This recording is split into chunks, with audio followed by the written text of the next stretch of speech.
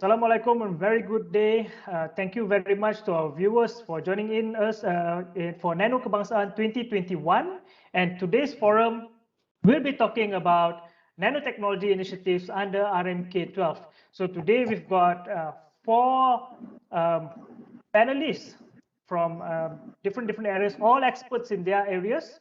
And I would like to introduce in no particular order. The first is Dr. Ruslinda Ibrahim. She is the director of the National Nanotechnology Center under the Ministry of Science, Technology and Innovation. She's also a research fellow in the Institute of Nanoelectronics Engineering, University Malaysia Perlis, and an associate research fellow in the Institute of Microengineering and Nanoelectronics of the University Kebangsaan, Malaysia. Next up, we have Dr. Rezal Khairi Ahmad.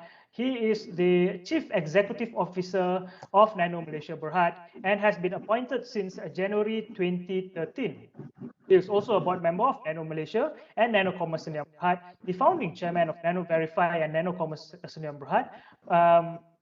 He serves as the chairman of the Advanced Material Investment Advisory Panel Working Group under the Malaysian Investment Development Authority, MIDA, treasurer of the Asia Nano Forum, and chairman of the Commercialization and Working Group under the Asia Nano Forum. Next up, we have Professor Dr. Mansur Ahmad. Prof. Dr. Mansur is the president of the Malaysia Nanotechnology Association. As a prolific scientist and academician, Dr. Mansur has published more than 200 journal and articles as author and co-author in high-impact index journals. He has held several administrative positions in UPM, including as the head of chemistry department, and is an expert in polymer chemistry, with his contribution being in the fundamental areas of polymer, nanomaterials, and composite. Last but not least, we have Encik Megat Mizan and Nicholas Denny. Megat Mizan is the Executive Director of the Group Business Development Department in Kenanga Investment Bank Berhad. He is the co-chairman of the Malaysia Thai Business Council, Board of Governors of the Malaysian Institute of Corporate Governance, advisor of Satu and Muafakat, One Belt, One Road, and also an independent board member of the Board of Trustees of the MAA Medicare Charitable Foundation. And I will be your moderator for today. My name is Adam Kumste. And before we go on, let's give an overview about this session. First, Malaysia Plan 2021-2025 aims to address and at the same time to restart and rejuvenate Malaysia's socio-economic development for long-term sustainability and prosperity.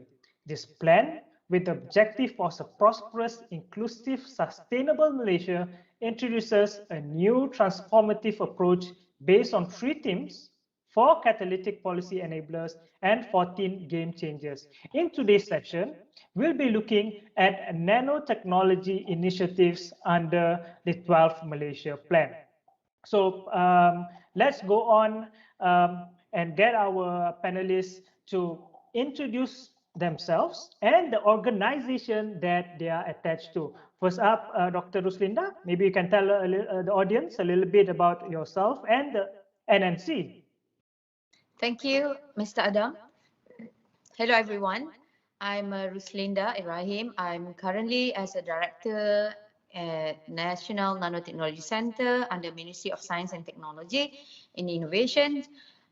Basically, National Nanotechnology Center, we have a mandate to look as a reference center and facilitate the whole research and development program that related with the nanotechnology that have been conducted in Malaysia. And as well as that, we're looking on the talents, on the awareness programs of the nanotechnology, as well of nano safety program.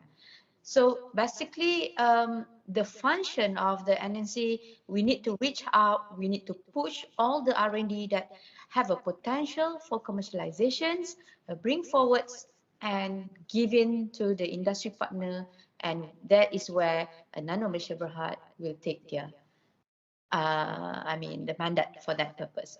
This is where the NNC mandate that we have to work with, and that is about NNC. Thank you, Dr. Ruslinda. Next up, Dr. Rizal, a little bit about yourself and about Nano Malaysia. Oh, thank you, Mr. Adam. A bit about us. 2021 marks our 10th year anniversary. On the 1st of August, we celebrated our 10th year decade of existence. And our mandate that has been given to us by the government is very clear. We look at the commercialization and industrial development. We need to craft out and orchestrate the placement of the supply chain, value chain, to ensure that all the things that have been done in the university can be rightfully placed in the market. Hence, our seamless partnership with the National Nanotechnology Center is very, very crucial to ensure that the innovation pipeline from ideation to applied technology, to prototyping, pilot production, all the way down to the actual manufacturing has to be done to a smooth transition in terms of passing the baton. So in that context, our program have put great emphasis on making sure that the needs statement from industry is well crafted, to be well understood by the researchers from university, to allow for that.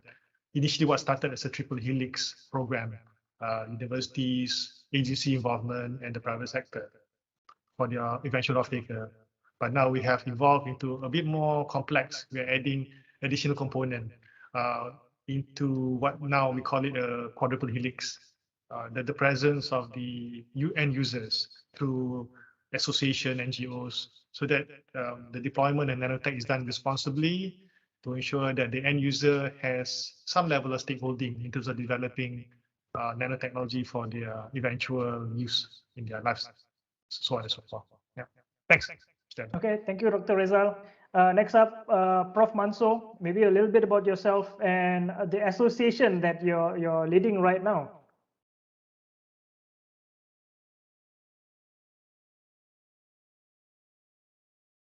Prof, you're on mute.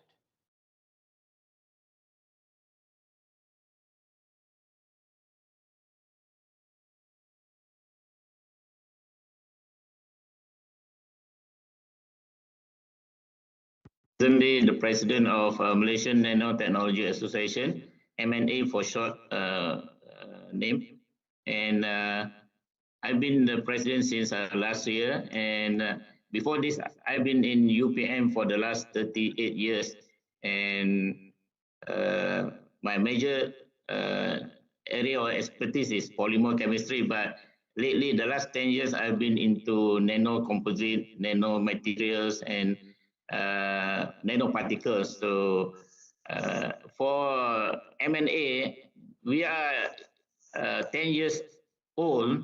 We formed in 2010, and this year we are doing our 10th annual general meeting, and we have been providing support to NNC. And our founding president has been actively involved in helping build up the nanotechnology initiative in Malaysia, especially Professor Dato' Halimatun has been the past president, and the association is helping members and the community in nanotechnology. That's only brief introduction to MNA. Thank you, Prof. Next up, Che Megat Mizan. Will you share about yourself and about your organization? Okay, hi. Yeah, I'm actually the executive director of Kenanga Investment Bank Berhad. As you know, Kenanga, we are what you call an independent investment bank. We're not related or owned by a commercial bank. Yeah, so it's strictly investment bank. But on a personal basis, I've been involved in the nano side for since the first time I saw it in UTM, where zeolite was used to create synthetic biodiesel. Sorry, synthetic diesel, not biodiesel. You know, which was very, very impressive. Homegrown technology from Malaysia, and that opened my eyes. Since then, I've been involved in ionic nanocopper, ionic nano iron for the development for agriculture, and now into healthcare. I've also been delving in other areas in engineering. With another Malaysian product that we've invested personally, which is the dual core rotor, which is now being implemented in Sabah, which is it's an amazing invention by Malaysians, but not well known. But I enjoyed this innovation, and I believe nanotechnology is the way forward for Malaysia to bring into on a larger scale what we call the material science and advanced material science development. That's it. Thank you, Che Megat Bizan. And there's a lot of exciting things happening in the nanotechnology ecosystem, a lot of development, and things are looking for the better for the country. There's more research being done in nanotechnology, more investment being poured in nanotechnology. And since we are talking about the 12th national 12th Malaysian plan, the RMK12, maybe I have some thoughts on the 12th Malaysia plan. Maybe you can start off with Megat, Mizan. What are your thoughts on the 12th Malaysia plan? I think I was quite fascinated by the statement on the greenhouse reduction. So the greenhouse gas reduction was quite meaningful, because it was a target to do 30% reduction by 2030, if I'm not wrong. So I think that's a clue, because you have many other what I call areas of interest of which they want to propose aggressively. And I think nanotechnology will play a very interesting role in achieving this 30% reduction. Yeah. Okay, thank you. Next up, Prof. Mansur, any thoughts on the recent 12th Malaysia plan? Yeah, thank you, Adam. With the three themes that the RM12 has, I think due to the COVID-19, the well-being of the rakyat is the main highlight. So I think that is the key. And then environmental sustainability has been highlighted in one of the focus groups. And that is interesting, because before this, environmental has been an issue that has not been tackled countrywide. So I think, like Megat said, yeah, environmental is one issue that the RM12 is focusing.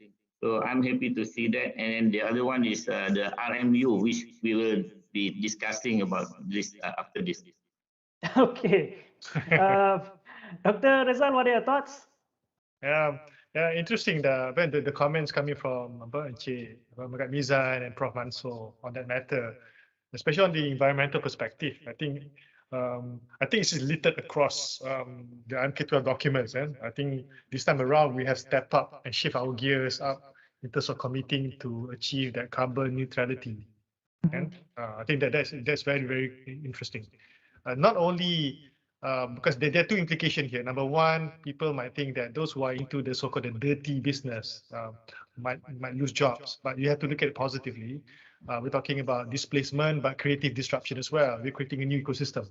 That needs to be communicated well as well, to ensure that that those who are deep into the fossil fuel business understand that they can pivot themselves into this new game plan. So hence, opportunities like the hydrogen economy, opportunities like the solar business, opportunity like the electric vehicles, I think needs to be taken seriously by those players, because this is the way forward.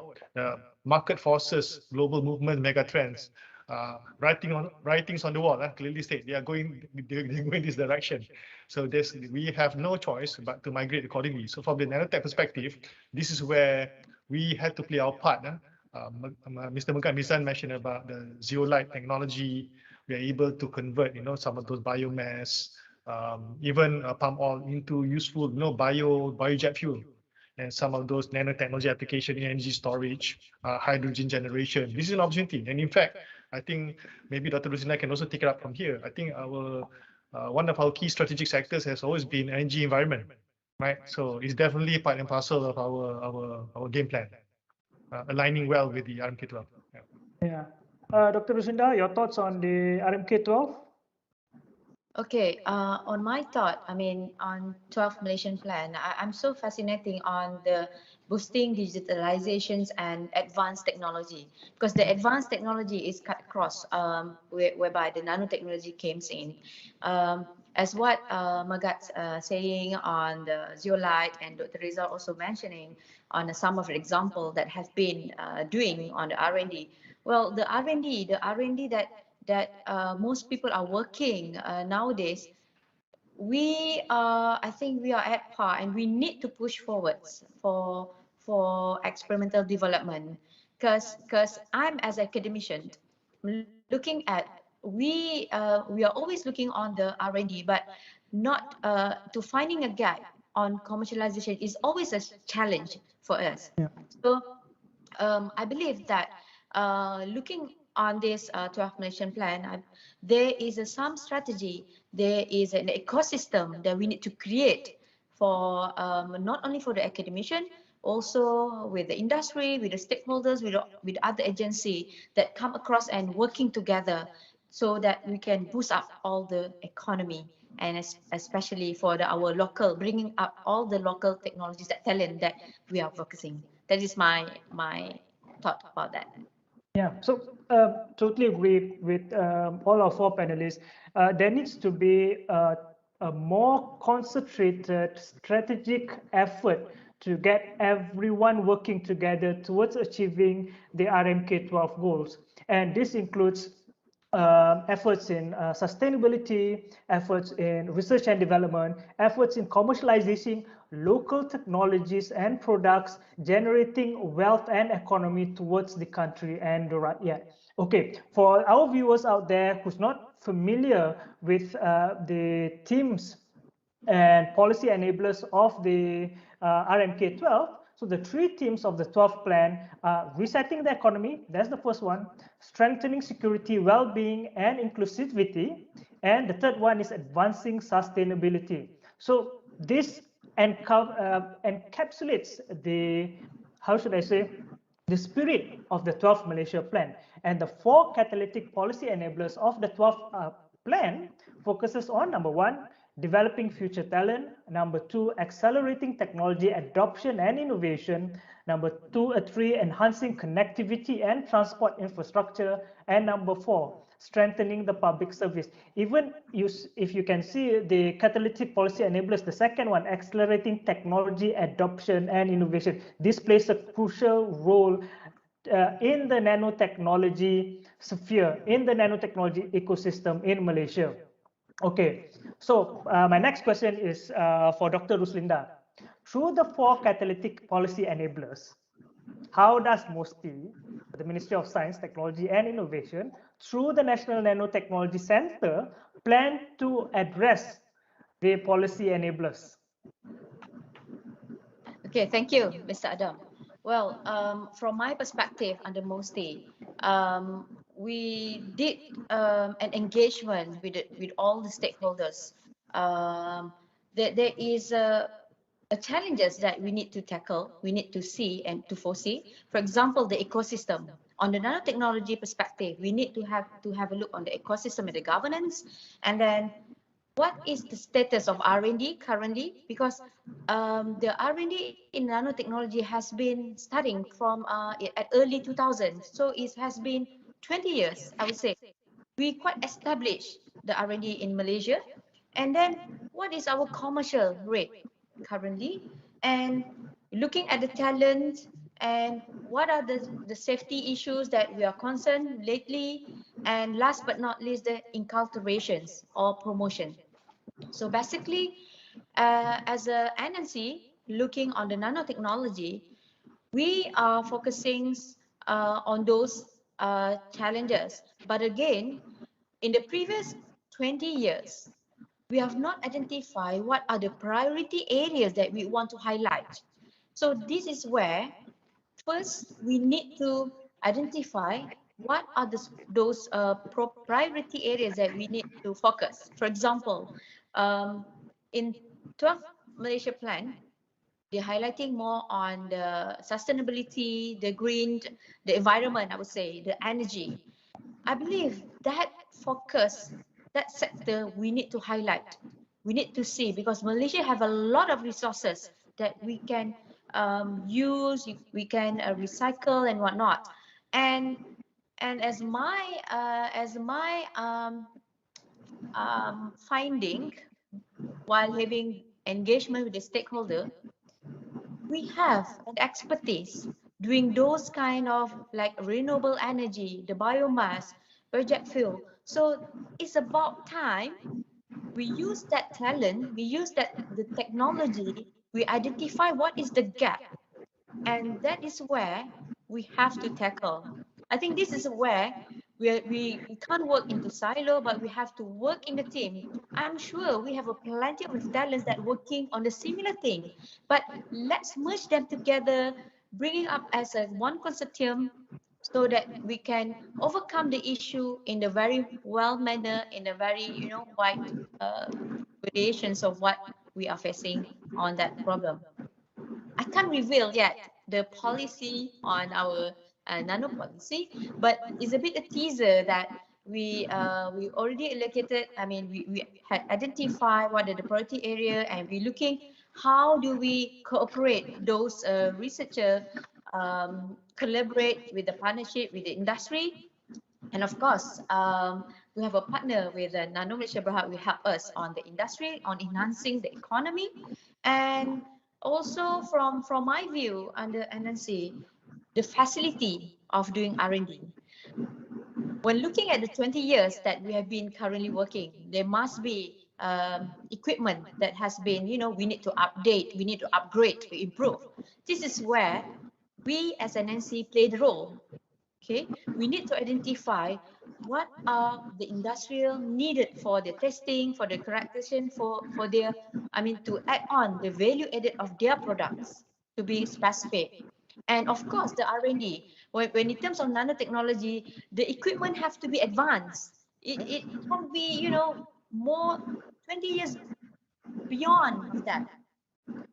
We do have some centers, some institutions that have advanced equipment, but however, the maintenance, what is the status of the equipment? We have to look back on that.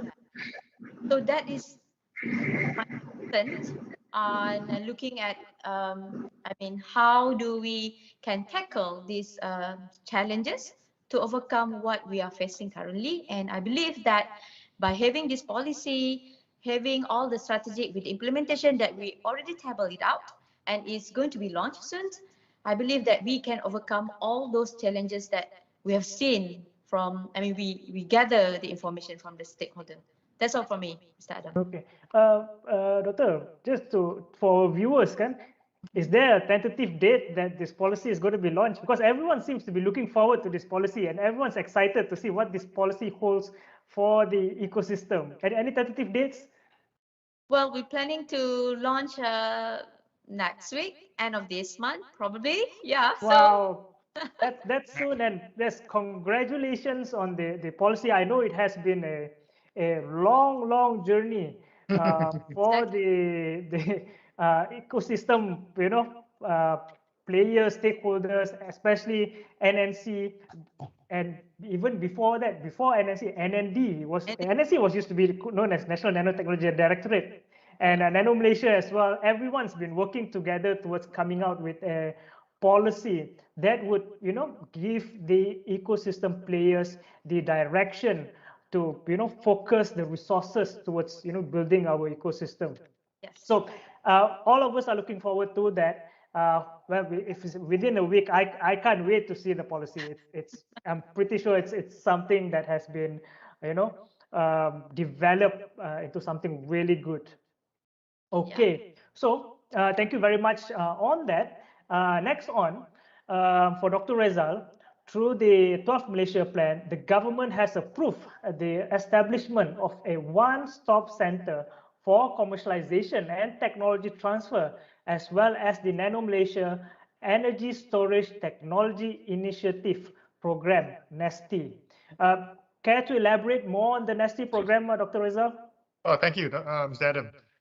this nasty program. I mean, nasty, I think needs to be, for the lack of better, phonetically, it also means nasty with an A, but this is nasty with an E. So the nasty program focuses on the development and commercialization of a number of energy storage technology in Malaysia. So we have proposed to the government, running up to the presentation of the 12 National Plan, to focus on key aspects of energy storage technology. As a teaser before the actual launch, inshallah, in November by the minister. We are focusing on battery, ultracapacitor, hydrogen storage, battery management monitoring system, and of course, we're looking into the circular economy of rare earth recycling. So we're adopting the short, medium, and long-term approach, and with the incorporation of nanotechnology to improve the processes leading towards high-performance battery to achieve certain techno-economy parameters as such. I think I welcome very much. I'm very delighted the fact that the Prime Minister himself actually highlighted this program. I do believe that his acknowledgement with regards to the renewable energies movement around the world, the hydrogen revolution, especially in the US, in European countries, Australia, and also need to mention South Korea and Japan. They have been a long-standing staunch supporter of hydrogen economy. So, and of course, the electric vehicle revolution around the world. We've seen our neighbors having a clear commitment in having EV on the road. I think Thailand and Indonesia has a very firm EV commitment. By 2030, 20% of cars on the road will be EV. So this spells out, in a way, an overarching demand by the industry for us to participate in this global value chain to develop game-changing battery. So the reason also why I do believe it has taken some level of prominence, because we have developed the basic building blocks. We are not starting from zero. So all the good work that has been undertaken by the universities A, B, C, and D, our startup partners, our SME partners, we are using that as a building block, as a solid baseline to further develop and also to deploy first which one has reached a certain technology readiness level to ensure that we are able to capture the market and participate in the global value chain strategically. From the EV perspective, we cannot build the whole car. We have to be realistic. So our potential game plan is to look into components crucial for EV, battery, electrodes, some of the chemistry, the management system. So the hope that we can participate in the value chain so that the companies in Indonesia and Thailand is able to procure from us on a long-term basis, benefiting us as a high-tech nation, becoming tech producer as opposed to being a perennial, long-standing tech user. So that's the context of it. And we adopt the same delivery framework from our previous program. So with the addition of the fourth component to make it a quadruple helix approach. The industry must be there, academicians must be there, agency involvement to orchestrate the ecosystem. And of course, we need to ask the user, are they ready for this? So hopefully that will translate into a positive congregation of statements so that we can move forward together concertedly. Okay. And for this program, earlier you mentioned, is it going to be like a physical center or is it going to be a collaborative work between all the stakeholders in the ecosystem? Yeah, very good question, because these days, taking stock in some of those models adopted by some of those gig economy players such as Uber, Airbnb, Grab, so on and so forth. The list is going on. So we will perpetuate that model. So we shall leverage on pre-existing facilities to minimize the cost of innovation. Because if you were to build something new from scratch, that would translate into mega millions investment. True. So if you were to leverage on the existing program, then it would translate into a very cost-effective go-to-market process. So facilities in UKM can be used, Syrium can be used, and if our so-called SME startup partners require coaching, we go to Gradle. So mentoring or whatnot. So why build a nanopreneur program when we can just go to you? That's the whole concept. So we unionize cost, we just pay you at a fee.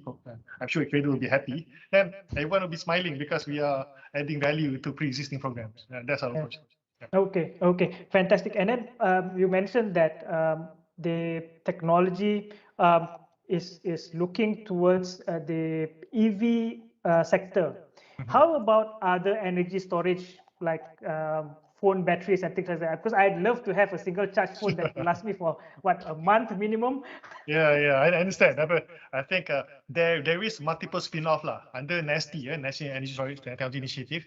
We addresses those 4 technological components, but in terms of the deployment of those technology, we will cover mobility, stationary applications. So we look into backup storage for buildings, even telco towers, and of course, with the advent of the current deployment of My Digital, FOIR, there'll be a lot of digital infrastructure from the telco towers, fiber optics, data center, all the way down to your devices. So the battery will be augmented in many form factor lah. So one of them will be making your way into your phone. So hopefully that we can work with the battery manufacturers so that we can participate in the supply chain, because I don't think we have the capacity to produce and pack it. It's a multi-billion-dollar investment. So smart partnership is key. Okay, I look forward to that. I want my phones to last longer and everything else to last longer as well. Okay, my next question is for Encik Megat Mizan.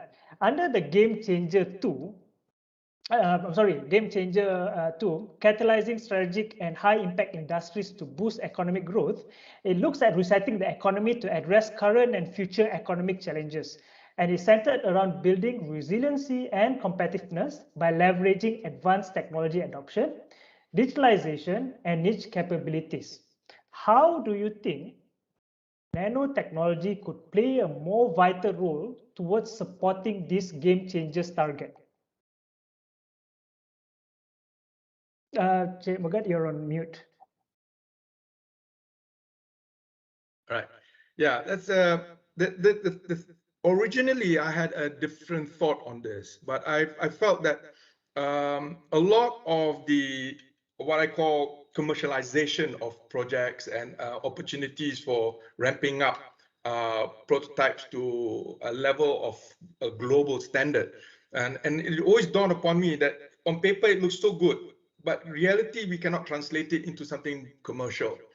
So I've now getting back to the digitalization side. I think Dr. Ruslinda mentioned it much earlier on that we have sectors of industries in Malaysia that's homegrown or established already that we need to say, look at it and say, how can we organize them to coordinate with our resources like the universities and research centers and all that on to like you say, be a catalyst for testing and improvement.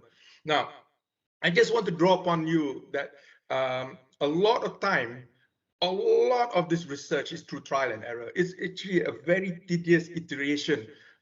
Even a simple, what you call vacuum, took Dyson 5,000 over iterations before he finally found a double cyclone design. And it took him years, 10 years to design such a thing. So I think one of the areas, for example, is what in finance, we call it asset-backed tokens. This might be the future for funding of research. See, let's give a hypothetical situation, right? Like in Malaysia, we have 3 of the world's largest solar panel makers operating in Malaysia, out of possibly 9, I think, in total count in Malaysia. They're basically producing wafer or finished panels.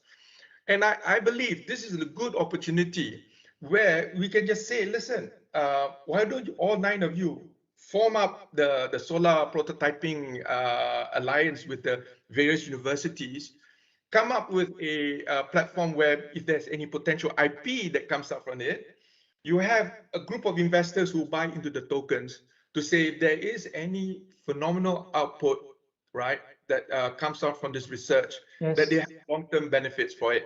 So now asset-backed tokens is nothing to do like cryptocurrency. It's actually just using the blockchain platform. So currently in Malaysia, we are coming close, but we have not yet properly launched asset-backed tokens in terms of as issuance process. But I think this is something which Nano Malaysia needs to look at. right? So that you can take one example, solar panels. How can we increase the performance of solar panels? Whatever technology that we can, the universities will then start to have an interface. So this is the part where Dr. Rosalinda was saying earlier on, that we need to also build up a ground up expertise to meet up with potential demands in the industry. And then coming back into literally the word catalyst drew upon me another scenario, because I recently experienced real results whereby a particular nanotechnology from India, 10 years out of India, from the Institute of Technology, India Institute of Technology. And I was very, very impressed. But likewise, they are very low key in terms of how they promote their technology. And I realized something. They were producing 6 to 7% energy saving, fuel saving for solid fuel up to liquid fuel like diesel. Now, that was the point. They were just saying that was the economic attraction that people were buying their products based on that. But can you imagine that we are also looking now at greenhouse emission, all right? They also handle sulfur dioxide. They also handle all the other greenhouse emission. And we in Malaysia, we subsidize our diesel. We literally subsidize our diesel. Now, what happens when we actually say, oh, we better look at this technology and see how is it applicable to our RMK12. So this is where even when you look at the extent of nanotechnology, not only it is at the bigger picture of the advanced material science, but we've got it at the battery level and how energy storage is done. You have it at the catalytic level where you have thermocatalytics, or even possibility of advanced polymer based on our palm oil products. And can you imagine that because of a combination of certain metallopolymeric structures, we suddenly have got some amazing piece of what I would call digital printing material, that suddenly you can build very advanced material from natural resources that's right in our backyard.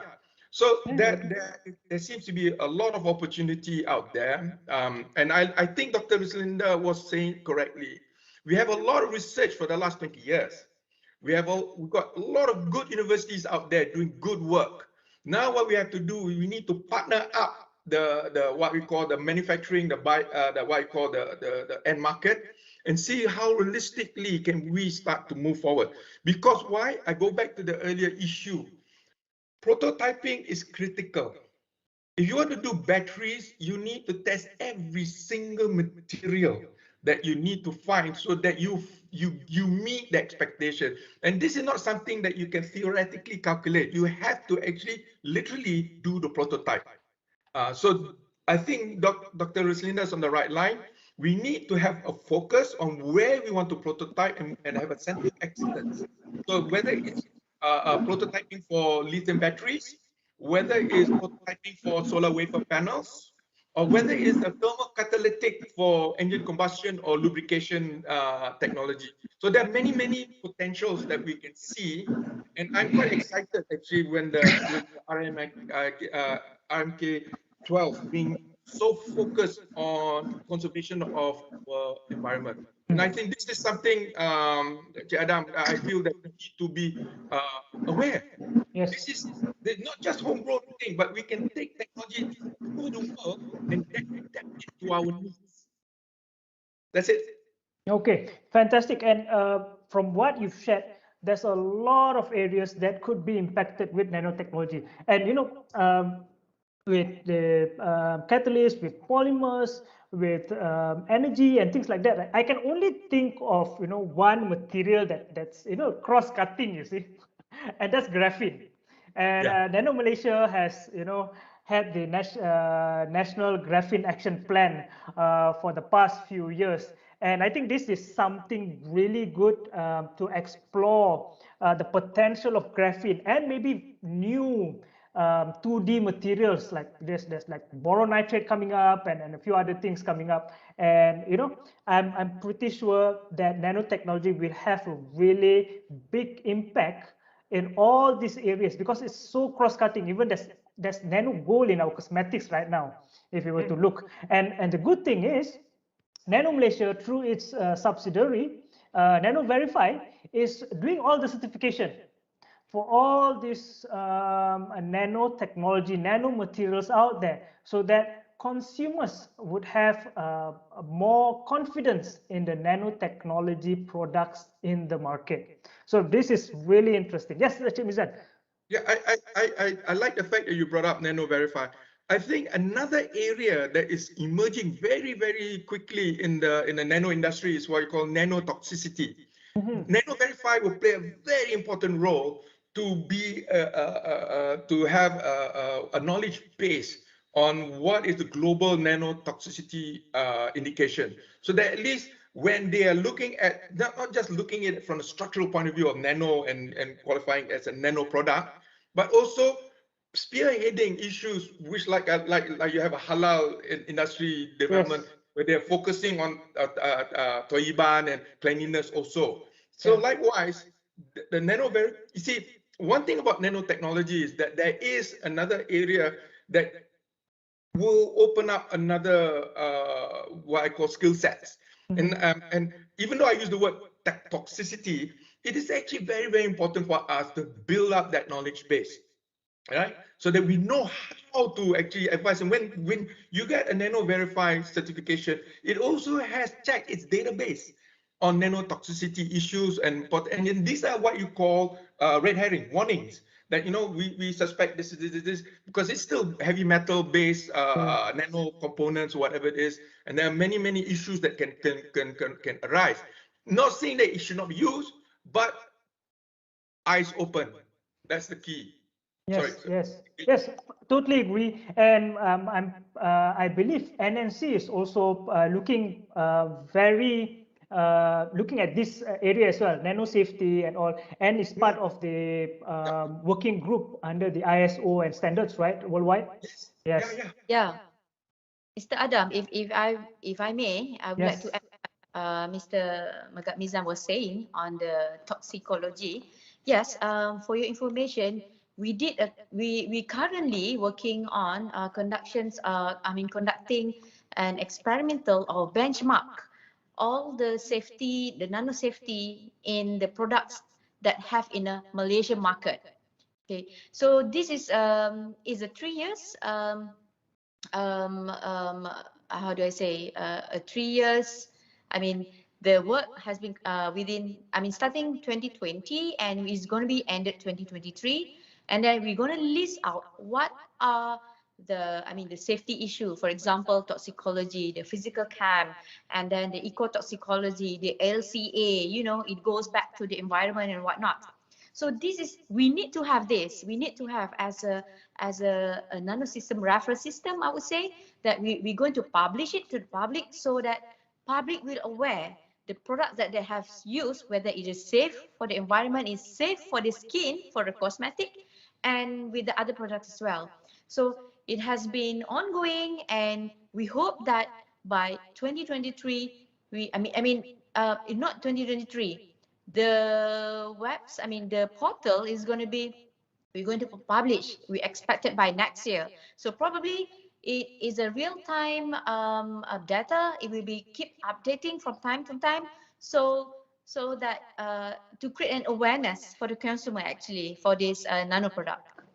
Yeah. Okay, and all of this will be part of the nanotechnology policy, right? Yes, it is. I can't wait to read. I mean, there's a lot of things I think that the nanotechnology policy covers, and I know this is something really exciting. Okay, Adam, next one. If I may, I mean, just a slight response to that, since we're on the topic of nano safety, nano verify. So I had to talk on behalf of my friend of the ecosystem, right? Since Mr. Johan is not here, so I'm wearing the hat of Nano Verify founder as such. So yeah, I mean, all of the aforementioned comments are very valid and very true. In fact, that it is part and parcel of our phase 3. So phase 1 of Nano Verify is to roll out in terms of the authentication or the presence of nanoparticles or nanostructure, as defined under ISO 1 nanometer to 100 nanometers. So that's great. So phase 2 we evolved the program towards verification of the performance advantage. So for example, if you include graphene, as you rightly mentioned earlier on, Mr. Adam, into, let's say, a polymer material, it enhances the maybe thermal conductivity, electric conductivity, or even some strength. So we verify that as well under a sub-program. Now, evolving to that, once the toxicology, the LCA, the safety measure had been, we shall include that as part of our certification process, evolving to a comprehensive logo, similar like I think Encik Megat Miza mentioned. The halal logo now represent not just the halalness, but the toiba and the whole value chain. So there is end-to-end customer confidence. So likewise, phase 3, once the toxicology study has been done in some level of satisfaction, we shall incorporate that. So it will be part and parcel. There will be a seamless interaction, and it will be a living process, because the list will be updated. And you know, when it comes to science, what is toxic today might not be toxic tomorrow. What is toxic defined by America, the Japanese will say, no, I studied carbon nanotubes in my lab. It's not toxic, it's purely biocompatible. But then we say, yes, true, because no one has clearly defined to the granular detail of what carbon nanotube is, because how the nanostructure ends will play a part in terms of toxicology, how the structure ends. So the carbon nanotube from company A may be fully biocompatible, but carbon nanotube coming from, let's say, from another country can be toxic. Because no nanomaterials are created equally, because they have their so-called nuance, right? Atomic and molecular nuance. So that also needs to be thoroughly investigated as well. Yeah. So, I think we have a pretty good idea on what's to come under the nanotechnology policy, and there's a lot of things I think that will contribute towards the 12th Malaysia plan through this policy. Okay, next one. This is for Prof. Mansoor. Game Changer 12. Aligning research and development towards commercialization, wealth generation, and economic growth. The commercialization of research plays a significant role in enhancing knowledge transfer, economic growth, job creation, and entrepreneurship. As a seasoned academician, what should universities and researchers in the field of nanotechnology strive towards in order to have a balance between the need to contributing towards the field of science and support the government's vision of commercialization, wealth generation, and economic growth? Because I sometimes look at researchers, I pity them. They need to do their research. At the same time, they need to commercialize their products. There's a lot of KPIs put onto them. So maybe you can give your thoughts on this, Prof. That's very hard question to answer just for 5 minutes. If I can take you back to research in Malaysia, starting with IRPA, that was the 1990s, 80s, so about almost 30 years ago. IRPA started with almost something similar now, intensified research areas. So, and then after that came the nanotechnology initiative in 2001. So you can see the development of nanotechnology is only about 20 years plus compared to other countries.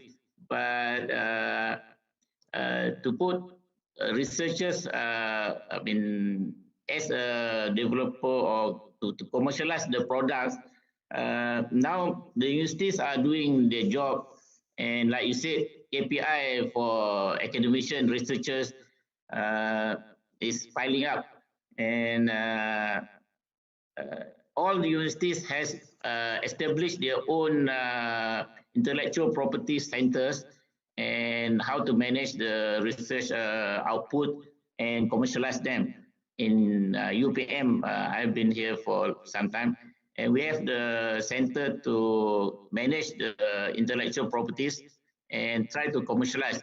But you read from the newspaper, and the public are asking why there are so little product has been commercialized from the research output 20, 30 years. So that put researchers into bad moment, because well, the money has been given, but like you said, to commercialize is not easy. They have to go through the process, like Megat was saying, prototype and all those. You have to start from the beginning, and to commercialize, I think the lecturers should not be burdened with that alone, and the officers in the university that has been taken in to do the commercialization, they are doing something, but much effort has to be done with the collaboration. I think compared to Korea, Japan, and other economies that are ahead of us, they have collaboration from the private sector. Now we have most of the researchers in the university are depending on the public funding from the government. The private is coming in, but very little. And then now they are talking about matching fund, matching research fund, and then they're talking about crowdfunding, and then the last is wakaf. And those are the avenues that the researchers have to look for funding, and to get research done, money is the main key. If right now I can see my colleagues in UPM, about 20-30% of them are without research grant, and they are waiting for something news about something new or good about the next budget. So that is something the researcher are waiting, and the university has been doing a bit to commercialize the product, the output, but the researcher now they are stuck with the lack of funding. So that is one of the issue. So back to the IRPA, the initiative that started for Nano is the strategic research area, SR. So that's where the Nano was placed, and it has enhanced research in nanotechnology. And the last 20 years, we have been progressing well. MOSTI has been the forefront in the nanotechnology initiative. So, they are rightly so. Dr. Roslinda is doing a fantastic job trying to get the new policy. And the researchers are hoping that the new RMU, that's where I want to touch about RMU, Research Management Unit, which I think about more than 5 years has been ding dong. Talking about it, and who should be taking care of this. The two big ministries, MOSTI and the Higher Education Ministry, the two that got the funding, most of the funding before this. Now the RMU is being put under the EPU, the Prime Minister Department. So I think that is much better. If you let the two ministry, maybe the fighting will be still going, will be ongoing for some time. So EPU hopefully will be managing the RMU to benefit all researchers. The universities and also the private and the research institution. So like you're talking about Nuclear Malaysia, FRAME, and all those, they are also hoping for the funding. So the university are getting some major portion from the higher education, but some will go for MOSTI funding. So we are hoping RMU will give a new beginning to research, like in other countries. Korea is good example where they have a good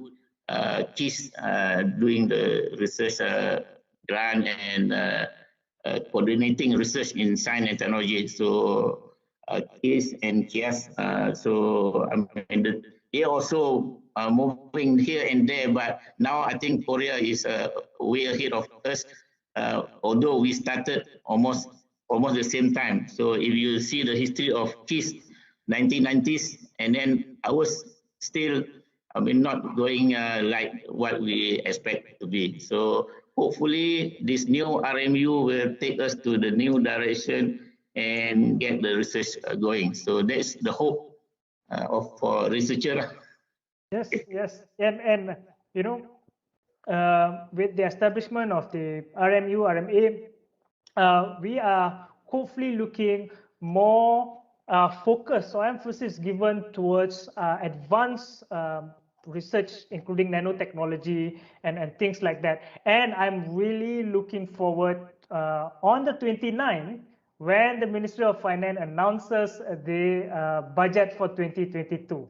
And I wish everyone the best of luck in getting a piece of the belanjawan pie.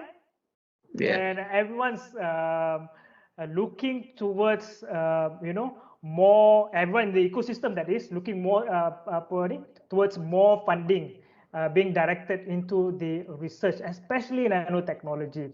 Okay. Yeah, Adam, one thing that Malaysia is lacking is the percentage of research funding. The government is, when we have been pushing, I was involved in several discussions.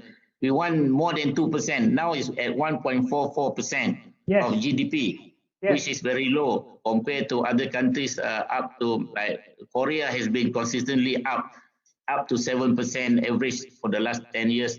So that's where the government, I mean, trying to help the scientists to commercialize products. So the money should be there for us to work, I mean, happily. I totally agree. And this has been discussed, I mean, quite extensively at the ministry level.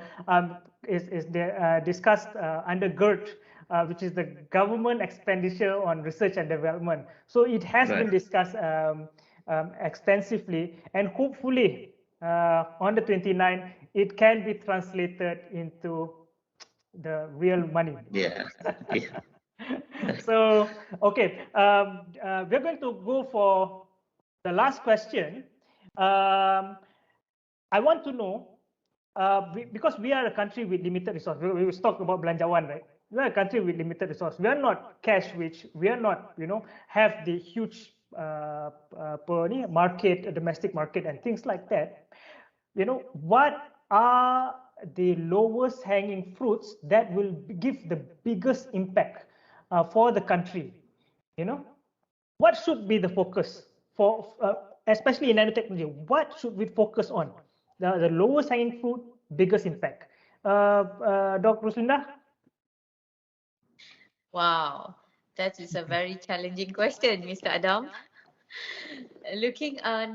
Talking about low-hanging fruits. Well, I think on my perspective, what we need to focus is, I think, the energy sector is one of the that is where we need to look at. That is my point. Because energy is some sort of like a day life. Every day we are using it, and it's everywhere. And that is where I think, yeah, I mean, I couldn't name it what sort of energy, but it's a plenty out there. And of course, when we talk about low-hanging fruit, what we have been debating earlier, as a battery, as a solar, I think those are the things that we need to focus. Okay, thank you, Dr. Rusna. Dr. Reza, your thoughts on the lowest hanging fruit, highest impact? Everyone should concentrate their strategic effort towards that. Lowest hanging fruit. I mean, there are many ways to skin this particular cat. So far, from our experience in commercializing, the easiest part to market is cosmetics. That's an obvious choice because huge market. Our insatiable need to look pretty, of course, from the parasites, I think is there. It's a long-standing need, and one of our partner have been doing that for quite some time, and they're able to provide us ROI almost on the get-go within a year, because the pre-market pre-capture market is there when Nanotech piggybacks on the existing solution to enhance the efficacy of their beauty products. Boom. Man, we said, wow, you're able to repair us. Wow, the ROI is very, very quick. Much to our surprise, because initially I didn't pay much attention to those investments. Wow, they're able to consistently, fulfill their obligation in terms of repayment, equity returns, quite amazingly. So yeah, this is something that we have to put some emphasis on in terms of quick returns, and plus dia punya in Malay kan, the sentuhan rakyat tu I think is clearer, because it's very intimate. It's on your skin, on your face, so people get to see, I understand Nanotech. It make me feel prettier, more attractive and whatnot. But on a serious note, echoing to what Dr. Lucinda has mentioned, I think because energy has been the heart of all industry revolution. Remember, the first revolution, steam powered engine. Then second revolution, we have the electricity. Both are driven by discovery of new form of energy, right? Then the fourth one, of course, computation, right, is more on refinement, electronics. But now, fourth industrial revolution, we get to see AI and whatnot. But now we're experiencing another form of supporting revolution, energy. It's always been there in the background. It will start to catalyze. And you rightly mentioned, Mr. Adam, about your need to have your fast charging phone. Within seconds, you have 80% fully charged. So we live in a digital age where things are fast and furious. So energy decentralization to me is very key. So we are trying to address that and pivot some of those technology that we have pre-developed, not from zero, dah ada dah. So into those deployable market, which will see the light of the day quicker. And of course, not to steal any thunder from the government, they also have formulated the national energy policy. One of them is energy efficiency. Also, the lowest hanging fruit for Nanotech. Contohnya, the lubricant. I think Mr. Mizan mentioned lubricant, improve fuel efficiency in cars. Nanofluids coolant, improve the efficiency in air conditioning buildings. So therefore, overall, it can translate to billions of savings on a yearly basis by just that minor improvement. People overlook, tapi this is the unsung heroes of those small nanoparticles who can translate into billions of savings. Of course, tenaga we say, alamak, you use less kilowatt hour. Habislah business this is where we need to talk with our tenaga friends. They need to invest in this, not in just their space in selling electricity based on certain tariff. They also need to invest in energy saving businesses as well, so they're able to sustain their business and redefine their existence. That's my 2 cents, Mr. Adam. Okay. Next up, Cik Megat Mizan, your thoughts on the lowest hanging fruit, highest impact. You're on mute, Cik Megat. Yeah, I think Dr. Rizlinda and Dr. Rizal has put it right on the head. Energy. Now, let me just be very clear that to address to a market, all right, it's only the person that knows the end user will have that access to the ability to influence the market. But right in Malaysia, we are going through a situation, and this is more towards energy efficiency. Hypothetically, right, the government subsidizes diesel, all right? What happens if you have an activated carbon nanostructure coming out from India that can save you a huge fraction of the subsidy of diesel that the government has to give to you? Now, a limited but guarantee company instituted to run this thermal catalyst program, all right, on a national basis, because the government is paying anyway, whether you like it or not. The government is paying subsidy for diesel.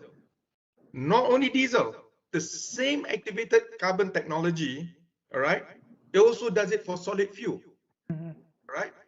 That means coal. Coal in the last 2 months has gone up 30%. It's mind-blowing. is rushing up. I don't know why.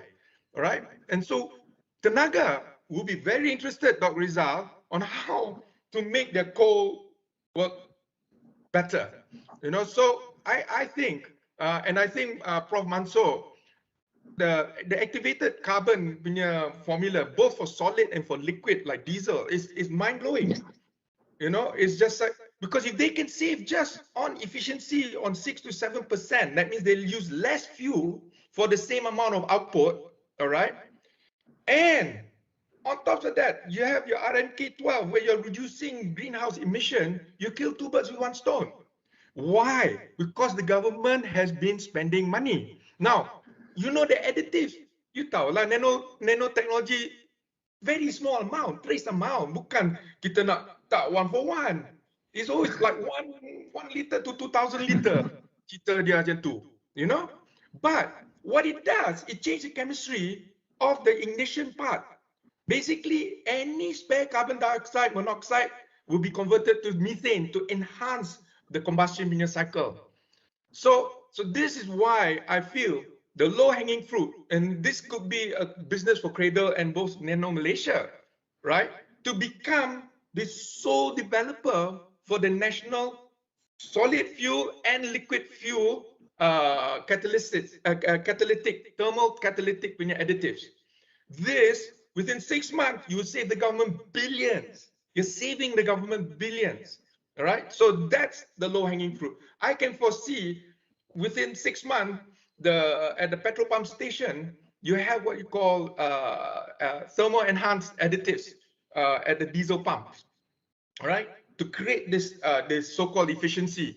Now, this is why I think we need to map out, like Prof. Rosalinda was saying earlier on, we need to see what the research is going on with regard to nano and see where we can focus and support. Right, and Prof. Mansoor alluded to the research management unit to create this focus so that people get a fair opportunity to develop. The profits from this additive business is what you do to fund, right? It's profit for research. So this, don't give it to a private company, don't give it to this unknown entity suddenly appear from nowhere. Take ownership of it, go in, get the additive business. You save the government money, you get immediate impact onto your revenue. Then that fund, Nano Malaysia Directorate can say, okay, we will build a prototyping for this kind of industry, or we can do a material lab for this kind of industry, so that universities can share state-of-the-art facilities. That's it. Okay. So those of the viewers from the ministry, please take note. There's a huge potential in the energy industry. Last but not least, Prof. Mansoor, any thoughts on the low-hanging fruit and high impact? Well, okay. Thank you, Adam. I cannot agree more with the three panelists. They are saying about energy, cosmetic. But I'm going back to the present situation now. We are in COVID pandemic, or now is endemic. Medical is one thing that we should be focusing, because a lot of research has been done. My colleague, Prof. Azhar, has been doing a lot of diagnostic and screening devices.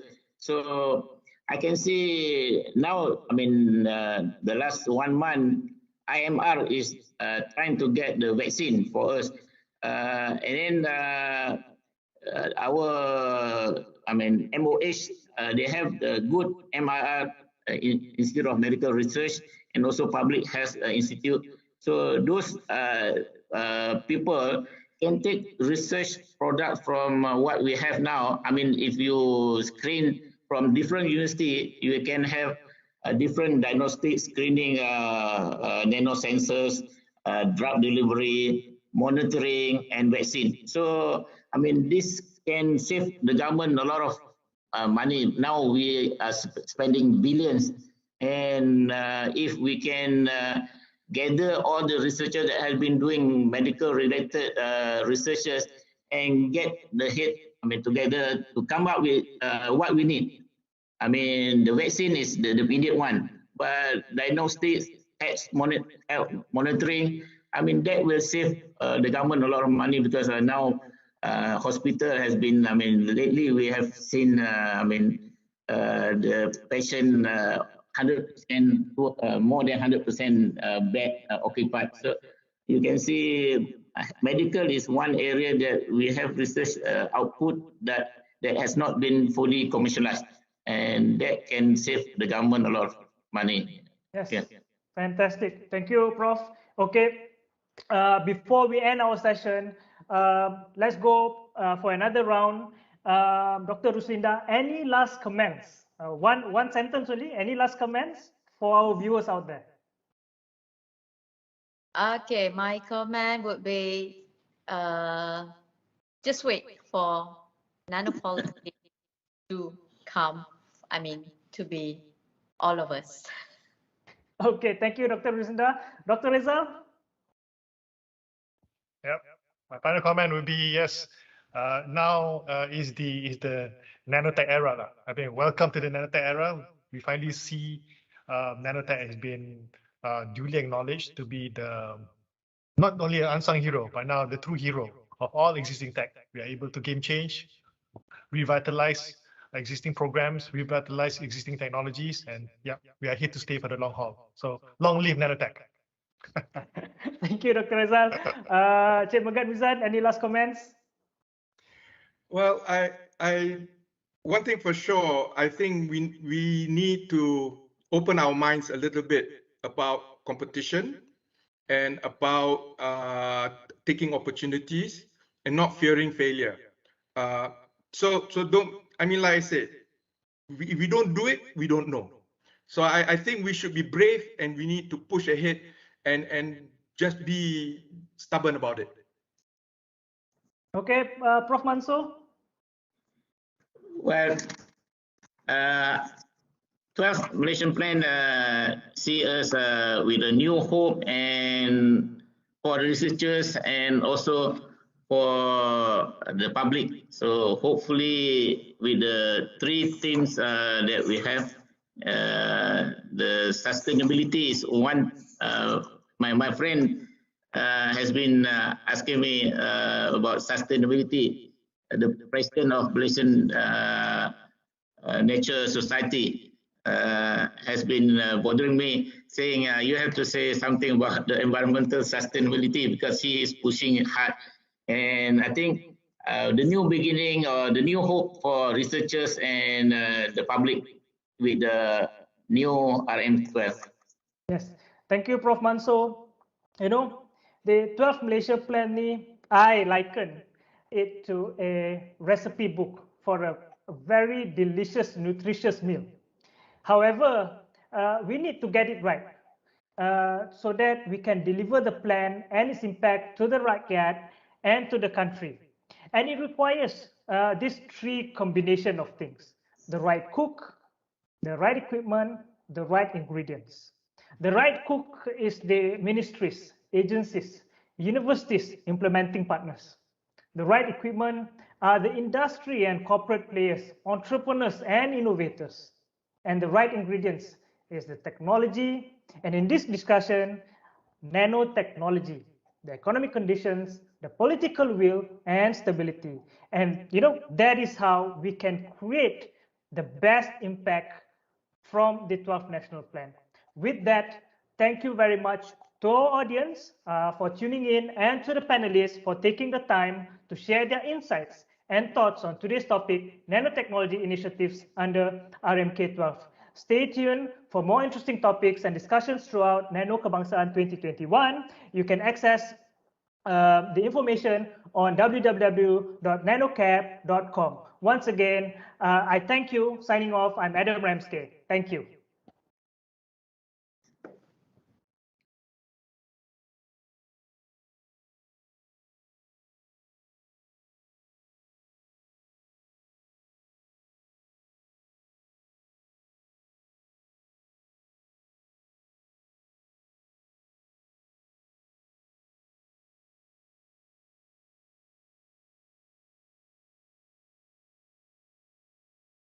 Thank you.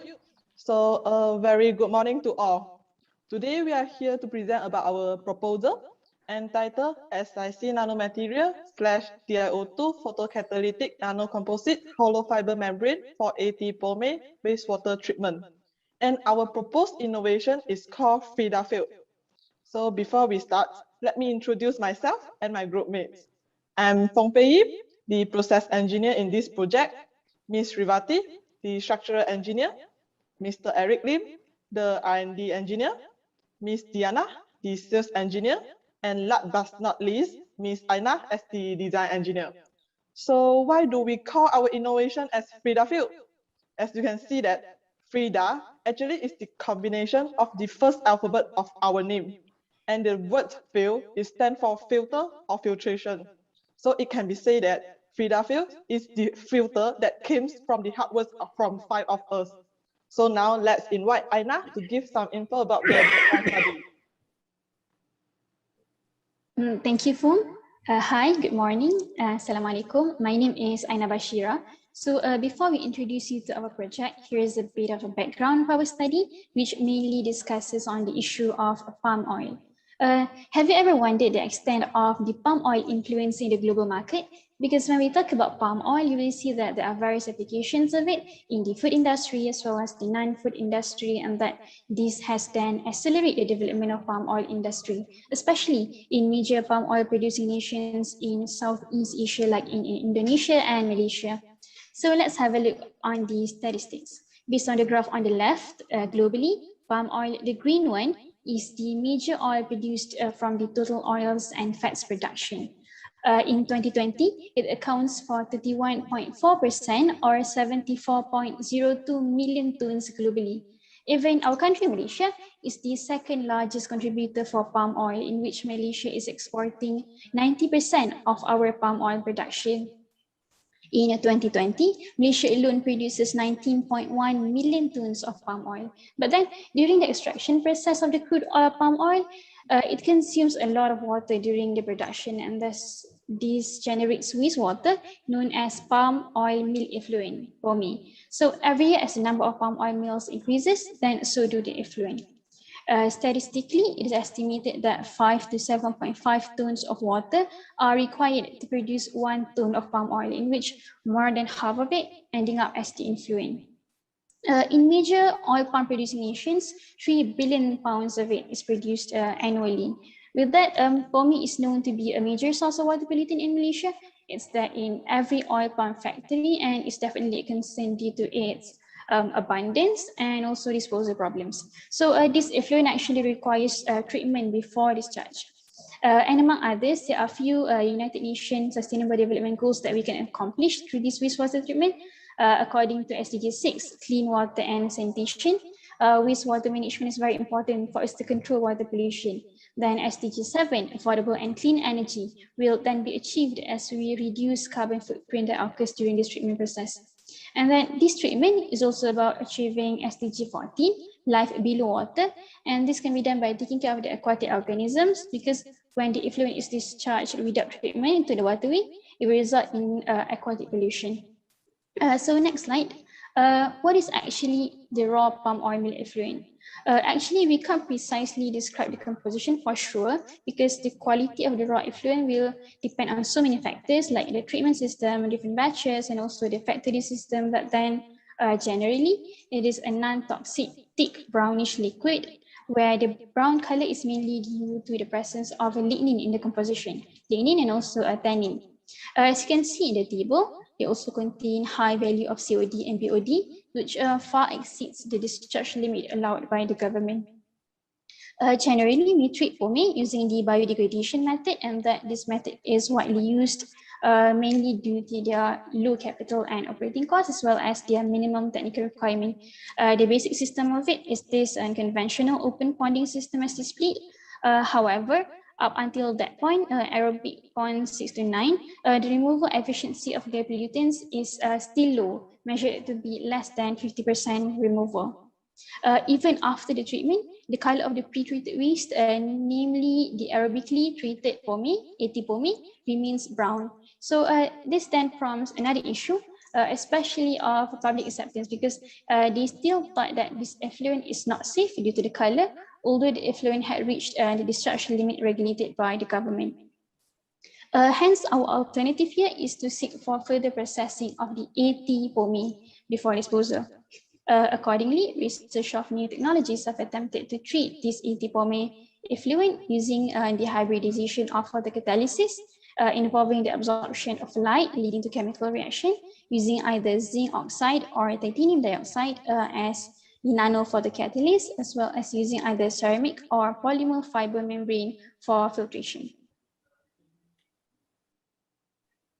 Okay, so thank you, Aina, for the introduction. So I will now be covering about the problem statement. So what is the current problem that we have in this field? Okay, so Aina just now covered that normally people would be using zinc oxide or titanium dioxide, TiO2. So this is a VSAM image of TiO2. To solve the to handle the POME, we can usually approach it in two ways. So either we use the TiO2 in suspension form, so we disperse the TiO2 directly into the AT-POME, or we support it on the membrane. So using the TiO2 in suspension form is the current way. I would say it would it is almost, the technology is almost saturated. We are moving towards newer technologies already. One of the reasons is that for the suspension form, the TiO2 nanoparticles are quite small. So if you disperse them directly into the AT-POME, they can break down the organic compounds inside the wastewater. But later on, the small size of these particles makes it very hard for us to recover the material at the end of the polishing process. So for the other challenge faced by TiO2 is that it only functions under UV light irradiation. So if you can see in this figure, UV light actually accounts for less than 5% of the sunlight shining on our land. So this is simulated sunlight spectrum.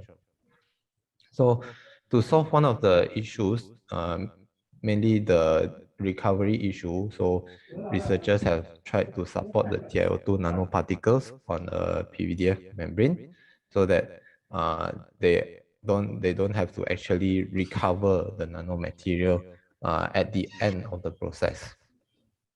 But this strategy still does not solve the issue in which TiO2 is still UV activated only. So Tan et al., they tried to avoid using TiO2 altogether by incorporating zinc iron oxide on their PVDF fiber membrane. So this zinc iron oxide actually improved the filtration performance of the PVDF membrane. So they are not aiming to incorporate any photocatalysis process inside this membrane at all. The newest research from Salazar, so they use a similar kind of approach that we are using today. They also use PVDF, and then they try to adjust the band gap of TiO2 by doping it with silver. So as you can see on the bottom right figure here, their research has yielded some results. So you can see some of the products without the samples without the silver, they actually don't have a lot of activity in under visible light. So once they doped the TiO2 and adjusted the band gap, you can see that they have managed to degrade norfloxacin under visible light. So the difference between their research and ours is mainly on the compound. So theirs is norfloxacin, a pharmaceutical compound. The compound that we are trying to eliminate is lignin and tannin. So to give you some perspective on it, norfloxacin is around 200 times smaller than lignin in size. Thank you, Eric. The theme of our proposal is to use the nanotechnology to develop a better technique for environmental concern on aromatically treated palm oil mill effluent wastewater treatment. So the study is to enhance the water flux performance up to 50% of the PVDF hollow fiber membrane by decorating it with nanocomposites such as silicon carbide and titanium dioxide through the microwave heating, and also to develop a self-cleaning photocatalytic membrane to achieve efficient decolorization of in a range of 80 to 90% from 80 POME wastewater treatment. So our work we have segregated into 4 parts actually. So the first we initiate with the nanocatalyst synthesis and PVDF hollow fiber membrane fabrication, followed by a module preparation, and finally we will do the integration of the device and go for a testing of the wastewater treatment. Next. So with the scope of our study is attempted to investigate about the removal of ATPOME color pigment and also improve the wastewater treatment via the photocatalytic membrane reactor using the microwave assisted PVDF, silicon carbide and titanium dioxide nanocomposite membrane. So our scope mainly rely on the silicon carbide titanium oxide photocatalyst in combination with the PVDF hollow fiber membrane. This is to enhance the efficiency and also decolorization of the ATPOME wastewater. So with the hypothesis, we especially incorporating the silicon carbide to increase the color removal efficiency of the PVDF TiO2 filter membrane by improving the absorption range under the visible light region. And also we use a PVDF nanocomposite membrane. This is to improve the hydrophilicity and also the anti-fouling properties. So overall our system silicon carbide titanium dioxide decorated with the PVDF hollow fiber membrane. This is to improve the efficiency of the water waste treatment and remove the color pigments in the ATPOME wastewater treatment.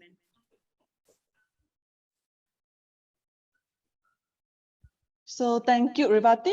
So basically, this is our proposed innovation feeder field. As you can see that the ATPOME is at the right, left-hand side, is flow into the feeder field with the aid of water pump, and the wastewater was treated inside this photocatalytic nanocomposite membrane to remove the color pigment and organic compound in order to produce a clean and clear permeate, which is safe to discharge to the environment. So let me show you the overall design of the feeder field. Okay, let's turn our attention now to the fabrication of SiC TiO2 photocatalytic nanocomposite membrane. First, the PVDF hollow fiber is fabricated through melt spinning. On the other side, the SiC nanomaterials were mixed together with the TiO2 in an organic solvent and subjected to stirring and ultrasonification to obtain a well-dispersed suspension. After that, the fabricated hollow fiber is deep coated with the suspension and dry in an oven to get a SiC TiO2 coated PVDF hollow fiber. The coated fiber was then irradiated with microwave to form a nanocomposite at the surface of hollow fiber. So why do we choose microwave instead of blending all the things into a composite? Basically, PVDF is and TiO2 is transparent to the microwave.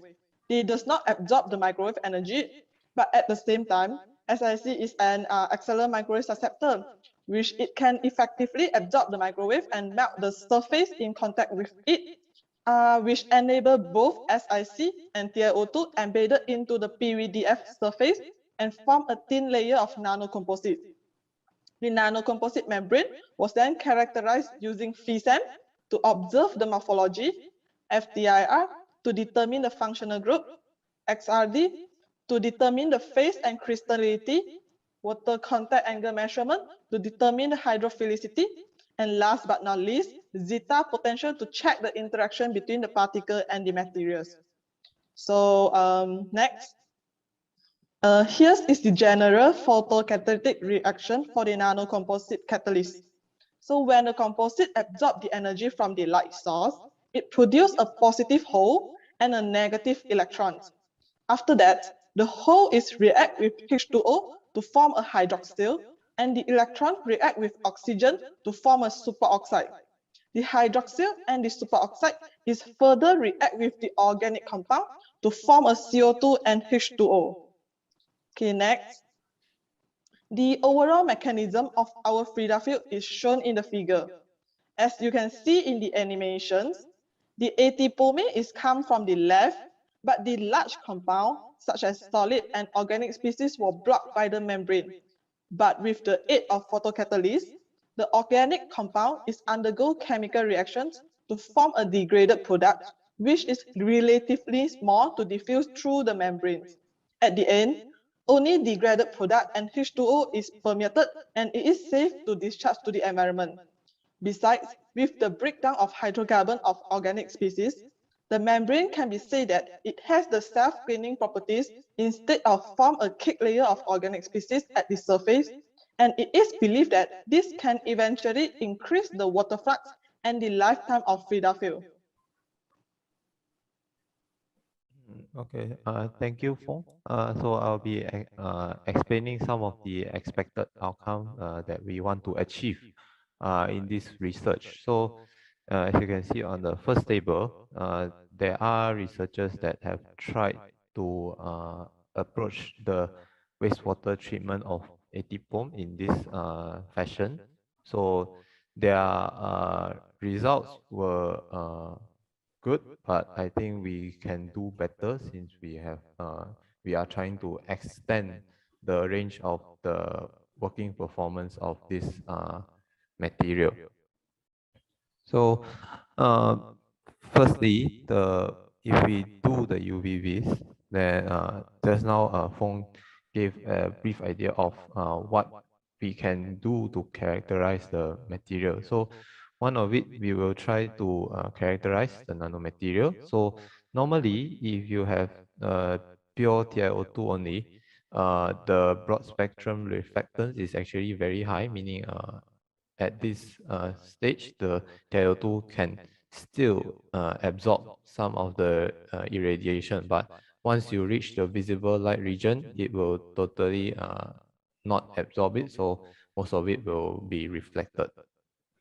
So if we incorporate SiC with TiO2 together, we hope to solve that problem so that at this visible light range, there is actually light absorption, so for the photocatalyst to still function.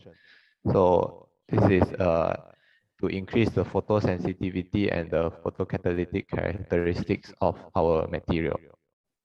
So the other characterization would be FISM. So we hope to see that to get a similar kind of image as the one obtained by Paredes in 2019, just that we hope to see the SiC incorporated in this as well.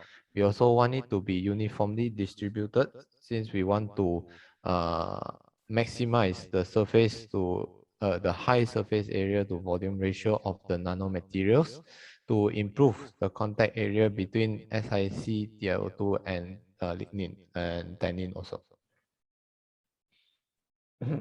So for the membrane as a whole, we hope to improve the water flux by from the contact angle measurement just now. We hope to, by incorporating the nanomaterials at the surface, we hope to improve the wettability of the membrane. So if we improve the wettability, also known as hydrophilicity, the water flux will be improved. The anti-fouling properties will be improved as well. So but the main idea is to improve the color removal efficiency of the filter towards 80 to 90%.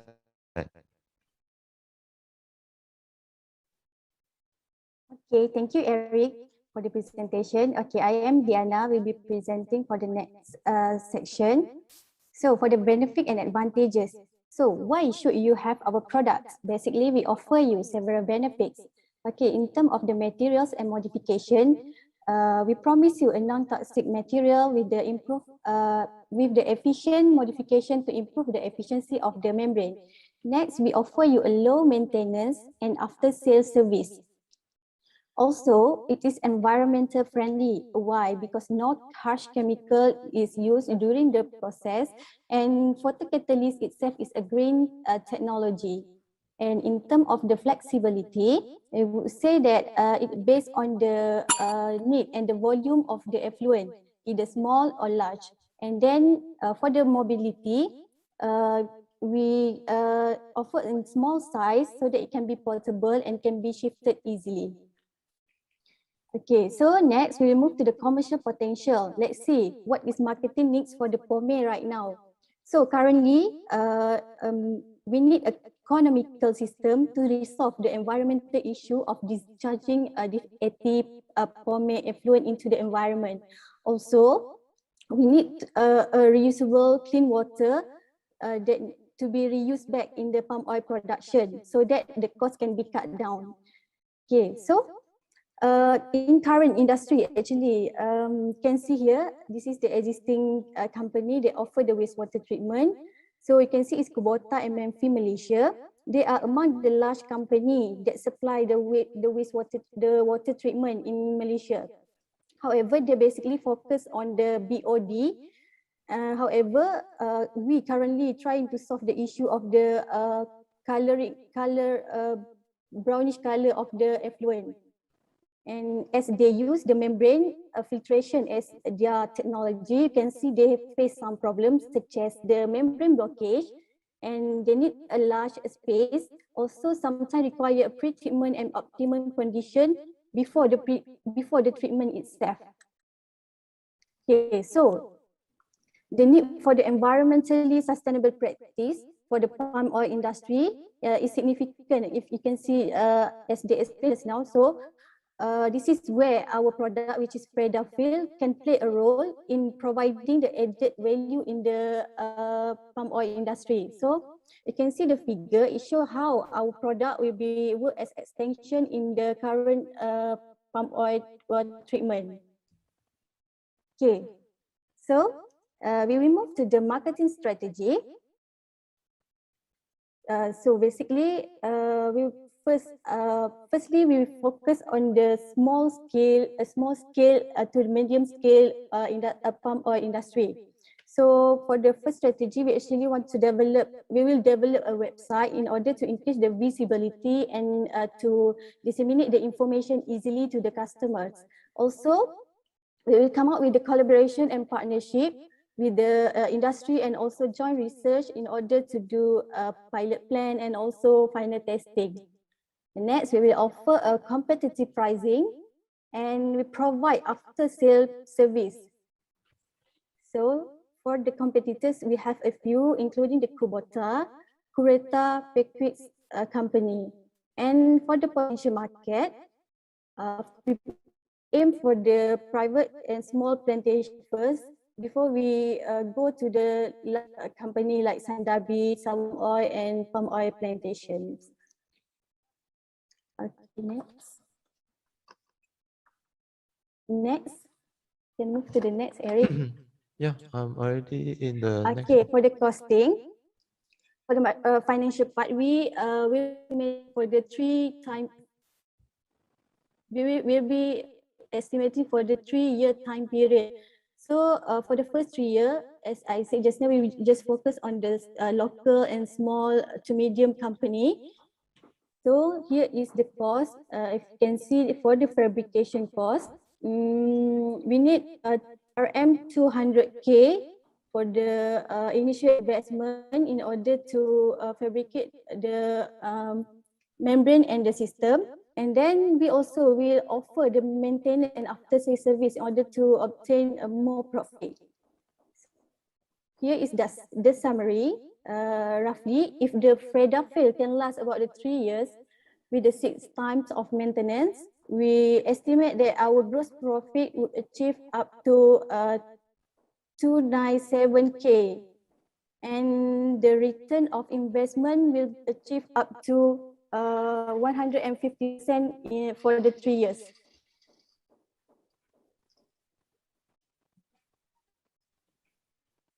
So I think that's all from me. Thank you so much.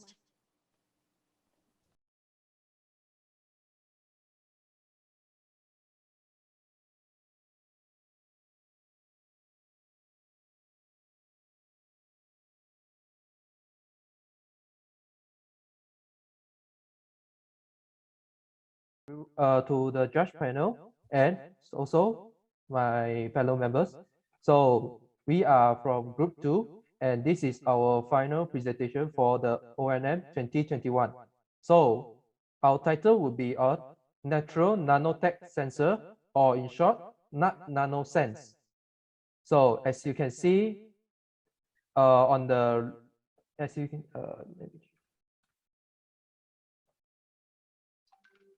as you can see here, so this is our logo, NanoSense, and also this is our slogan, Save Lives with NanoSense. So here is our product. So we will be explaining it more detailed later. So I'll introduce our members. So this is me, Koyo Hans, and this is Tan Xian Yi, this is Rabiato, this is Tan Chi Ying, and this is Akalili. So as an introduction, water quality standard have been set by the World Health Organization, or WHO, for free chlorine concentration. So for drinking water, it is around 0.2 to 5 ppm. As for swimming pool, it is at 1.5 to 2 ppm. So what happens if the free chlorine concentration is too low or too high? So at first stage, you will start to lose the sense of taste and smell.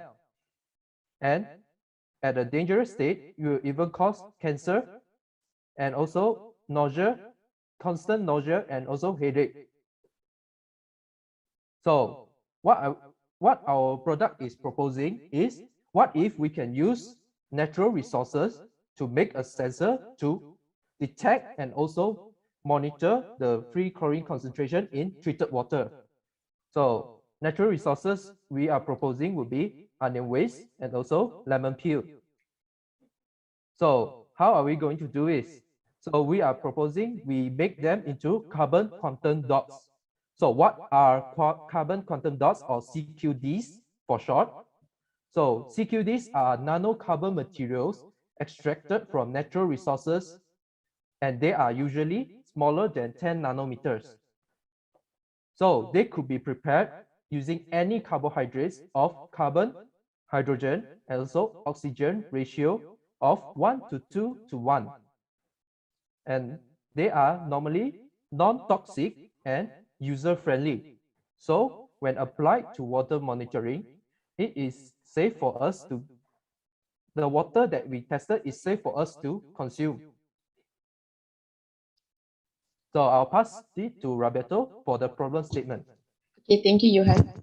As humans continue to produce more carbon dioxide and other greenhouse gases into the atmosphere, climate change will occur, and the productivity of harvest will shrinking. Next, the cost of adapting coastal areas to rising sea levels.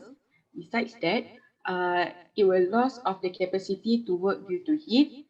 And then extreme meteorological phenomena will cause widespread poverty. And finally, fresh water will be in short supply in some areas.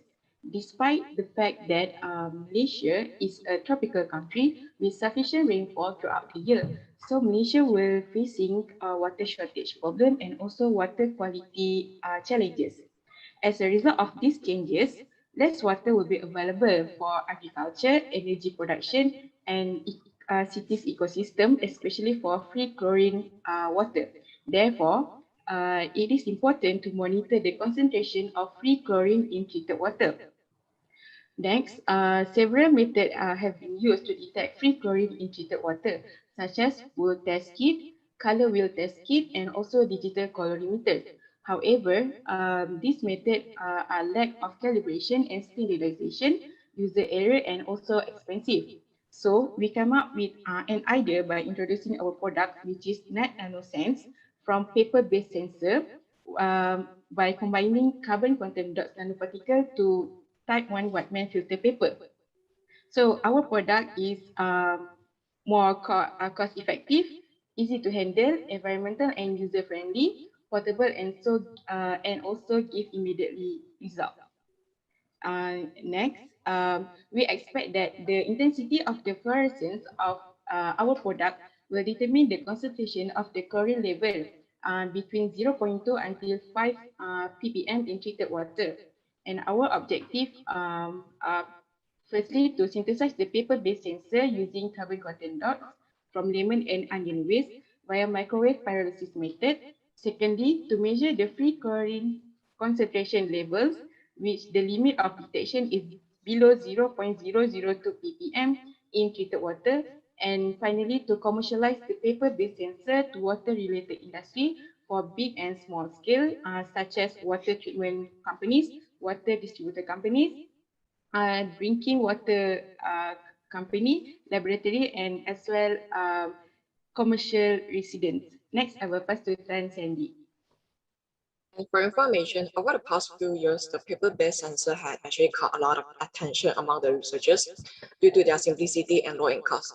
And here are some of the literatures that have synthesized the paper-based sensor, such as Hong Fu et al., who developed a micro paper-based analytical device to detect the free chlorine in the drinking water by using autotoluene as the chromogenic reagent. And then the test paper imaging was performed by using a scanner, which they later used an Adobe Photoshop to get the digitalized color changes. And the detection limit was found to be 0.2 in this study. On the other hand, Gassman reported similarly also a micro paper-based analytical device for the detection for formaldehyde based on the measurement of the fluorescent signal by using a smartphone with a detection limit of 0.2 ppm. And in this case, the ammonium acetate and the acetyl acetylidene, they were being used to implant in the reaction zone where the samples are dipped onto the reaction zone. And it was then heated on a hot plate for 30 degrees Celsius for 10 minutes in order to initiate the Haas reaction so that the fluorescent effect could be noticeable. And after that, a complementary metal oxide semiconductor camera was used to capture the image and then sent to the smart grid in order to derive the concentration of formaldehyde. Lastly, Yin et al., they use an easy and standardized coating method to synthesize the paper-based chemi resistor, which is free chlorine sensitive at a concentration ranging from 0.1 to 500 ppm. And at the same time, they also can use a smartphone to detect the free chlorine ion with their cell-developed application. This sensor can provide real-time display of the measured signals by integrating it with an electric readout system. However, this system is only applicable to small sample volume, and at the same time, they also require a very stable power input for the system as well. Next slide, please. And there are some limitations in the previous studies, such as they require the power supply for the rod source, as well as the heating sources, such as for the hot plate. And at the same time, they also need a very complicated coding module and have high detection limit for free chlorine. Lastly, they also use the chemicals such as like the autotoluene and ammonium acetate, which are known to be carcinogenic and may worsen the respiratory function and result in coma. Next slide, please. So the advantages of the proposed net nanosense is that the carbon quantum dots, they have excellent photoluminescent property upon the activation by visible light, which can be harnessed as an indicator to indicate the concentration of the free chlorine detected in the treated water. And traditionally, chemicals such as like the indium phosphide and zinc sulfide, they are being used to synthesize the carbon quantum dots, which are all toxic and may incur legal liability on the company's part due to the necessary in complying to the waste treatment regulations. So here we actually propose to use lemon waste and onion waste to synthesize the carbon quantum dots, and then we implant it on the filter paper.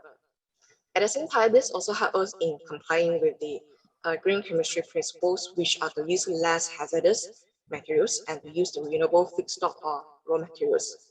Lastly, the cellular fiber also allows the control of the sample fluid motion by printing the hydrophilic and hydrophobic channel on the filter paper. And with this, we actually eliminate the need to use external sources in driving the sample fluid, and this can greatly improve the portability aspect. And now I will have Johannes to continue with the presentation. Thanks.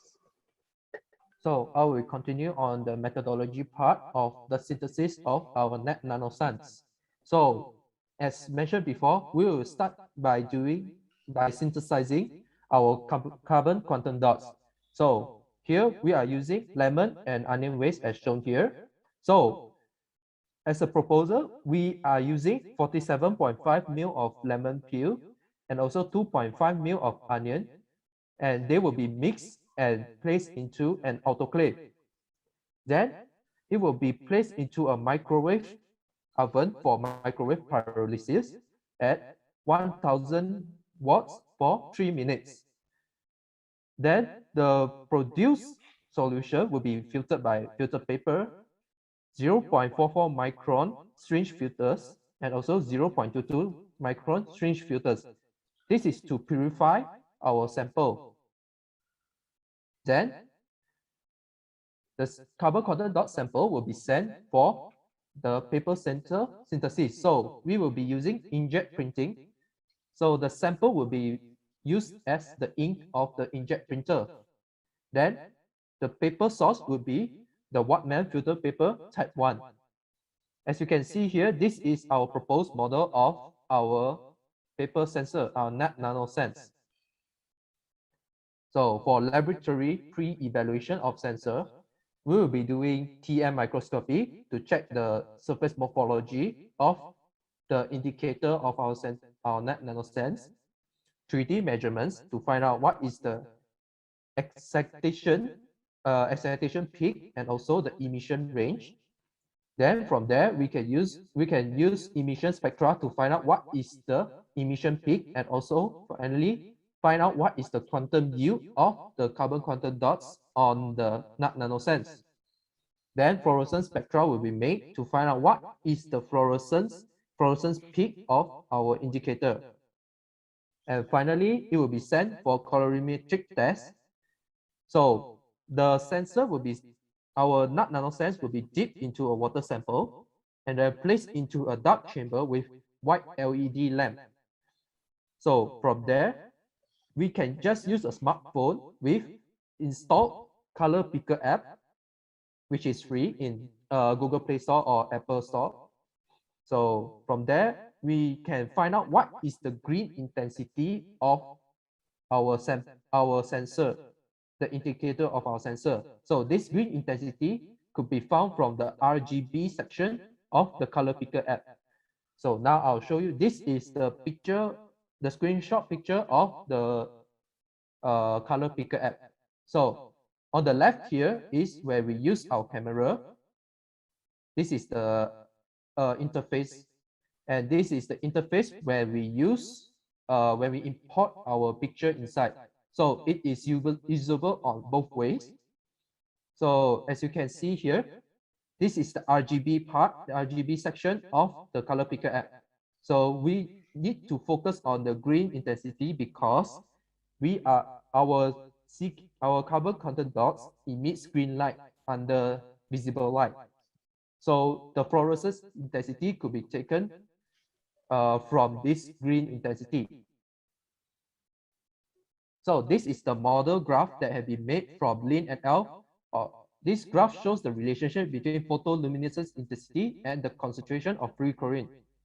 So after the pre-evaluation test, a model like this will be made and it will be printed out and sent with our NanoSense so that people could check what is the concentration of free chlorine depending on the photoluminescence intensity of our indicator. So as you can see here, the error, the R squared is 0.9992, means it has small error on the model. Now for commercialized application, so this is the dark chamber that we propose to make and sell together with our NanoSense. So this dark chamber is made from acrylic box with dark acrylic sheets. So instead of LED light, we will be white LED lamp we will be using LED light strings that emits white light. So these are the dimensions. And also we will be providing a phone stage inside. So what is the purpose of this phone stage? When you place your phone inside, you can just take a picture through the phone stage. Then there will be a hole inside that you can see that we can take a picture of the indicator straight on using the color picker app. So this is the front view of our 3D model that we made. And this is the 3D rotation of our model. Now, this is a flow diagram for an industry scale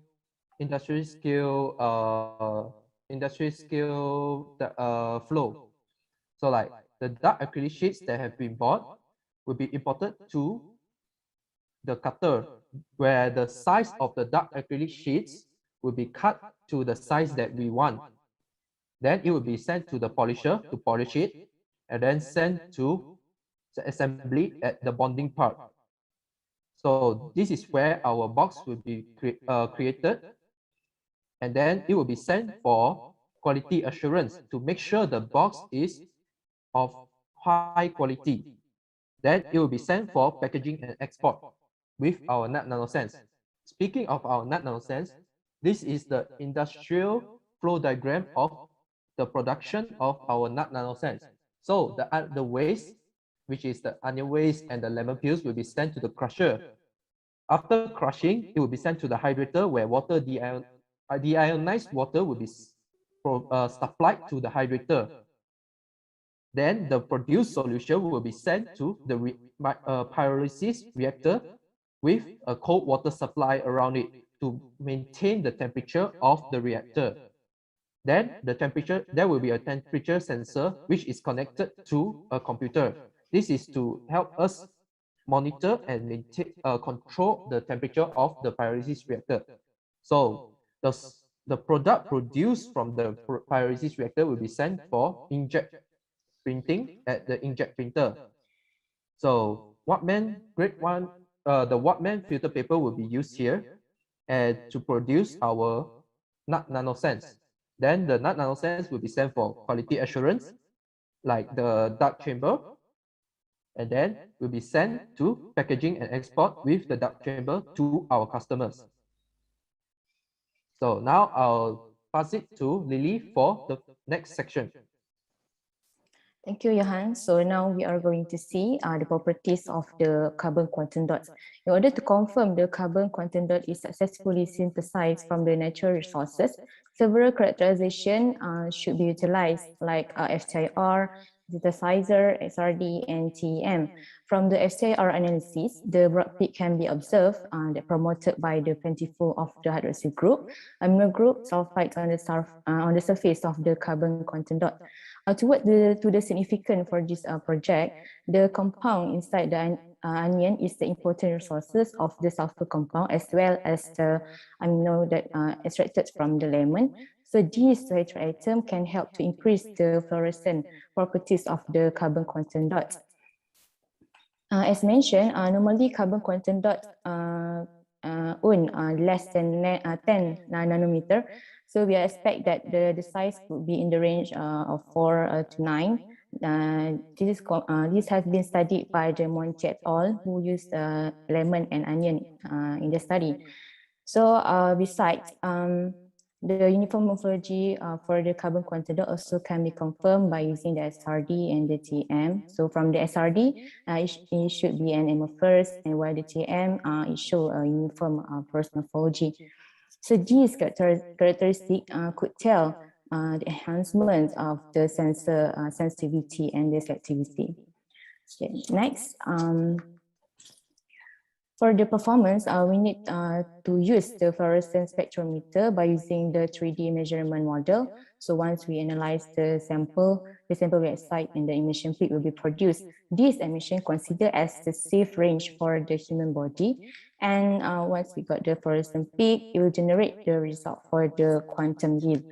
And we are expecting to offer high selectivity and sensitivity as based on the study by the Zhong et al. They achieve high sensitivity and selectivity from the extraction of the lemon. Okay, next. So what NanoSense offer?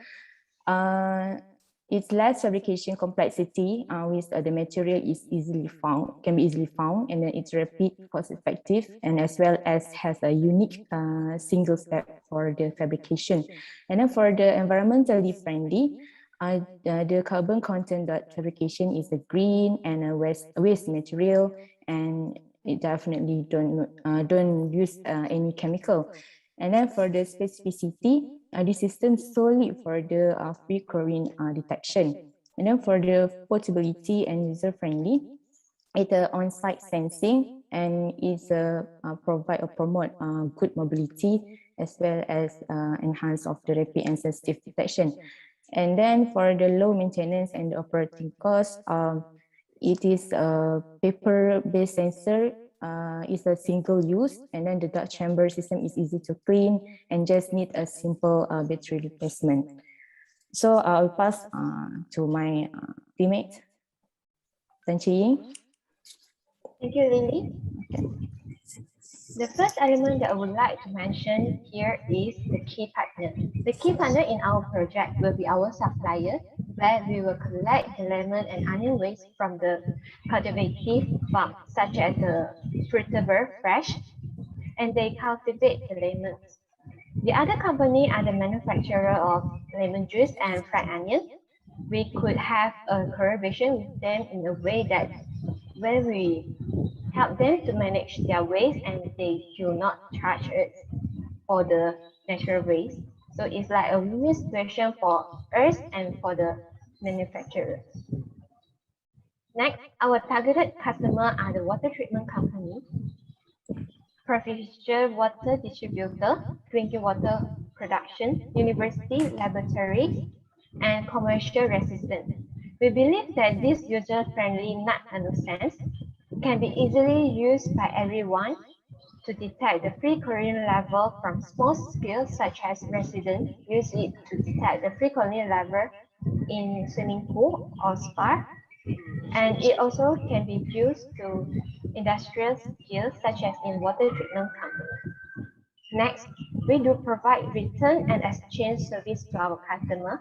And here it refers to if our customer receive a broken NanoSense, we will exchange a good one to them. We also provide a project-based technical support if they need to. And lastly, we will build a community on our website where our customer could inquire us or other members any questions regarding our product.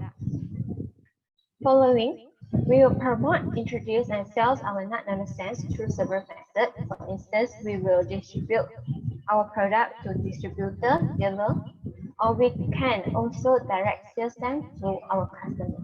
Research, networking, or online platforms such as Shopee and Lazada is another platform for us to sell our product or let other people know about our product.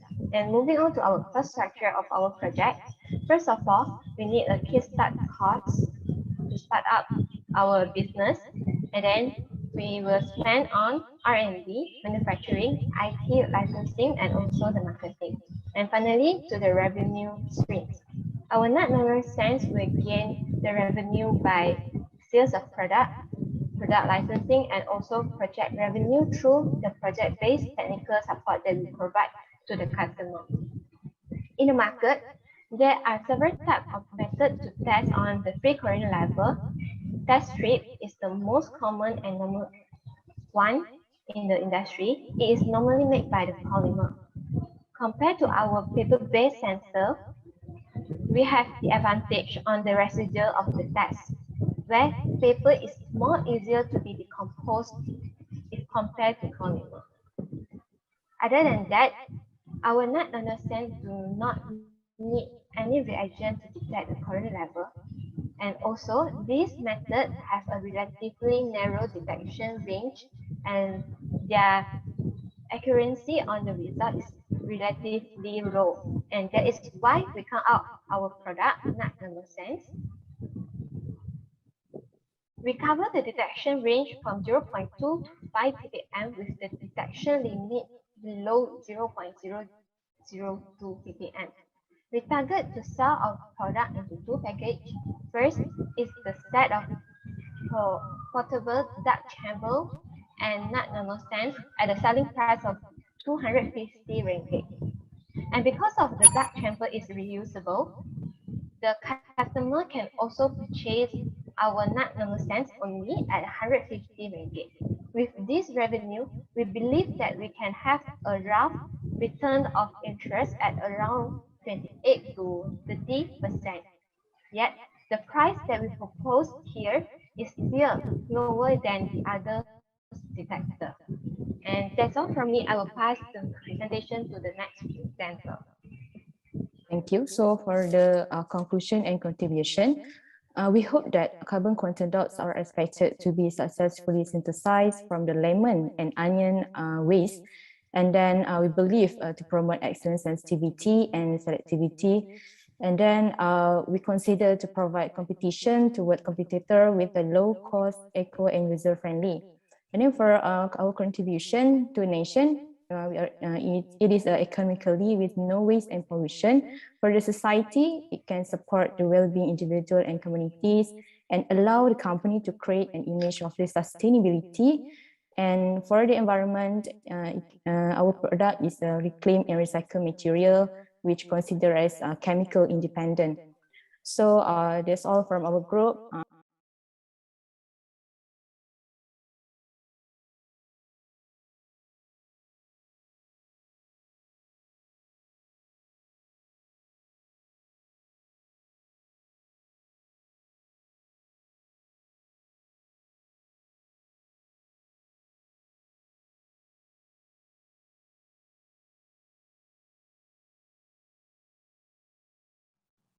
A very good morning to fellow attendees and the panel of examiners.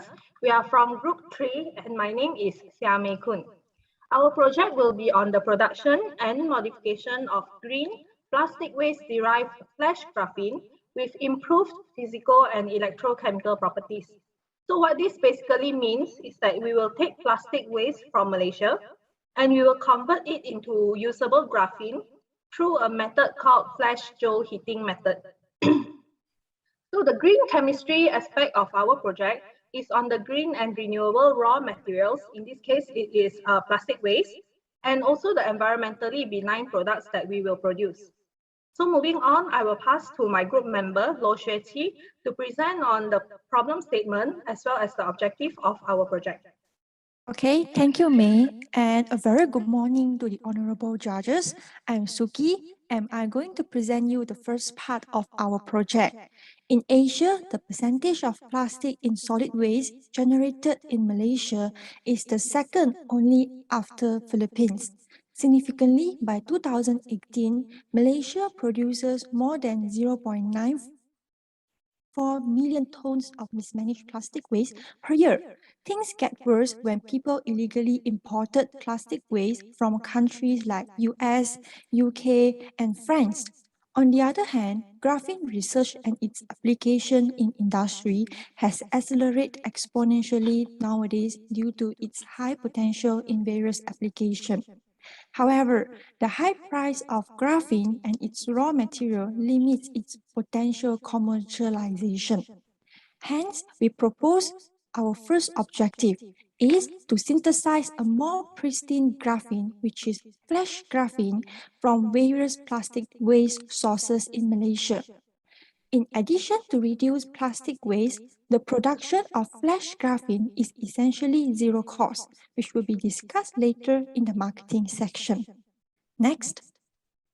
Secondly, graphene oxide is commonly employed in membrane-based water treatment due to its innate two-dimensional structure and hydrophilicity. However, their inherent amphiphilic property contributes to a lower dispersibility in both aqueous and organic solution. This, together with its complex synthesis method, that is modified human method, limit its potential commercialization. Hence, our second objective is to employ turbostratic hydrophilic flash graphene that could achieve maximum dispersibility and further functionalize our flash graphene-based nanomaterial to produce either hydrophilic or hydrophobic nanomaterials with different physicochemical properties such as morphology, chemical structure, and bonding for different water treatment applications. Next. Okay, here come our third problem. We usually face is that graphene that used in graphene-based nanocomposite is poorly extrapolated, which in turn significantly reduce its electrochemical properties expression due to agglomeration problems and multi-layer stacking issue. Hence, this brings us to our third objective. We propose to employ turbostratic flash graphene with high dispersibility to form nanocomposite with different electrochemical properties like conductivity and electronic properties for potential energy generation. Next. So our second part will go to our hypothesis. So the first hypothesis is that the flash graphene with enhanced purity and dispersibility can be produced from the plastic waste in Malaysia. Secondly, modified flash graphene-based material will have improved physicochemical properties. And lastly, flash graphene nanocomposite will have improved electrochemical properties due to the reduced graphene agglomeration. So I end my part here. I will pass back to May. Thank you. Okay, moving on to section 2. What is actually the originality, innovativeness, and also the novelty of our project? In 2019, the global plastic production amounts to 368 million metric tons. From this huge amount, only 14% enters the recycling stream, and the rest ends up either in the landfill or being incinerated. When the plastic waste ends up in landfills, it will contaminate our groundwater as well as pollute the soil. When it ends up being incinerated, it will release a lot of greenhouse gases that will further enhance global warming. Not only that, incineration will also release a lot of volatile compounds such as carbon monoxide, nitrogen oxide, and nitrogen dioxide. So we don't want this to happen. What can we do? In 2020, Rice University in US, they discovered that we can actually use plastic, or as a matter of fact, any carbon-based material to convert it into graphene in a flash. So now you may ask, everyone does graphene. What's so special about ours? Commercially, the graphene synthesis route uses this liquid phase exfoliation method, whereby a sonication probe is used to exfoliate the graphene sheet, and the lighter single layer graphene will float to the top, and the thicker multi-layer and denser graphene will sink to the bottom. So this is how they separate the graphene sheets. However, this kind of liquid phase exfoliation ends up with AB stack graphene. This AB stack graphene sticks to each other, and it's difficult to pry them apart. So this is actually the main issue faced by graphene researchers, whereby this kind of AB stack graphene will result in graphene agglomeration and will lead to defects in our final product. So to counter this problem, next, turbostratic graphene that is a result of this flash gel heating method can be will be used in our project. So how we make graphene turbostratic? The flashing of plastic waste of carbon source in our project, it will be plastic waste. The plastic waste will be inserted into this blue quartz tube, and a high electrical charge will be flown through the quartz tube. At such high electrical charge, the chemical bonding in our plastic will be broken, and all the carbon atoms will rearrange themselves into their stable arrangement, which is in graphene, which is graphene. However, this arrangement happens randomly due to the high reaction time. So when a random graphene arrangement happens, it will end up with in a turbostratic arrangement. In addition, the flash graphene can be mass-produced due to its high reaction speed. And Rice University actually stated that they can produce 1 gram of graphene per second, which is extremely high in the graphene world. So when they compare this turbostatic flash graphene with commercial graphene, they disperse these two types of graphene in water. And then they filter out this graphene dispersion. Commercial graphene that is easily agglomerated is mostly filtered out from the water. However, when you look at flash graphene, most of the graphene is retained in the water due to its enhanced dispersibility. Moving on. UniversalMethod.com is the startup company from Rice University.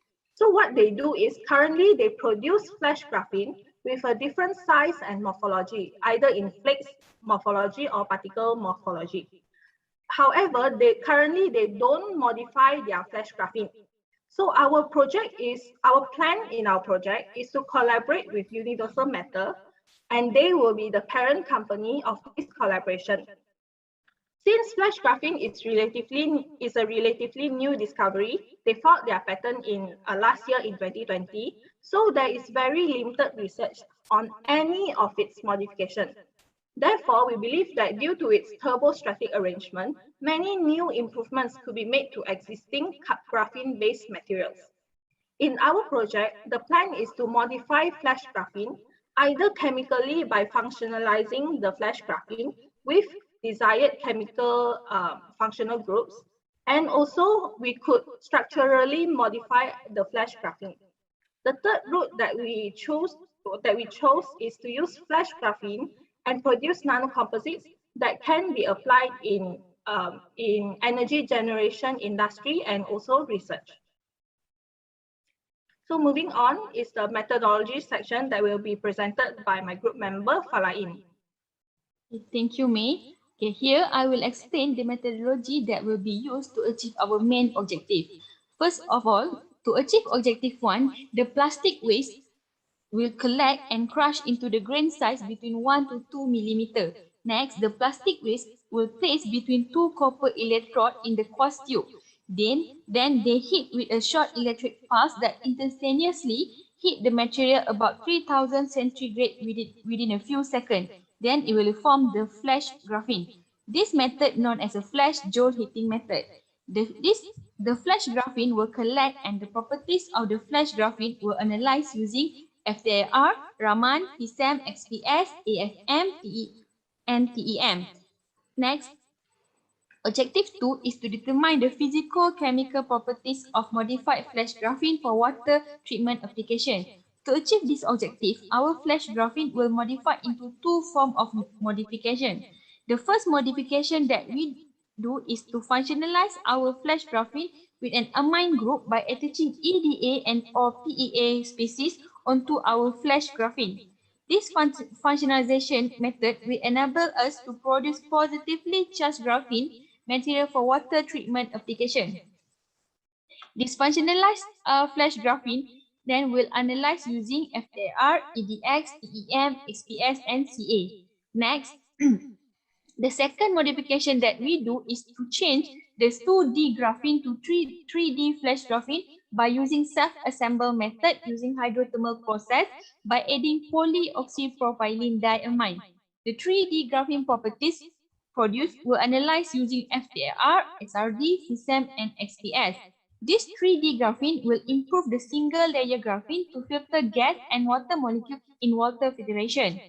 Next, for the objective 3, which is to determine the electrochemical properties for flash graphene nanocomposite material for energy generation. In order to increase the mechanical properties of flash graphene, coating or reinforcing composite with flash graphene will serve an improvement for different purposes. Here, I take one of example nanocomposite flash graphene application in hydrogen and energy generation. The most common material that acts as a photocatalyst in hydrogen energy production is titanium dioxide. However, titanium dioxide has some disadvantages that need to be improved. The composite heterojunction between TiO2 and flash graphene were expected improve the properties of TiO2 in terms of surface area, electromobility, and absorption of visible light. The composite heterojunction of TiO2 and flash graphene will improve by using hydrothermal method. The properties of the composite material were analyzed using SRD, PSAM, UVs, XPS, LSB, EIS, and TRPL. Next, in terms of improvement, each objective has their own improvement. Objective 1 will improve from the conventional graphene. Flash graphene that produced from the plastic waste will produce tuber-stick arrangement with high dispersion, low defect, and high thermal stability with low cost. While Objective 2 will produce modified flash graphene that become more hydrophilic and hydrophobic properties for its own application. Besides that, it also eliminates agglomeration, stacking issue, and improve stability. Lastly, Objective 3 will produce nano-composite flash graphene, which improve in terms of surface area, electromobility, and visible light absorption. Okay, thank you. Next, I will pass to Hamiza to continue. Okay, thank you, Falain. So now I am Nur Hamiza Hazira, and I will proceed with the potential application of this plastic waste-derived flash graphene in the development of nanotechnology in Malaysia. Malaysia government, with the collaboration with local and international private sector, has come up with National Graphene Action Plan 2020.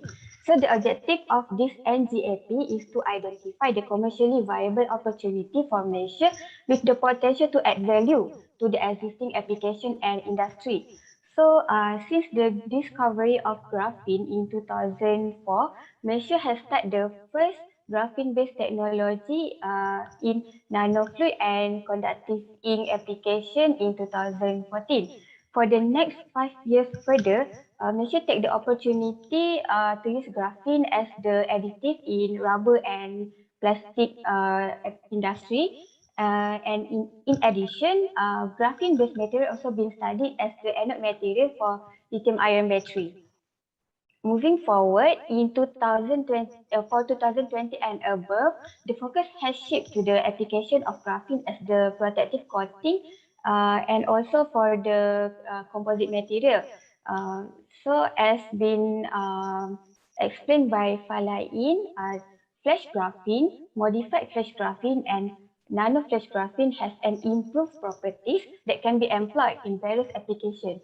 So from this NGAP, we identified that we could promote and introduce our flash graphene as a composite material in many potential applications, especially in the clean environment industry, where we can use this composite flash graphene as a membrane for water filtration system, and also for the sensor material for heavy metal detector. Besides that, we can also employ this flash graphene nanocomposite in energy generation industry, where especially as the material for photocatalyst for hydrogen production, and also in the fuel cell. Okay, so next, so this is how this small material can contribute to the big development of the nanotechnology in Malaysia. Okay, so now we go to the advantage of the production of this plastic waste derived flash graphene. So basically, many starting material can be used to produce graphene. In fact, in Malaysia itself, we have many carbon sources that can be employed, especially biomass, plastic, rubber, and many more. So the advantage of plastic waste derived flash graphene production is that it involves no solvent and no reactive gas. And at the end of the production process, no further purification is needed, as this flash joint heating method could produce flash graphene with high purity and high quality. When we mass produce this material in our country, there are high possibility to attract foreign investors to invest in our country, and this will promote to our economic growth. In terms of the benefit to the society, through this activity of upcycling plastic waste and the production of flash graphene, this can create job opportunity in all over the country with high value job to the local community. This job market can also be expanded when many industries start to use this flash graphene as the material in their technology. So with the wide usage of this flash graphene in many potential applications, we can also improve the life of our nation to get better clean water and electricity, especially for the rural area community. And indeed, the impact of this plastic waste-derived flash graphene production is that we can reduce the total plastic dumping in Malaysia and convert this land into a greener world. So next, I pass to Isa for the business model. Thank you, Hamiza. So my name is Nuriza. I will present the section 5, which is business model.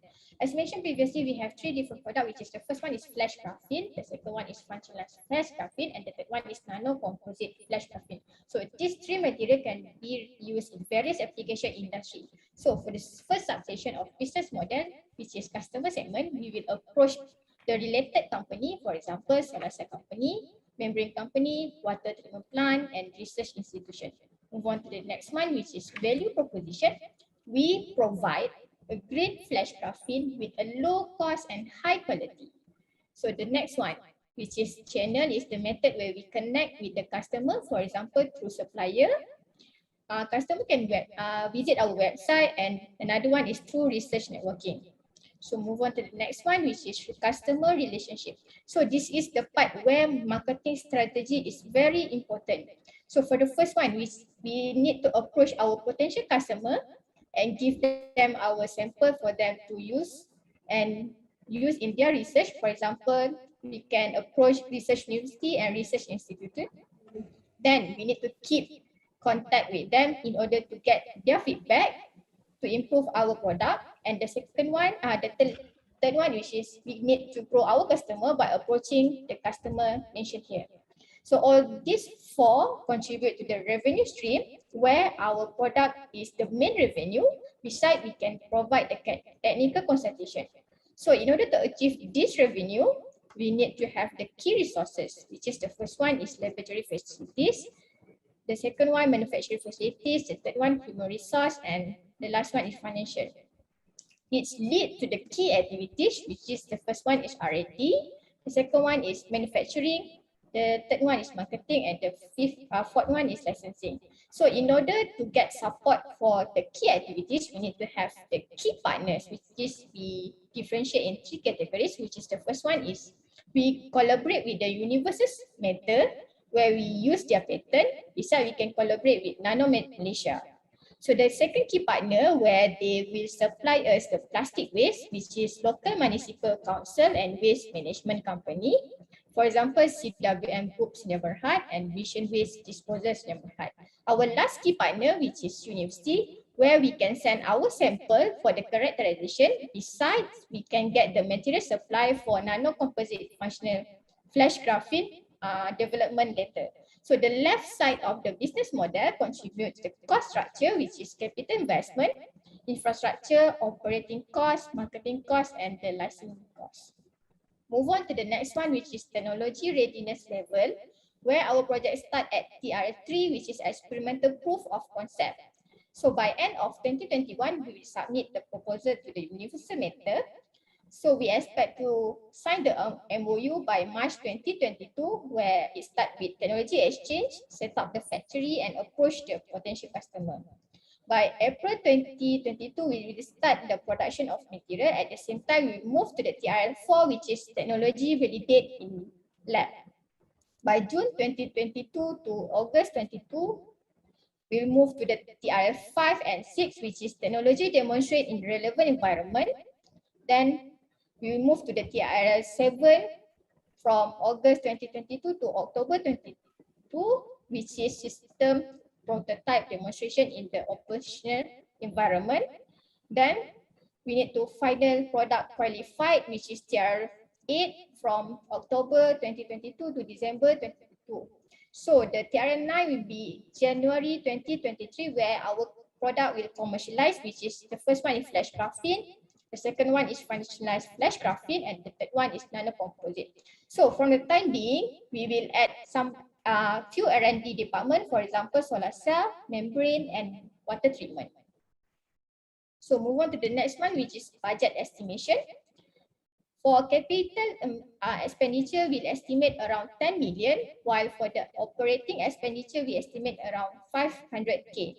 So for the cost and sale of unmodified flash graphene, the electrical cost according to Malaysian industrial tariff is about 2,500 per ton, while we estimate the production about 1,000 per ton, which is per month.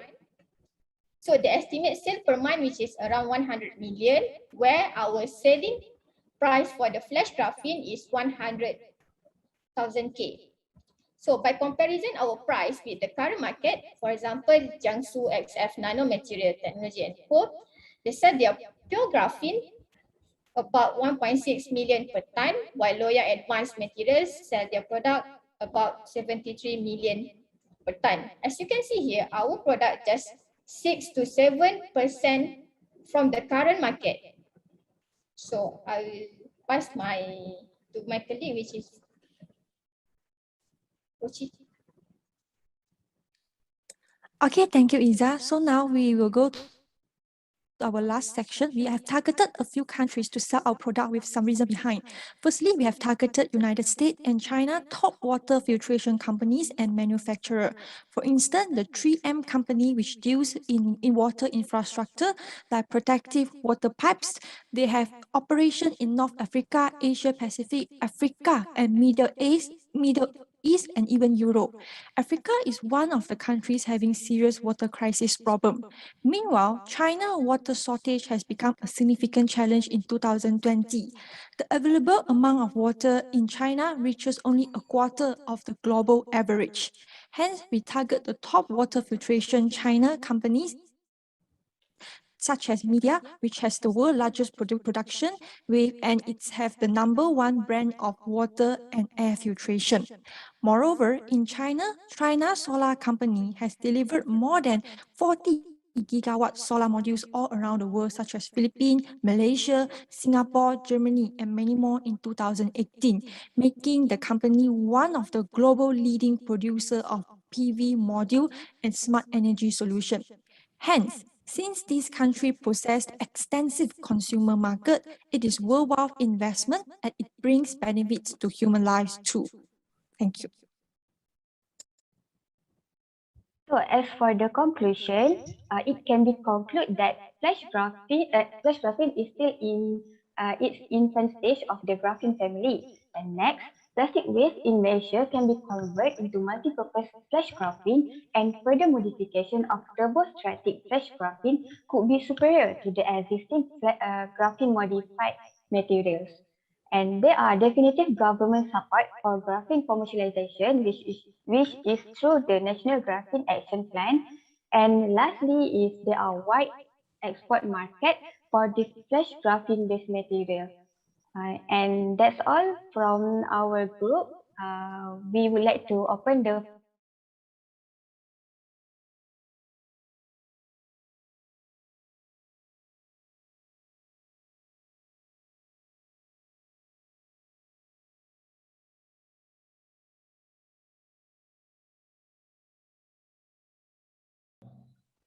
Okay, thank you very much to Encik Ismail.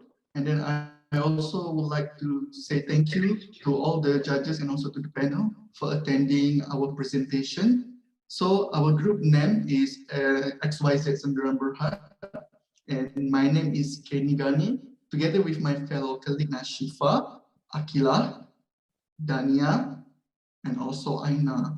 So for today, we come up with one product called dual sensor integrated with water depth sensor for environmental monitoring, which is in short, we call it NanoSense.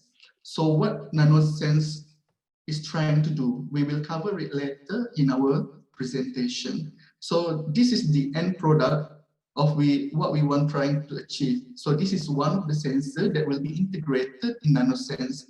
This is nano ultrasonic sensor.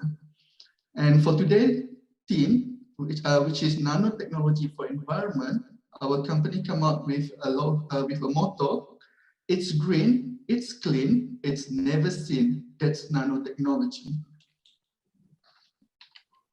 Okay, so what problem we want to tackle actually? Problem number one, river pollution in Malaysia. So the river in Malaysia is frequently polluted. A number of polluted rivers are increasing. And there are gaps of study that we want to close. For example, number one, previous study, which is found in ASM report, Lesson from Sungai Tingkit, Pasaran Academic Science Malaysia 2019, says that previous study found no clear mechanism to reduce chemical risk at national level. Hence, what we propose is to come up with an early pollution detection, which can reduce the risk. Number two, current portable measurement devices such as GasMat and multi-rate are bulky and not fixed. Hence, what we propose is a very small and fixed sensor to detect the pollution. Number three, toxic spills are not reported immediately. Hence, we propose an early pollution detection, which can be monitored in real time. For example, in one incident in 8th of March 2019, 2.43 tons of chemical wastage has been deposited in Sungai Tingkit. And then from this newspaper cutting, they reported that almost 5,000 people have been admitted to the hospital, and government spent 14 million of ringgit for cleaning costs.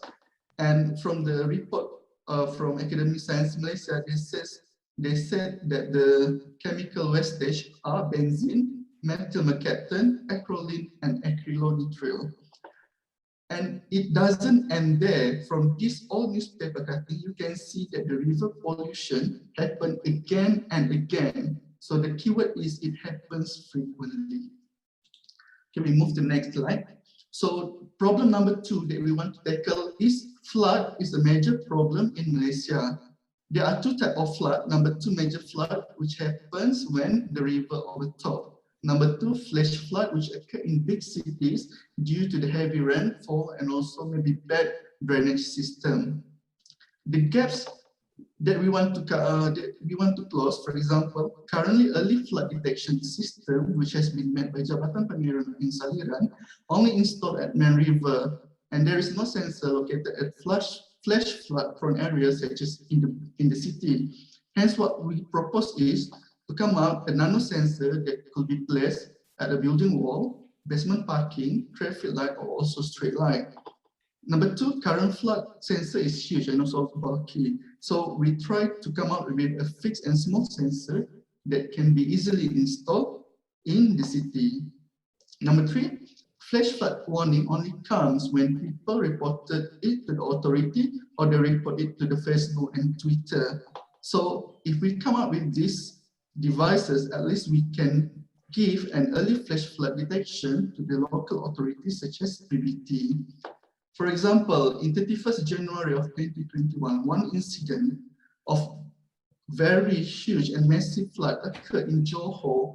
And because of this, 63.1 million in terms of loss, and then 3 people are dead, and 7,000 people have been evacuated.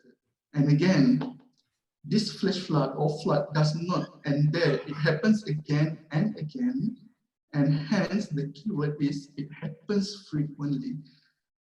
Okay, so we propose this device in order to give an early detection, so mitigation plan can be carried out in a fashionably timely manner.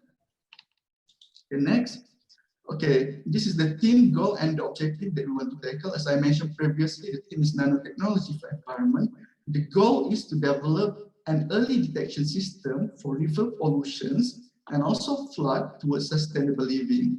So there are three objectives. Number one is to develop a nanosensor that could measure benzene in the river as low as 50 ppb. Number two, to integrate ultrasonic nanosensor that I have shown in the first slide in measuring water level increment. Number three, to consolidate this sensor and providing real-time data monitoring through the usage of Internet of Things for early warning to the local authorities. For further details about the NanoSense, the device that will come out, I'll pass the presentation to my fellow colleague, Akila.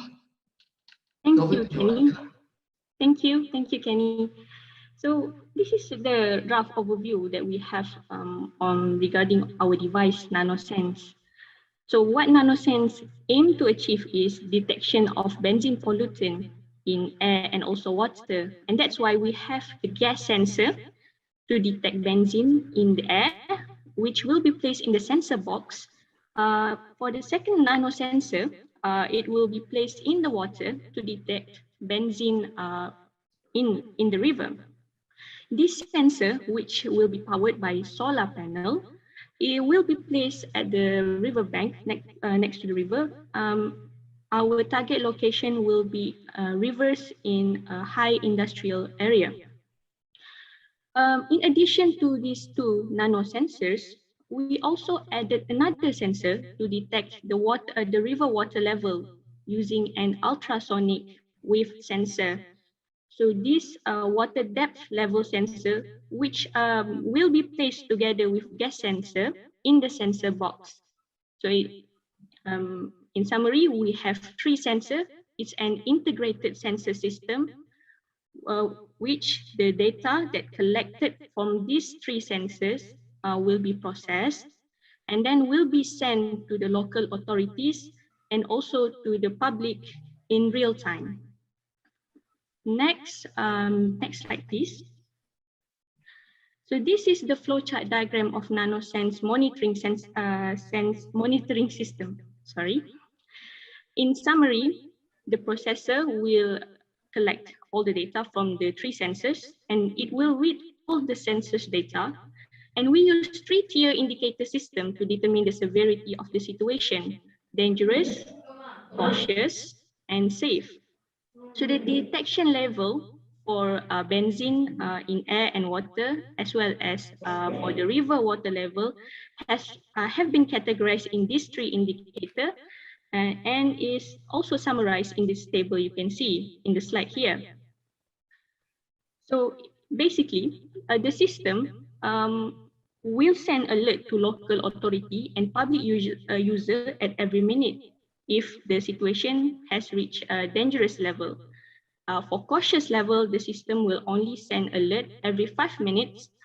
As for safe level, the system will only send to locals that requested them. Using this monitoring system, NanoSense aims to provide an alert for the locals to take early measures for them to move. For example, in a flood situation, possible flood situation, they can move to a safer place, or they can or for benzene outbreak situation, they can reduce the exposure risk. Whereas for the authorities, they can take early measures to control the situation. That is all from me. I will pass the presentation to Dania to explain further about NanoSense system. Over to you, Dania. Thank you, Akila. Now I will explain on the NanoSense system and highlighting several of its advantages. Briefly, our NanoSense system composed of two different detection methods, which are direct and indirect detection methods. This system will give us information on water and gas pollution, and also give us information regarding the water depth level for early flood warning. So now I will explain more on how our NanoSense system works, especially on the water pollutant detection. Direct detection system will be employed to examine the presence of benzene molecule by extracting first the water liquid through the bubbling system. As we can see, there is the extraction container, which in the container we will put the bubbling system. The extraction process is easy and fast. Its efficiency provides highly sensitive measurements of aqueous benzene. Air from the outside, from the surrounding, will be pushed deep inside the container to create the air bubbles. And then the air bubbles will go through the passive drying system. And in here, this system will allow efficient use of same pre-concentration parameter as in the natural airborne system. Air bubbles, which holds the benzene molecules, will be then gradually transferred to the detection cell through the tube pathway. So on the detection cell, we decided to use titanium oxide nanoparticles as our nanoscience materials to detect the benzene molecules with the presence of UV light to photoexcite the detection site and transmit current signal to the data processor. The photocurrent mechanism will also be employed to detect the benzene molecule in gas phase. Meanwhile, for the detection of water depth level, we will be using ultrasonic wave. IoT-based monitoring system will be used to distribute and give information to communities and authorities regarding those mentioned informations. And our nanoscience system holds several advantages, especially first, the detection cell that we use has high sensitivity towards benzene molecules.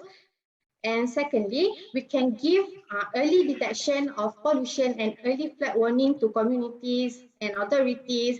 And also communities can easily access can easily access and get information regarding their surrounding environment through the IoT technology system. So next, on the synthesis and fabrication of titanium oxide nanoparticle as our nanoscience materials, I will pass over the presentation to Aina. Over to you, Aina. Thank you, Dania. So I will present about the nano parts in nanoscience.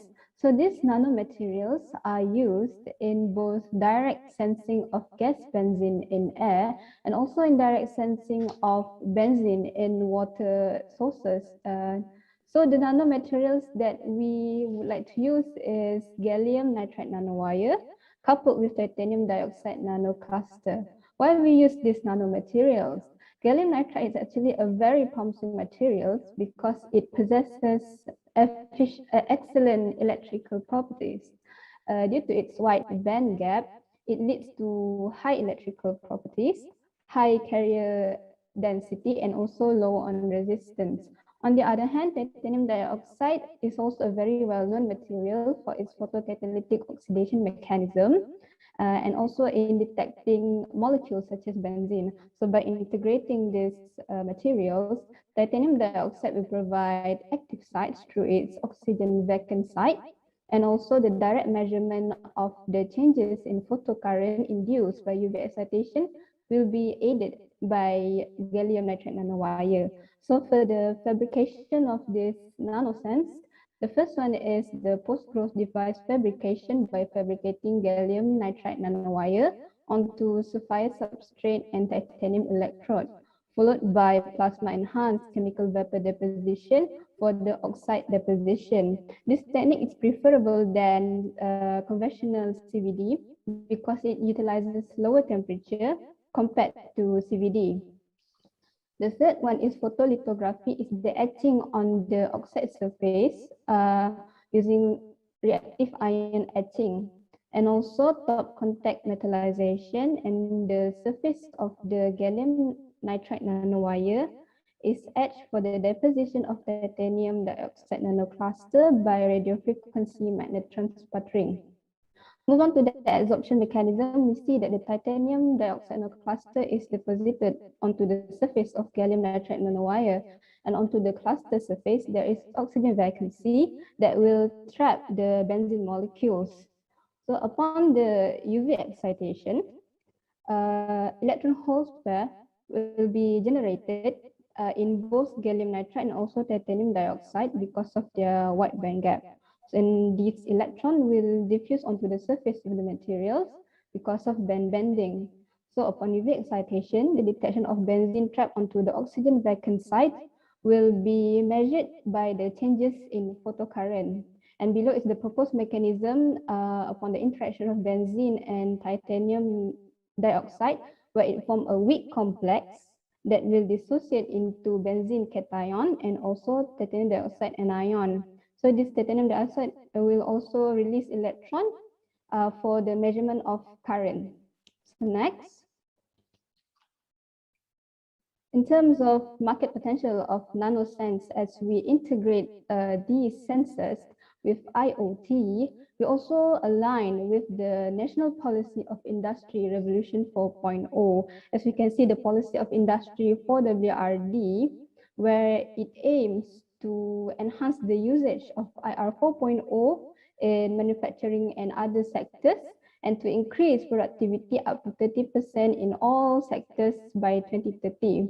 So this plan actually enables us to have opportunities to the funding, to the infrastructure and technology that is provided by the government for us to develop a novel sensor that can not only just integrate these sensors with IoT, but also other components of IR 4.0, such as big data analytics, system integration, and also advanced materials.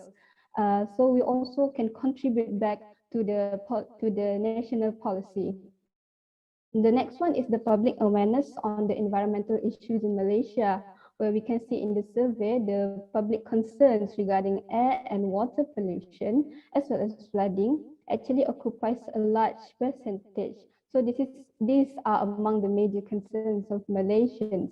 And due to these concerns, Malaysians will urge the government, the policymakers and local authorities to come up with plans and policies to reduce and mitigate these issues. So we are targeting these local authorities to provide early detection system that can reduce these environmental issues. The last one is global demand, where we consider demand for global sensors are not only restricted in Malaysia, but also all across the globe. We can see from 2020 to 2027, the forecasting revealed that there is increase in demand for global sensors through all the continents. So due to this global demands, there is potential to market this NanoSense.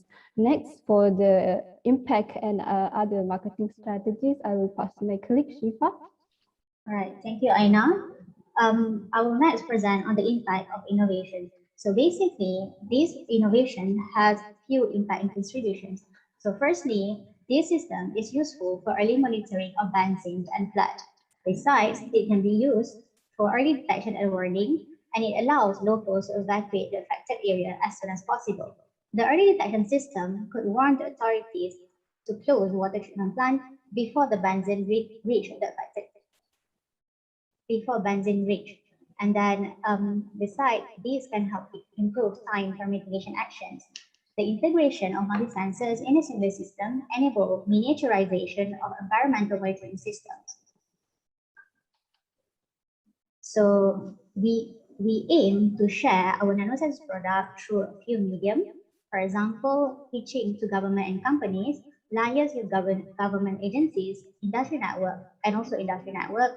And alternatively, we can share our product through conference, forum, colloquium, and also research universities. Our main client segment will be from Environmental Monitoring Department, which includes Department of Irrigation and Drainage, Department of Environment, local government department, state-owned enterprise, and also government-deemed companies, and also private-owned utility companies. So the following slide shows the business model canvas of the product. So we aim to collaborate with our few partners, for example, Mimos Berhad, Nano Malaysia Berhad for funding, MTDC for commercializations, Experanti IoT Malaysia Sdn Berhad for IoT development, Telecom Malaysia and Nexus Communications for telecommunication purpose, and solar energy companies for the solar cell system. So to develop this product, we depend on few activities such as the sensors and R&D, partner management, and platform integrations. We also rely on lab facilities, researchers, and also IoT dedicated network to develop this product. The value proposition of our product depends on the innovation, the low-cost production, the real-time data monitoring, performance, and also customizations. Our customer relationship would be on the customer service for the support and troubleshoot of the system, the maintenance and upgrade for the service, and also for the software upgrades. We aim to share our products through a few channels, which includes from exhibitions, conference, direct negotiation, and also teaching, and also through digital media. Our customer segment will be from a few departments, which includes Department of Irrigation and Drainage, Department of Environment, Local Government Department, state-owned government-linked companies, and also private-owned utility companies. The cost for this product will include few items, which also the R&D cost, which includes for materials and equipment, the IT cost and maintenance, and also for business development and marketing expenses. The potential revenue streams of our product will be from the product sales, the sensor part customizations, repair and upgrade, and also subscription fees. So this is a rough project estimation cost for this product. So the project estimation, the cost will include few parts, which are the construction cost, the installation cost, and also the operating cost. The construction cost will be divided into few parts of the sensors, which are the water sensor, the air sensor, the depth sensor, and also the sensor box or the sensor casing. We estimate this amount will be for about 3,000 ringgit. And for the installation cost, it is divided into a few parts, which are for the software integrations, the sensor housing and poles, and also for installation exercise. And we estimate this amount will be about 500 for each installation, each part. On the operating cost, the electricity will rely on the solar panel. We estimate the rental fee of the solar panel per month would be about 300 ringgit. And also we need the workforce for service and maintenance. We estimate it consumes about 100 ringgit per month. So to the next slide. With all the presented points from my group members, we believe that we can develop nanosensors that could measure benzene in river as low as 50 ppb, and we can integrate ultrasonic nanosensors in measuring water level increment with gas and water sensors, and we can consolidate these sensors and provide real-time data monitoring through the usage of Internet of Things for early warning to the authorities. So with that, I end the presentation for my group, and I thank every one of you for the kind attention. Thank you very much.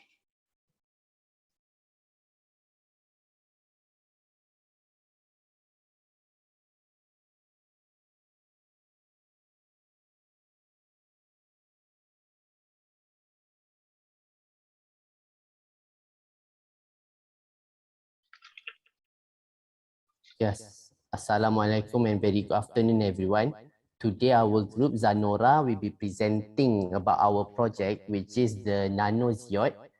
It is the short form for nanozeolite neodymium thermoluminescent dosimeter for environmental radiation pollution monitoring. Without further ado, I would like to invite my friend YZ to present about the introduction of our project. Okay, good evening to everyone. So as we know that radiation is usually originate from radioactive materials, and then when there's a radiation pollution happening, is most probably means that there's a radioactive waste, radioactive leakage. So for example, accidents in nuclear power facilities like in the Fukushima and also Chernobyl is widely covered by the press, and then we know everyone in the world know it well. So but then there is also others radiation source that occur silently without public knowing. So the source the source for pollution can be coming from nuclear weapon testing, leakage from rare earth refinery storage, and also radioactive waste storage site. Besides that, mining of ordinary metals and rare earth metals, and also petroleum and gas extraction can also actually produce radiation. And the situation can also be worsened when there is illegal mining or illegal dumping, and also mishandling of radioactive waste materials happens. So our team's concern is that we're wondering that what if we could detect the pollution earlier, so that we no need to let the public to suffer from unknown bruises like nausea, or you get when we get cancer, then only we start to realize that something is not really right, and then by that time it will be too late for the action to be taken. So we encourage for early detection, so that so that our health would not our health and also our future of the future generations well-being would not be jeopardized. And then it could also prevent pollution to water table, which could help to secure our ecosystem and also our food safety. Besides that, early detection can also help government to actually come out with a contingency plan as soon as possible. So it can, I mean, instead of waiting until the whole things like escalate to a disaster level, we can handle it as soon as possible, so that it wouldn't cause economic burden to the government, as government need not to fork out extra allocation for relocation of the residents, or provide healthcare, and also help in cleaning out the sites. So the next map show the rare earth reserve globally. So currently there's actually a lot of rare earths sitting around, but then it's only actively being mined in countries like China, and the green dots countries like China and also Australia. But then we also kind of aware that there's a current trend that the processor chip is being a high demand now. Besides that, electric vehicles is also the the future trend of vehicles lah. So both of them requires their raw materials is requires rare earth also. So this would actually we could actually forecast the price of rare earths would increase over the years.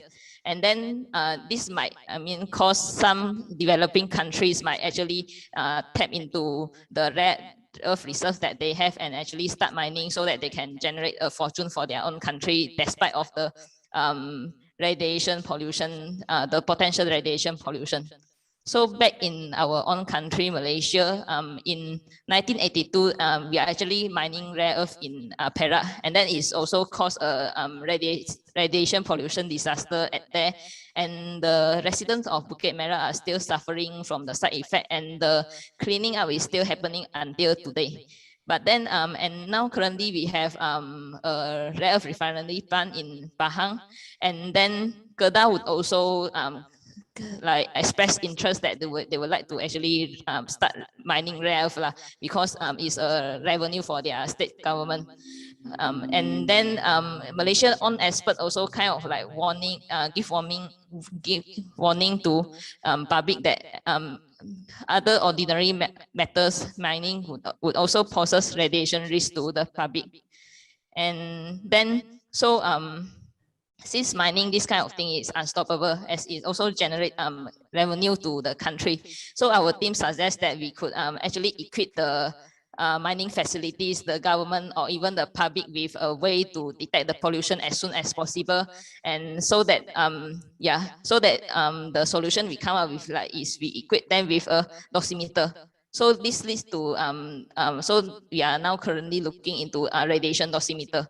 So there are two types of dosimeter. The main, we have active dosimeter, but then it's not really suitable for a long-term radiation exposure study. So we turn to the passive dosimeter. So under passive dosimeter, there is two main groups, which is the flame dosimeter, but then it's more suitable for qualitative study. We go to take the X-ray photo in the hospital, and then the other kind of dosimeter is luminescent dosimeter. It's luminescent dosimeter.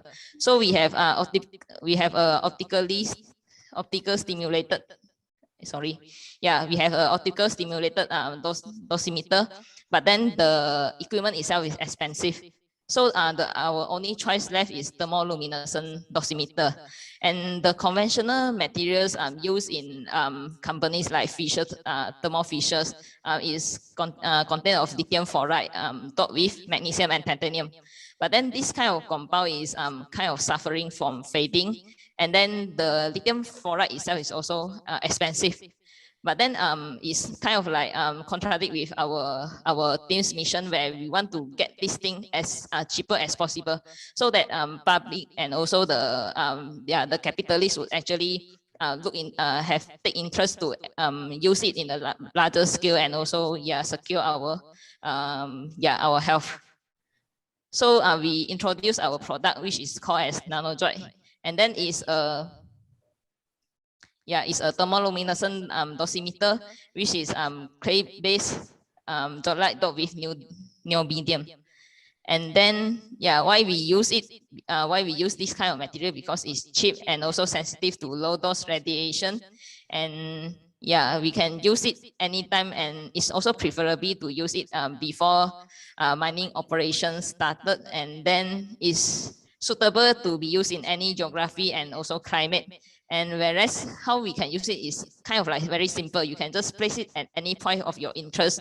Let's say you want to check the radiation, you just look at the you can use, we can place it anywhere to check potential leakage in of radioactive waste, and we can also use it to check personal radiation exposure. Next slide, thank you. So the objective of our team is to develop a TLD which is cost effective for those mapping on environment susceptible to radiation pollution.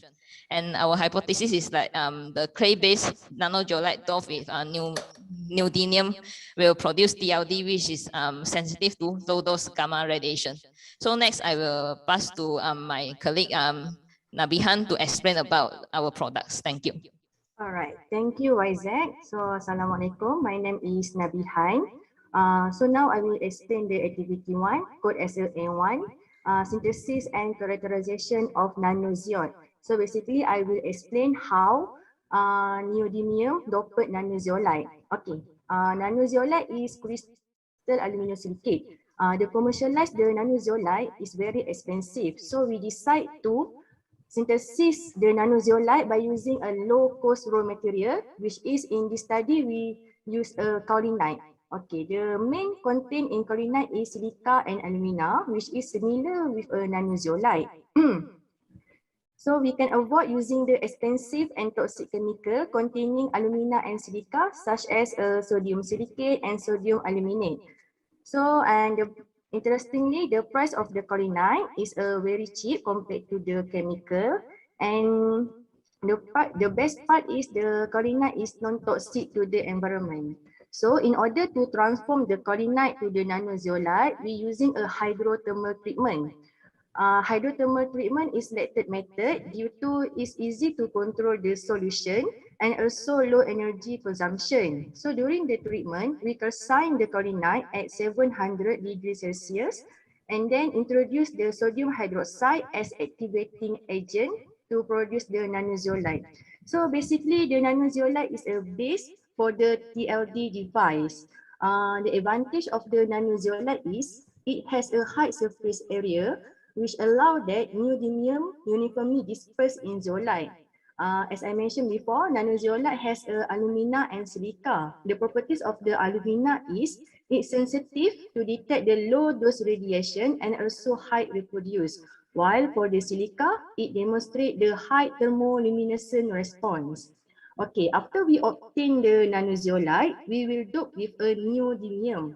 The source of the neodymium is from the neodymium nitrate. Okay, after the nanozeolite undergoes ion exchange with a neodymium nitrate, we will obtain the material will heat up to 300 degrees Celsius to remove the nitrate, and then we will obtain the neodymium doped nanozeolite. Okay, next. So basically, we will use a neodymium as a dopant. Neodymium is a rare earth that has a high atomic number material and also sensitive to the gamma radiation. Due to these properties, it will produce a trapping in the forbidden band of nanozeolite, which allow the nanozeolite act as a thermoluminescent dosimeter device. And for the information, the neodymium doped nanozeolite exists in a powder form. However, we have a problem handling the sample during measure the data. So we decide to convert the powder form to the chip, because chip is easy to handle and also more practical. The size of the nanozeolite chip is 3 multiply 3 multiply 0.89 millimeter. And after we obtain this, we will characterize, and part of the characterization will be explained by the leader project, who is Farid. So thank you. Okay, the characterization of our nanozeolite, firstly we will conduct SEM and EDX, and this SEM is to find the morphology of our nanozeolite. Actually, we can conduct this on both the nanoparticles and after we compress the nanozeolite. And EDX is, we conduct EDX because we want to know the uniformity of our dopant. And finally, after conducting EDX, we can calculate the effective atomic number of our sample.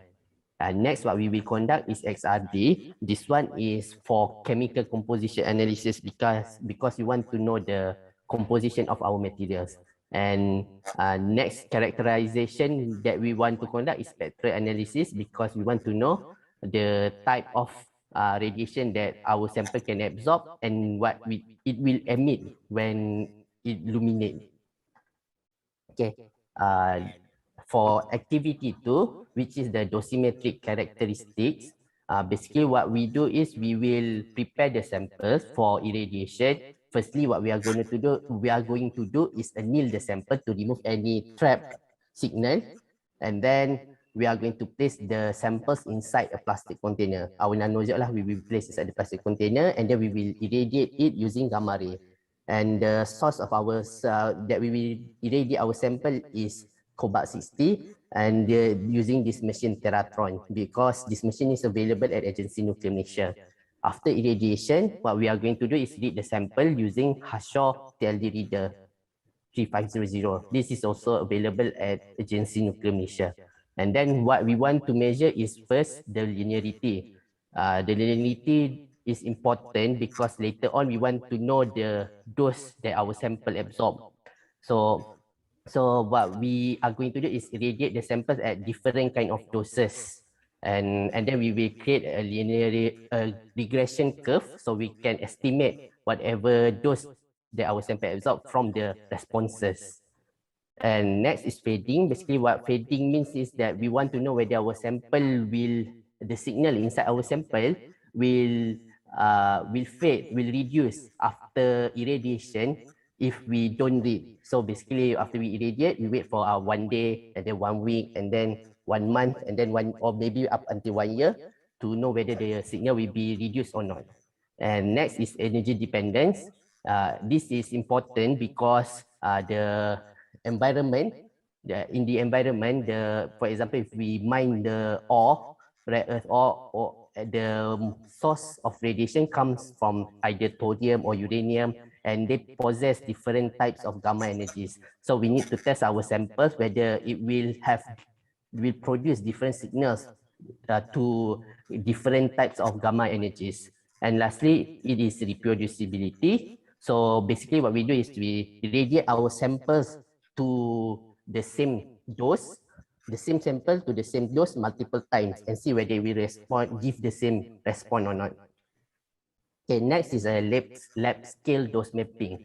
What we do here, previously we irradiate our sample to each doses differently at different time, but this time we irradiate everything at the same time. The only difference is we will place our samples at a different location. So we want to see the dose at different places inside lab lah, and then from the source.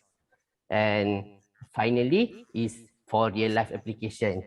For example, if we got a mining site, we can place our dosimeters at multiple places, and then after like 1 month or so, we can remove one set of samples, and then the samples can be read, and then we can bring it back again. And then we will have another sample that we leave for 1 year. So we can create a dose distribution at the mining area. Okay. For the technology readiness level, since this activity 4, which we conduct at the mining place, or for example, we can consider this process is at TRL 9. And for the activity 3, where we conduct at the lab scale dose mapping, this one is at TRL 6, and the first one is the A1 is synthesis and characterization, and the A2 is dosimetric characteristics. This one is at TRL 4. Okay, next I will let our team member Ain to explain about the NanoZiot production cost. Thank you, Farid. Good evening, everyone. My name is Ain. Now I'm going to explain about the production cost. So this is an example of not exactly a full-blown mass-scale production, but a slightly large-scale production of NanoZiot. So the prices written here are the prices of our raw materials for 100 kg of NanoZiot. What we require is 100 kg of kaolinite, 70 ringgit, 300 gram sodium hydroxide, 300 ringgit, and 10 gram neodymium nitrate, 4 ringgit. These prices are based on the companies shown below. The total of these materials is 374 ringgit. Considering the energy cost, we round it up to 400 ringgit for 100 kg of NanoZiot. Although we don't know the weight of our NanoZiot, here we assume that the weight is the same as the LD100 with the same dimension. After calculating, the cost of making one piece of NanoZiot will approximately be 9 cents. Next. So if this product is to be registered for patency, based on the website World Intellectual Property Organization, this product will be categorized under the category physics and will be subcategorized into G01, measuring, testing, and further subcategorized into G01T, measurement of nuclear or X radiation, that covers the measurement of X radiation, gamma radiation, or cosmic radiation. The device thermoluminescent dosimeter is listed under this subcategory. To search for similar devices, the keywords thermoluminescent or dosimeter is used in the MyEPO website. So 8 results are shown, but none of the results are similar to the product made by our group. Hence, this dosimeter is original. So based on the World Mining Data 2021 prepared by Federal Ministry Republic of Austria, the world mining production has increased by 58.4% from 2000 to 2019. So based on this data, it is predicted to continuously increase as the demand for raw materials grow. China, USA, Russia, and Australia are the 4 biggest mining nations, and these nations are our main target for export market of this product, other than other mining countries. So based on the report by UN Environment Programme on sustainability reporting in the mining sector, many mining companies are trying to implement the ESG, environmental, social, and governance framework into their strategies, increasing sustainable efforts and promote responsible mineral sourcing. This includes increased transparency on the environmental and social impacts of mining. So our product will be very relevant to these companies who need a monitoring device to monitor the radiation that is caused by their activities, so that the level is within acceptable range and will not cause harm to the environment and the people nearby. So moving on, the market value for the materials used is as shown in the graph. For zeolite, the Asia Pacific zeolite market size is more than 1,540 million USD in 2021. For the dopant, which is neodymium, the market value is 121K per ton as of September 2021. Now I'm passing the floor to my group members at ISWA.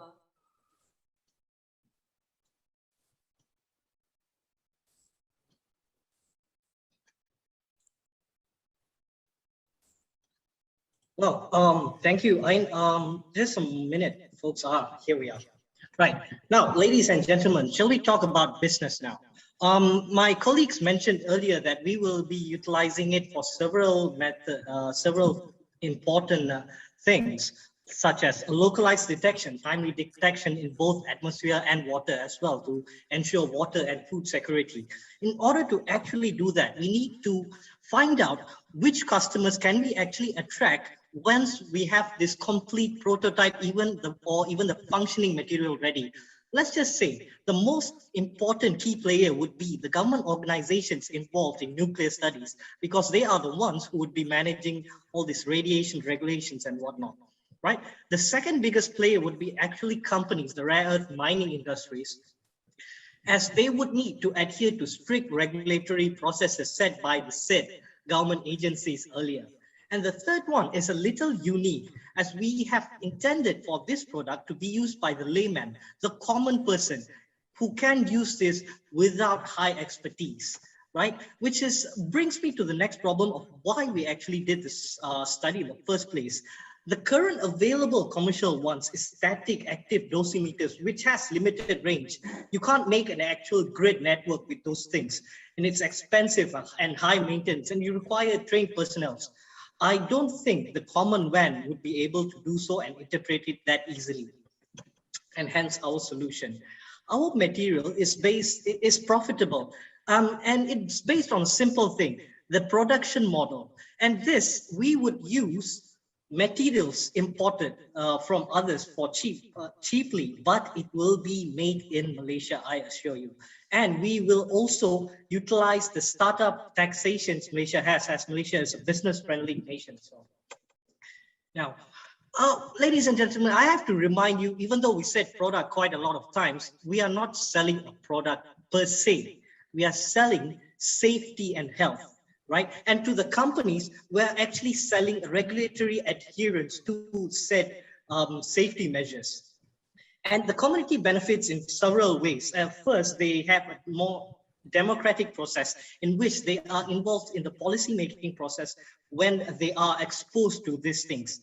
Do keep in mind that we are marketing to both local and also foreign nations, right? And hence, it's important to consider all the illegal mines out there as well.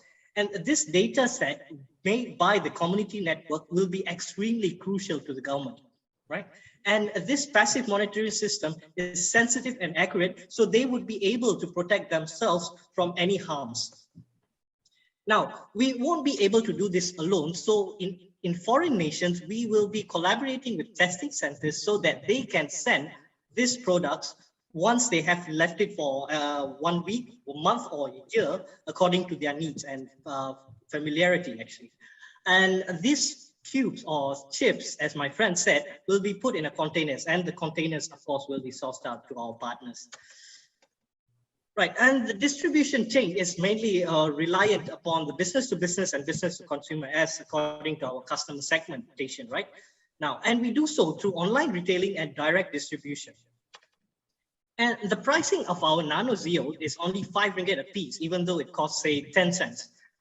That's around 4,900% markup, but definitely more promising than the 200 ringgit of commercial TADs, which is ridiculous if you even look at it.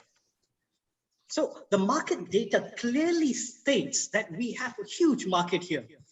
In 2018 alone, there was 406 million US dollars made. And this number is only slated to grow. It's predicted by the year 2026. We are expecting a growth rate of CAGR of 17.1%. That translates to 1.31 billion US dollars. And we can market this through social media, direct networking. In addition to that, we can further create the need by actually selling fear of pollution, of what actually happens to them, to their environment and their health. And the best part of all, we can stress of sustainable entrepreneurship. And why is that? We will be selling to common citizens at a higher price. Sorry, at a lower price, at a discount, so that they would be able to afford it more. Can you imagine if we actually sell it at a higher price to the farmers affected in the illegal mining regions, right? So it's a no-brainer. And the possibilities are endless, but the three prime main ones, as you can use it in medical industries, You can use it for sterilization processes, and you can use it in the food irradiation industry. And in order to actually say how good is our mechanism, we have done a SWOT analysis of our business as well, right? Our strength is that our colleagues here you are available to see this directly. They are trained employees, and this is a very niche market. Not many people are actually tapping into it. And there's untapped market, as most of them are concentrated in North America and also Europe. And so the market is clearly open in Africa and Latin American countries. And as for the personal market, it's huge in China. However, we have to say that our current weakness is the idea would be a new startup if we manage to actually make this product, and we would need a lot of seed capital. And additionally, considering the COVID-19 pandemic is going on, it would be rather hard to get a proper supply chain and break into the international market. However, the opportunities are even more better. Can you consider a position where Malaysia is able to lead through science diplomacy and technology transfer with developing nations such as Brazil and also China? Our standing in the world would definitely go up. And through partnership with various other industries, we can bring in money flow to our country. And it's predictable. Within 5 years, there would be increased regulation and increased environmental interest, as seen in this theme of this very competition itself. However, we do realize there are threats like well-established player. One of them include Raytheon, a very famous weapons development company, and the continuously evolving field. So the plan is to steer away from them and attract untapped market, right? And also continuously invest in R&D at higher rates than what they are even imagining. So ladies and gentlemen, I would like to invite you to know this is the conclusion. Our material has a lot of potential. It is capable of sensitively detecting environmental radiation, which protects both the environment and the human health. And in addition to that, unlike fundamental or applied studies, which is not viable, we have made sure it's cost efficient, it's cheap as well, in both the processing of it and also the raw materials itself, right? So I implore you for you to seriously consider it in both the government and also angel investors to further develop this process as well. So thank you for your time and have a great day.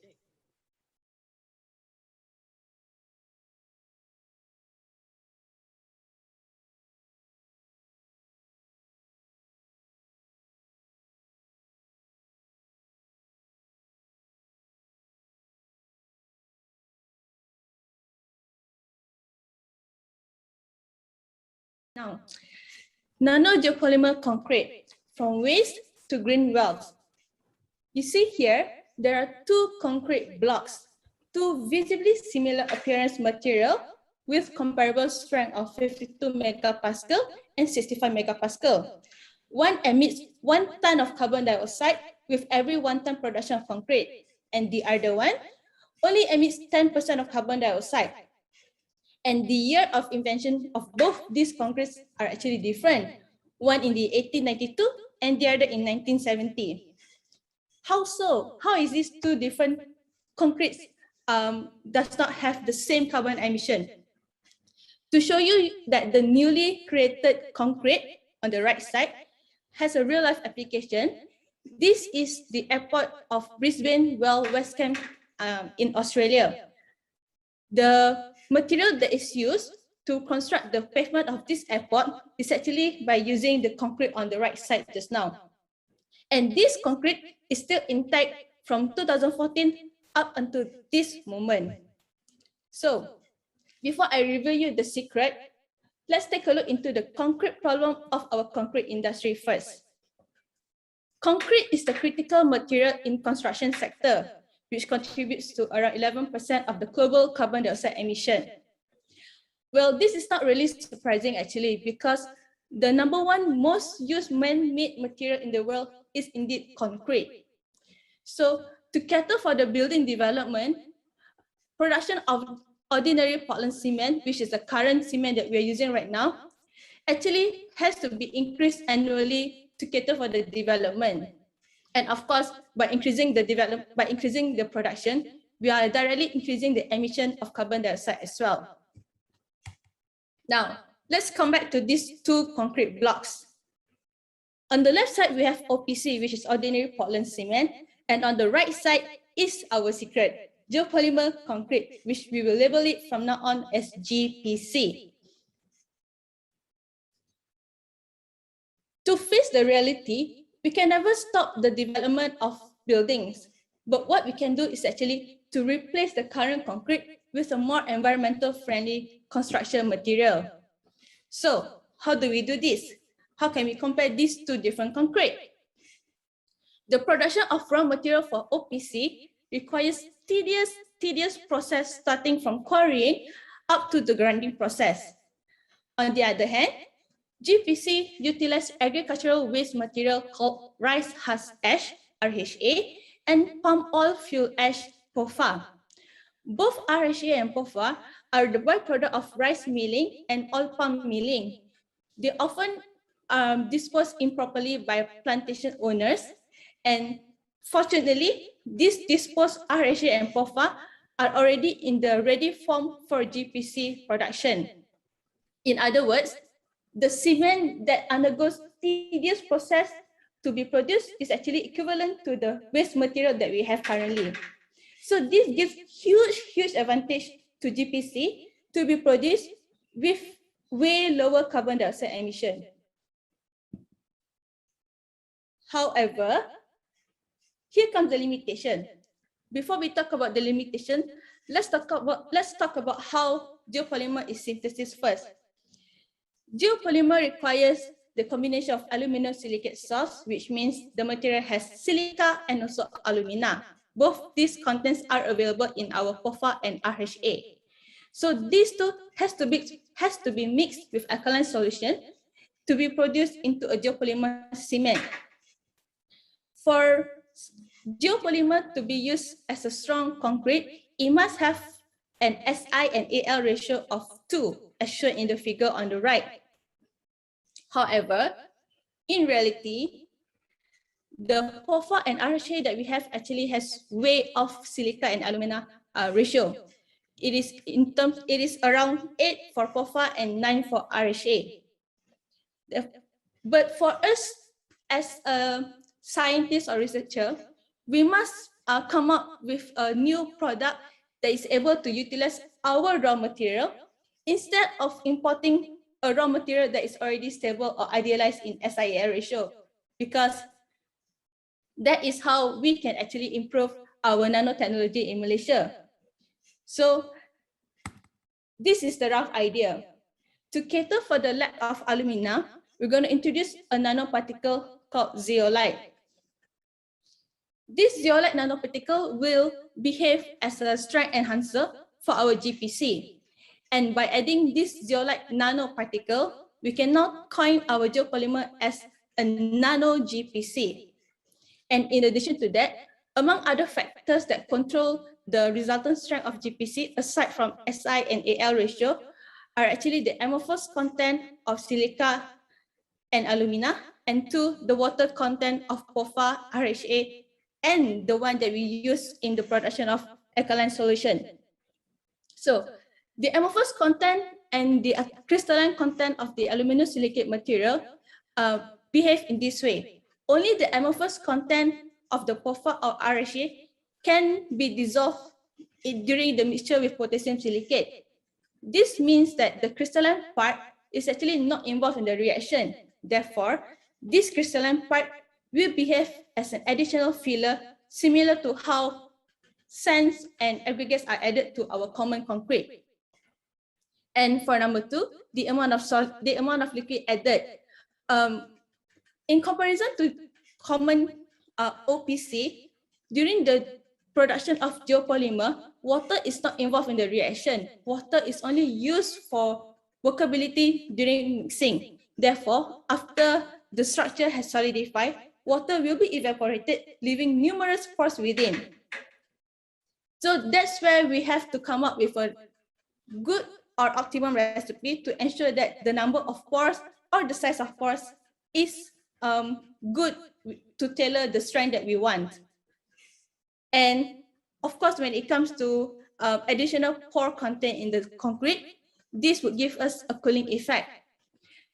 If you ask me why cooling effect is important for concrete, for a start, I'm pretty sure out of everyone listening to this presentation right now, I think at least 10 of us are sitting in a room with air condition. That is something that we are so used to because it is comfortable. And of course, everybody knows that it is bad for the environment. Therefore, we are trying to have this additional pore content as an additional added value for cooling effect in our geopolymer concrete.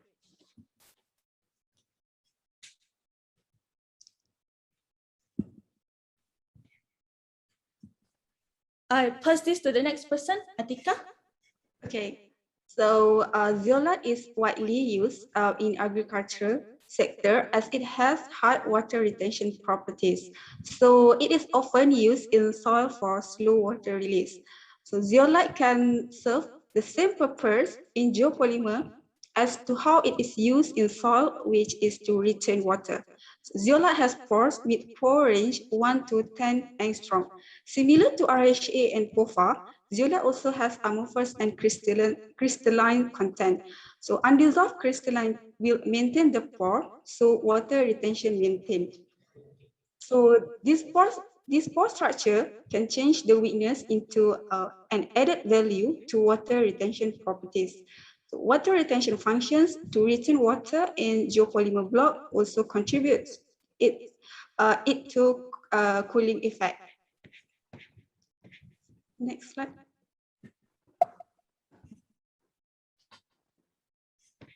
So the addition of natural zeolites to geopolymer is found to highly efficient in strengthening the stability of the final concrete product.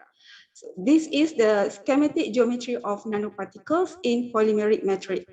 So the fracture energy is a substantial material property that measures the ability of materials to resist crack growth.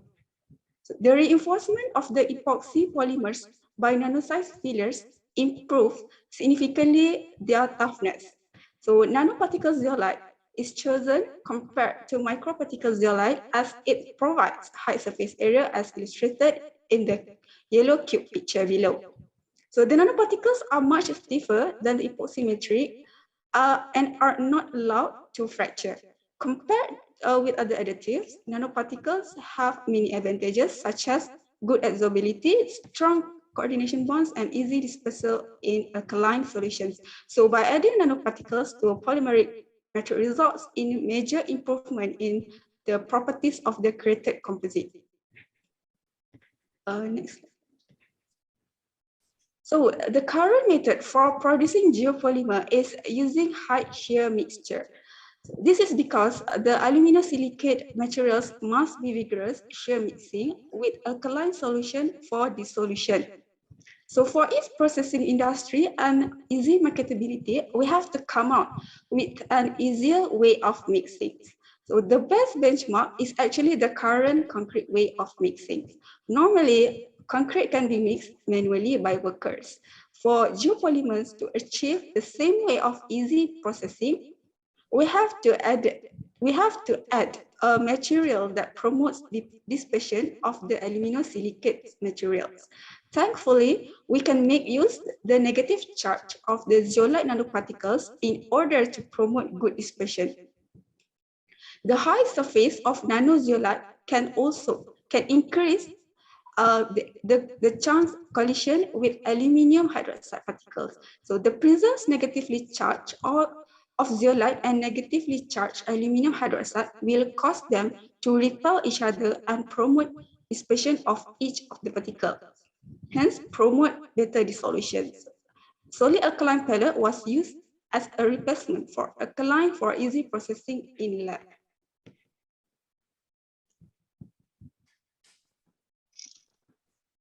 Hello, Assalamualaikum. So my name is Farid. So I am going to talk about the LCA of this product. LCA is life cycle assessment. It means that how the product will go throughout its entire life of journey. So if you see on the screen here, we have like a cradle, we have gate, and we have grave. So we can analogy that cradle is like a place where we have a baby, that where the baby is sitting.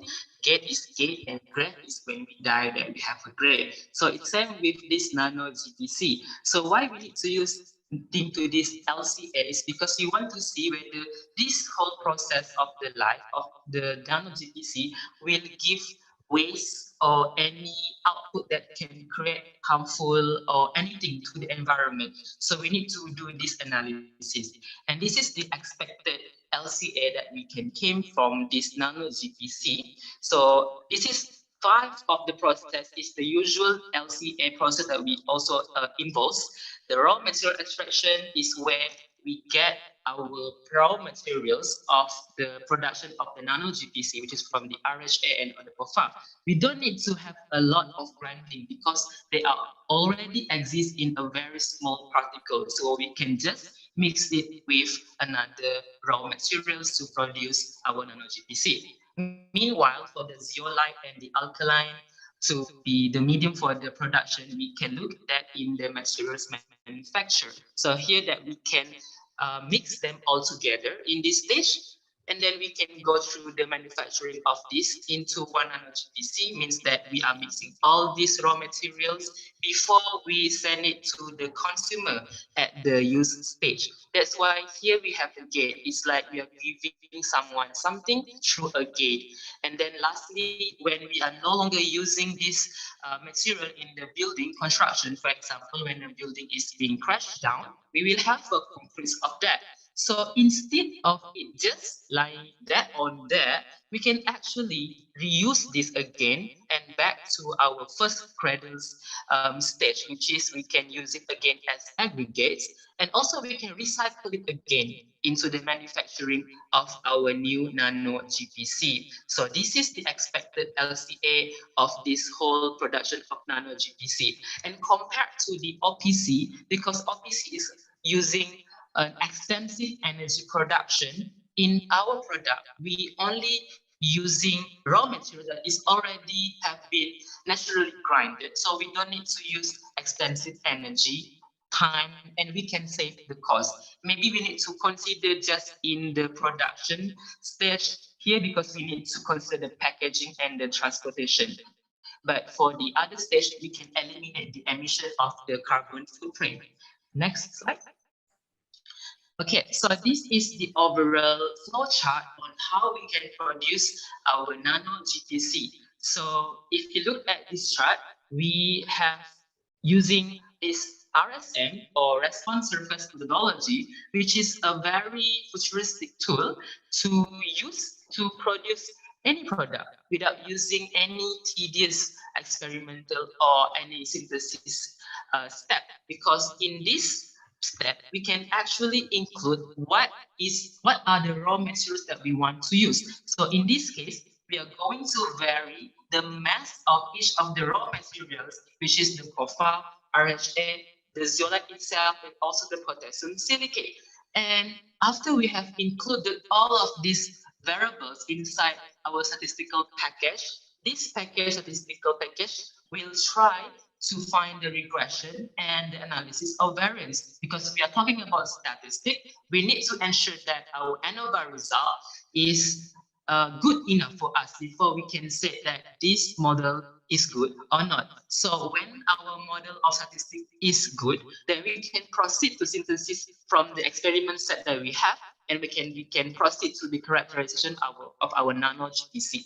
Here we can use FISM for finding the pore of the nano GPC, the XRD to look at the crystal structure of the nano GPC composite, the NMR to look at any bonding that appeared during the geopolymerization of the nano GPC, and also we need to also test the mechanical testing because we need to make sure that our nano GPC is having a high strength before you can market it to the consumer. Okay, and then after that, then we can try to find from the statistical package any raw materials that we can tune in so that we can find the optimized point here, the optimized means that the desired functionality for our nano GPC, which are we want to have a very good pore size and also a very good compressive strength, which can fulfill our objectives in our research proposal. Next slide. This just want to show to you that when we include a nanomaterial into the geopolymer structure itself, we can actually improve the compressive strength. As you look in the table here from the previous study, if we use just OPC and also GPC without the inclusion of nanomaterial, we can see that the compressive strength is having a relatively small value. But when we include nanoparticle, this nanoparticle will have some interaction and will be give some impact influence to the overall structure of our GPC. And you can see we can have some improvement, tremendous improvement of compressive strength. So this is very benefit when you want to use it as a construction building. I end my slide. Next. Thank you, Farid. Good morning, everyone. I'm Aaron. I will be presenting the business model for our group. So to determine the market stand, we would like to compare the price of our cell-synthesized GPC with the conventional OPC. So as you can see from the table, OPC is probably cost about 20 ringgit per 50 kg. And by using our RSM method to synthesize the geopolymer with different combination of raw material and nanomaterial, the price can be ranged from less than 10 ringgit to up to more than 26 ringgit, right? If this product is able to realize to the market, take an example of building a single-story house, it roughly require around 8,000 bricks based on the condition, the standard area, the area and the height. Using the conventional OPC, the final cost only for the bricks, it will be 7,200 plus. But using our self-synthesized GPC, by choosing the correct composition of the method, we are able to provide a range of ranging from 3,600 to up to 9,500 cost for the bricks, depending on what is the need by the end user. All right, next slide. So without further ado, I would like to explain about our company our company structure. So generally, our company is a small company, a small startup company that we will start research and development, manufacturing in a small scale, and of course, our activity will be involving product licensing and lastly, marketing. To cater the cost for all this, so the cost structure that involved, right, the total cost that involved in our company will be the initial capital investment to the company, the general initial capital investment, and R&D expenses, manufacturing costs, and also marketing costs. Then how are we going to get all those material and work with others? The key partners for our company will be working with the local organizations such as MPOB and MADA to maximize our exposure to the local land, local plantation owner or company to gather the raw materials. And for upscaling purpose, we would like to work with the construction companies such as MCT Berhad, Land General Berhad, and including cement companies such as Lafarge Malayan Cement.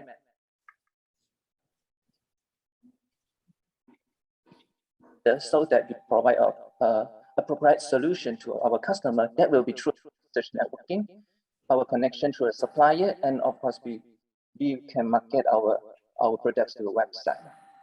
So in the customer segments, we will have, in the startup stage, we will divide our target customer into 3 sections that will be cement industry, the retail customers, and also research institution. And how we maintain our relationship with them, we offer pre and post sales support, and we of course provide certain industrial training to the institutions, and lastly we can provide consultation services to those who are needed. So the value that we can add if you are using our product or our synthesis method, that will be much more cost effective if you're choosing the composition that suit to your own applications. And the using of our product, it helps to reduce greenhouse gases emission, the reduce of agricultural waste, and lastly, it promotes indoor cooling due to the characteristic of the nanomaterial inside the product. So the key resources, all right, the key resources to others, it will be, we would like to patent our methodology so that we can serve better, all right, to different kinds of customers. And then we do provide a efficient efficacy solution in managing our agricultural waste. And since we are involved in the R&D, we do train up specialists that in the related areas such in R&D and technical. And since we have the lab facility, we are open to collaborate with anyone that wish to have an experiment with us. So how our company actually make our revenue? It is through product licensing. And during the training and consultation, we can charge the company or the certain institution. And lastly, when we are doing the small scale type of manufacturing, we can sales to the individual customer to obtain the gain. Next slide. So this is general flow chart of how our company is going to work with. So in the beginning stage, we will start off with working with two local organization, MPOB and MANDA, to collect the raw material. And then up to the product designing, we will work closely with the local institution at this moment. And for upskilling purpose, we will like to work with the companies that we have the facility to produce a large amount of the cements. And not to forget, upon completion of our products, we would like to our product to be inspected by the local authorities such as CIDB or JKR to get a safety certificate. And we would like to get product licensing at this part also. And then with the products or with the patent that we have, we can do the technology transfer or training or technical consultation to the company.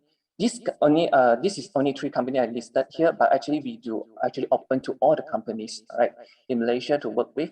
And lastly, we will also produce the custom-made products that may be suited to the retail customer that require in a small amount. So lastly, I would like to emphasize again, by using our self-synthesized geopolymer concrete, it carries the advantages of sufficient strength to manufacturing the building structure. And the using of this geopolymer, it helps in reducing the carbon dioxide emission. And by knowing your optimum your application, we can design a composition that suit to design an optimum composition of the geopolymer that suit to your application that will help in your cost, lowering your cost. And then the properties of the nano geopolymer is enabled to reduce electrical consumption, especially in the cooling part. And lastly, the easy processing in our geopolymer is one of the advantage over the OPC. So I would like to conclude my presentation by telling you that lowering cost, it doesn't always equals to lowering quality. Thank you.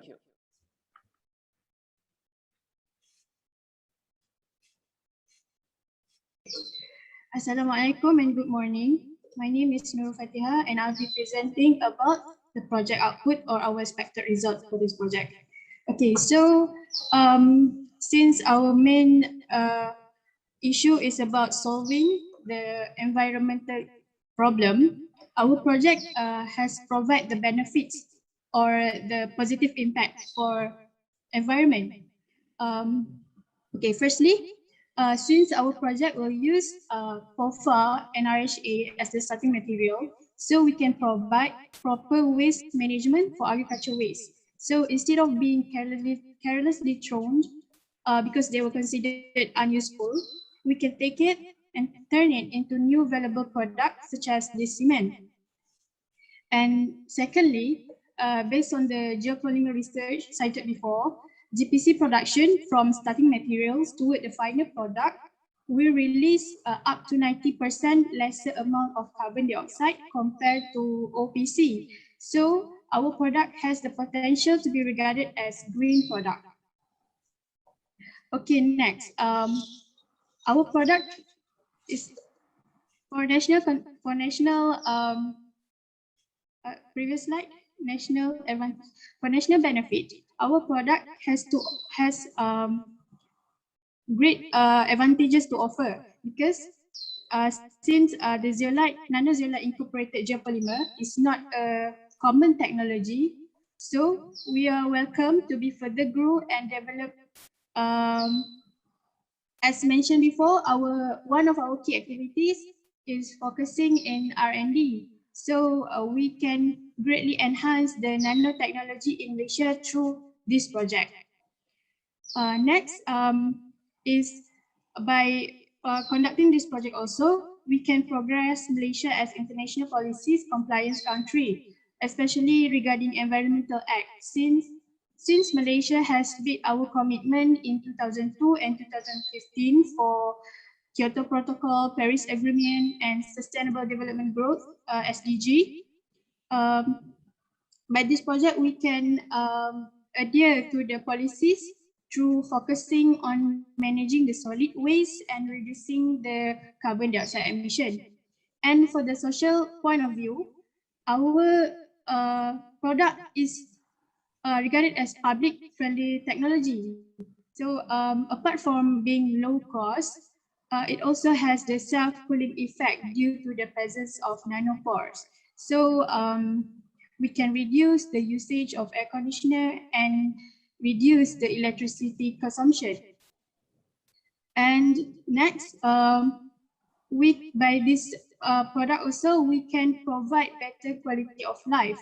So because green technology is meant to improve life quality by, specifically for our product is by managing the waste and carbon dioxide emission, we can lower the issue that will be raised by these two factors such as soil pollution or climate change. So the risks and harmness can be avoided. Okay, next slide. Okay, so this is our project contribution for nanotechnology. As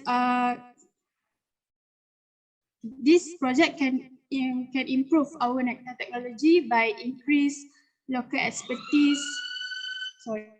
Local expertise for nanotech and construction industry, since we will do more research and development activities. And apart from that, we also has the potential to advance nano geopolymer hybrid technology because nano-zeolite GPC is not a well-known industry. So we can bring new dimension towards this area. Okay, and this project also can include nano engineering as a part of eco-technology in producing more sustainable or green products because we are using waste and make it in nanostructure so that it can be benefit to others. And okay, the time is up.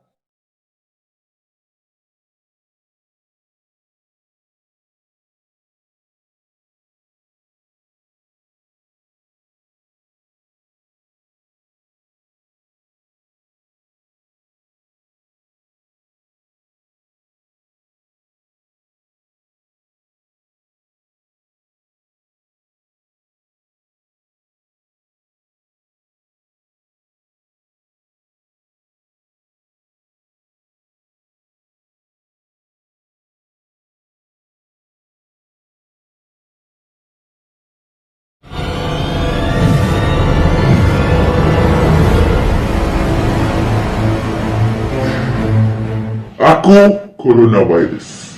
Ini gelarku COVID-19. Akulah wabak yang digeruni satu dunia.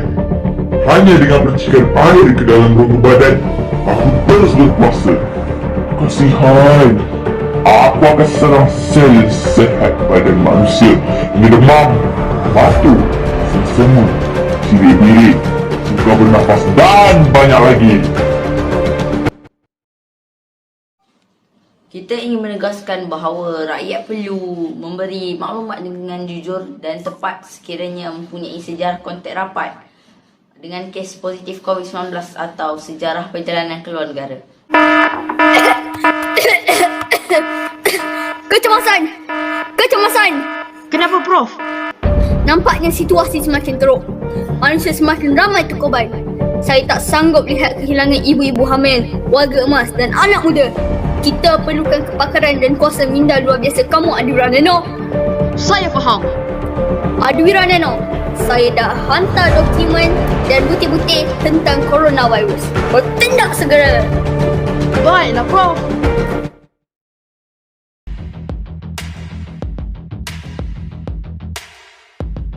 Kini diriku tidak bersimpati. Masa depanku kabur, tetapi mataku cerah kian menyala. Semua halangan tak berbahaya, semangatku membara. Dan akhirnya terciptalah kacamata nano.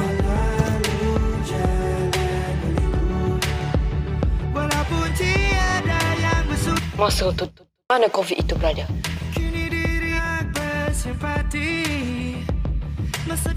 Jom teleport. Aku akan jangkiti Prof Akid ni. Itulah coronavirus. Apa?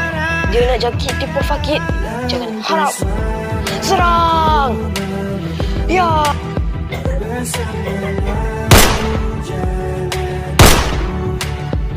Walaupun tiada yang bersuriku, kita jaga kita.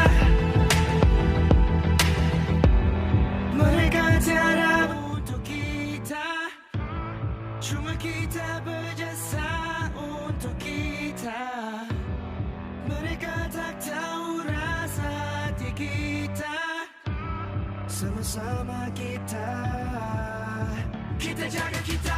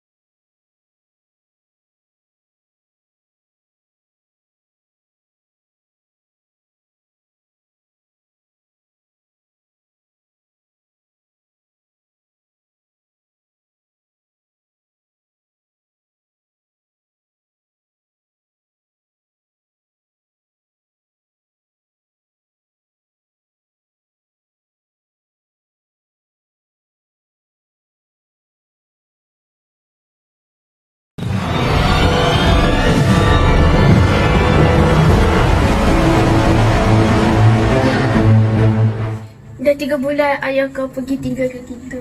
Semua sebab virus tu. Mak rindukan ayah kau. Sekarang tinggal berdua je nak. Sabarlah Mak.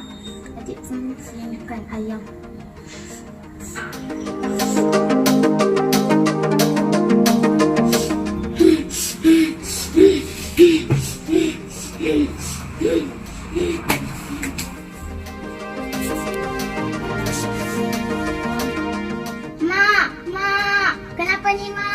Jangan tinggalkan Husna seorang-seorang. Bangun Mak, bangun. Husna dah tak ada siapa-siapa lagi dah. Tolong, tolong. Ada yang boleh saya bantu? Tolong cik, tolong. Tiba-tiba saja mak saya sesak nafas. Terus tak sedarkan diri. Ya, saya lihat.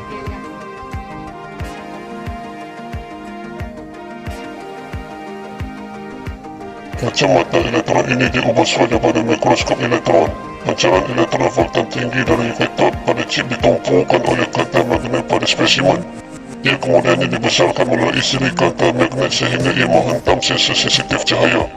Mempunyai resolusi sehingga 0,1 nanometer menyebabkan virus ini dapat dikesan. Nampaknya virus telah memasuki saluran pernafasan ibu kamu. Berkemungkinan besar virus corona telah bermutasi menyebabkan dia lebih lasak dan tersebar melalui udara. Situasi ini sangat bahaya. Jom ikut saya ke makmal. Guna pelitup muka ini dahulu.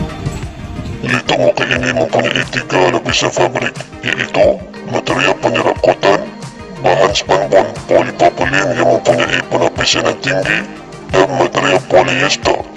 Ciri-ciri khas pada pelitup muka ini ialah ia menghasilkan elektrostatik charge yang boleh menarik dan merangkap semua saiz partikel. Saya akan mengambil sampel darah ibu kamu untuk melihat dengan lebih terperinci.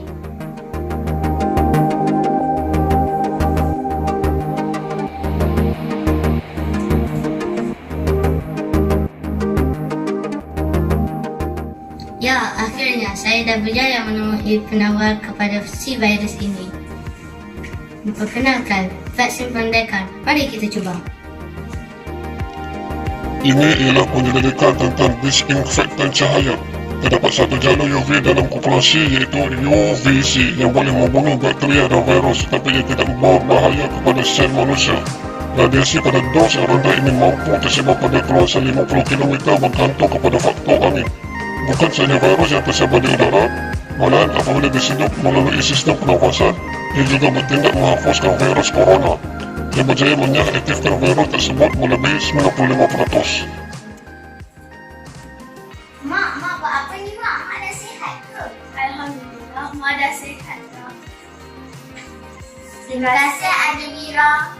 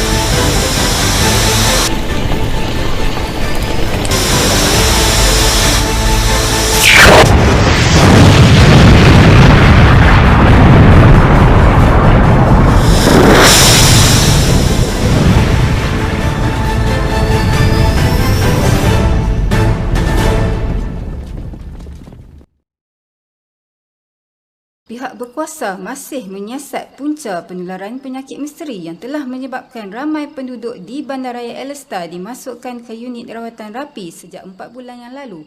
Pegawai kanan di Pusat Kawalan Penyakit Berjangkit memberitahu pihak media, sekumpulan pakar terbaik di negara ini telah dikerahkan bagi menyelidik pelbagai aspek berkaitan penyakit ini. Sementara itu, di media sosial ramai mula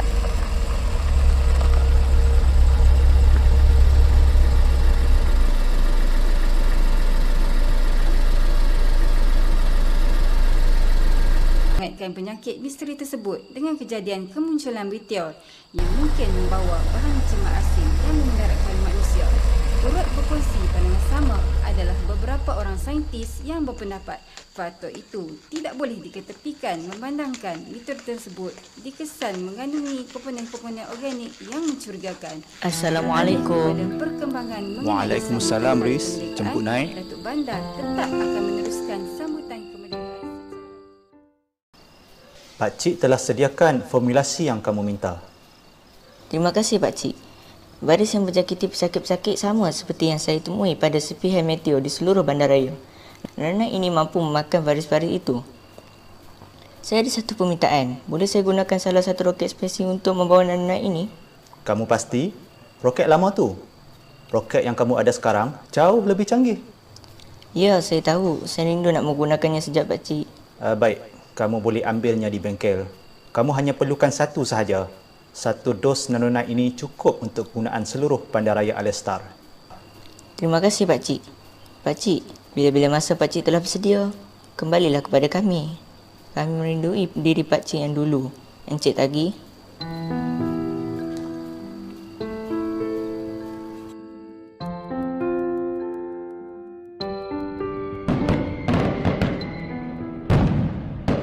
Inilah masanya.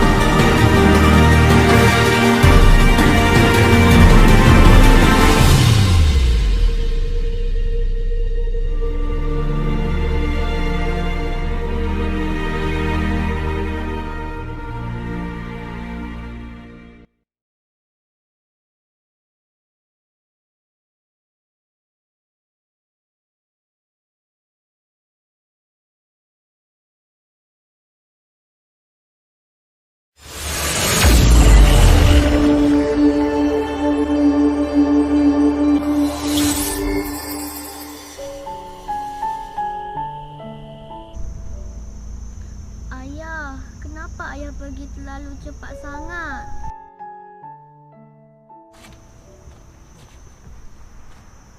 Sabar ya Asfah, ada hikmat di sebalik ujian yang Allah bagi.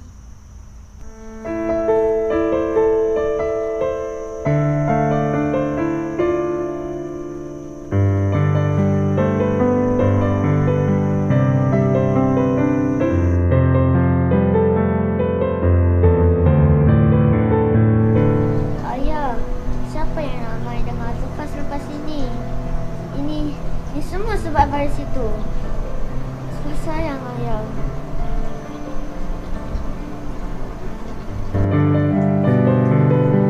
Aku mesti lakukan sesuatu untuk menghalau perkara ini.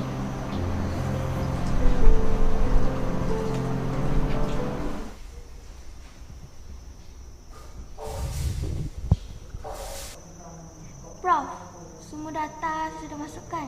Baik, mulakan test.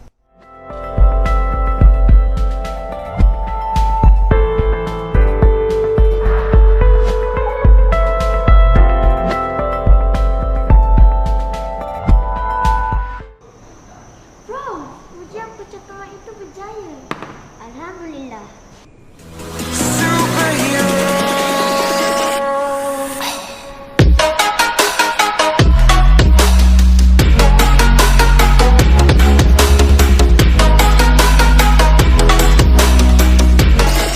You're a superhero.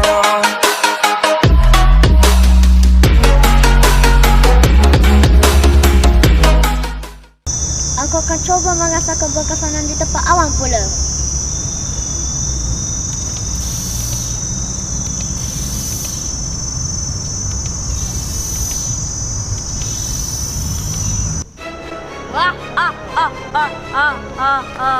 Rasakan! Disebabkan kamu semua tidak mengikut SOP, habis keluarga aku meninggal. Sekarang giliran kamu pula. Hoi! Jangan lakukan perkara terkutuk ini. Kau siapa nak anakku? Dengan kelebihan yang Allah kurniakan kepada aku akan tumpaskan kau. Tidak! Tidak! Tidak! Kenapa? Kenapa kau tolong mereka semua? Kerana itu tanggungjawab aku pada kesejahteraan sejak.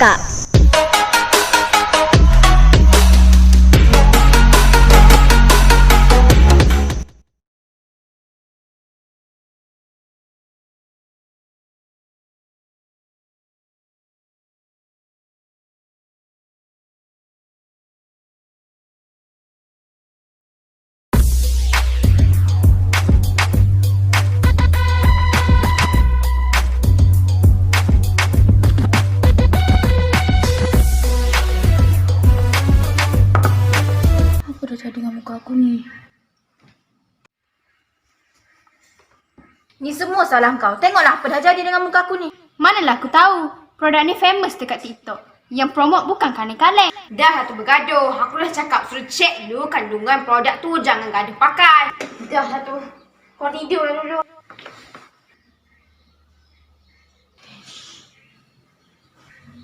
Apalah kandungan produk ni? Aku perlu bantu mereka.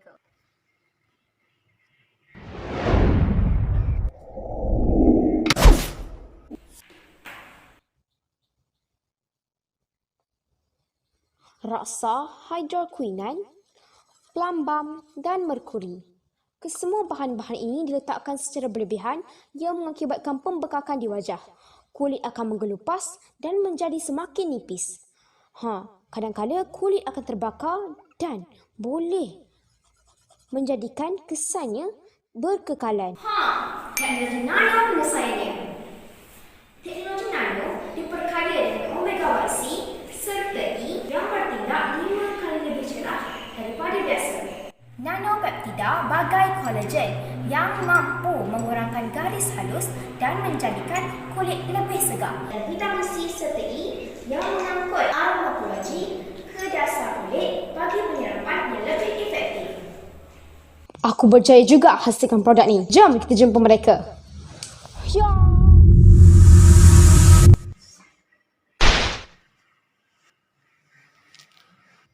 Kau ni siapa pula? Macam mana kau boleh ada kat sini? Akulah Adiwira Nano, pakar kosmetik anda. Aku di sini hari ni untuk memperbaiki masalah kulit korang ni. Hari ni aku ada satu alat yang dipanggil Super Nano. Alat ni boleh membantu memulihkan lagi muka korang tu. Tada! Apa jadi kulit muka korang? Rasa macam dah okey lah. Jangan mudah terpengaruh dengan berita-berita palsu dan produk yang tak sahih. Ingat, percaya dan jaga akan muka kamu. Terima kasih Adiwira kerana menyelamatkan kami. Saya akan pergi dulu. Saya ingin menyelamatkan jutaan orang yang ditipu.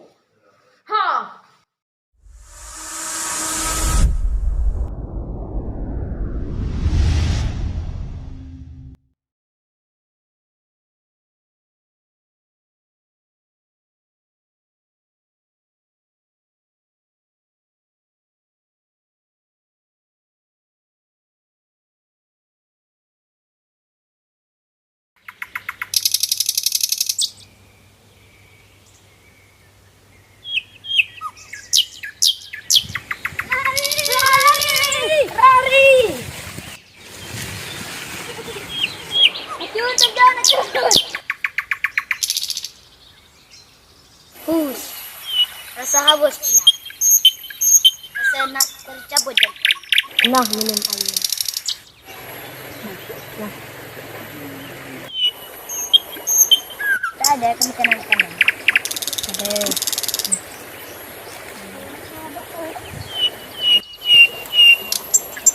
Kau duduk sini, saya nak tengok bubu. Okey. Mengantuknya. Ya.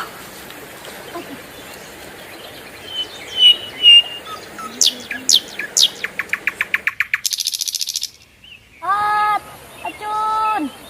Tolong Acun. Adiwira tolong. Aku kena tolong ni. Nano bertukar. Bang, kau kenapa? Cermin mata reksona magnetik. Cermin mata ini dapat menghasilkan penjamingan organ dalam manusia melalui praktikal nano. Biar aku periksa.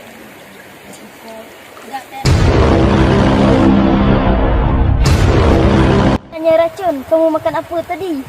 Aku makan roti dengan air. Yes, patutlah. Air dan roti itu dah dicemar dengan racun. Food biohazard.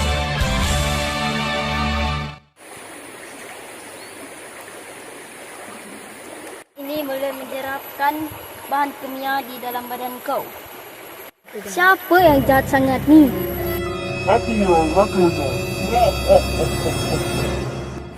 Apa yang kau buat boleh membahayakan kesihatan dia.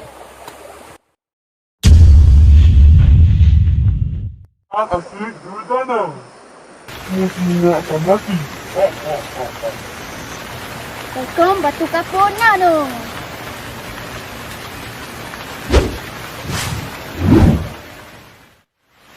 Kan asid kau dah tak ada.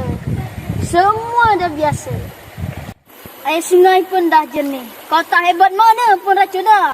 Kau tak menang di akhir bila. Boleh hitam. Teral udara Nano.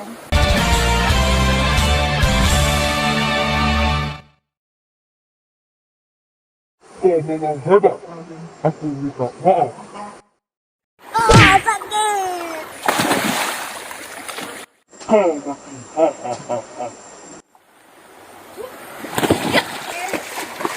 Ada bila bangun.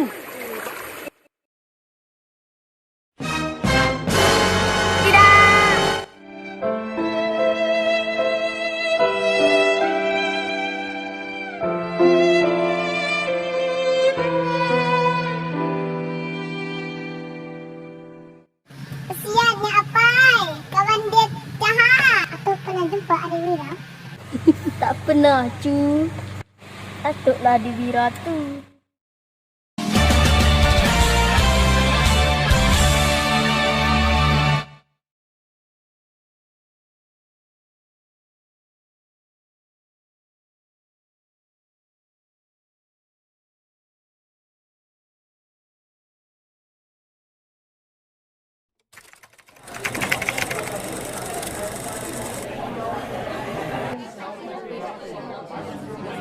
Bang, mari. Saya segar-segar semua ni, bang. Bang, mari bang. Terus petik dari kebun ni, bang. Tak ada orang kimia, bang. Bang, mari. Ya, cik. Cik nak beli apa? Tak ada apa-apa. Saya jalan-jalan. Okey.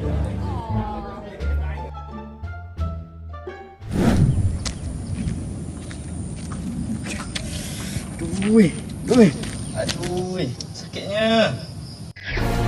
Agak awak kaki tu. Ni sini. Oh, luka kaki awak ni. Tak apa, saya ada alat yang sesuai.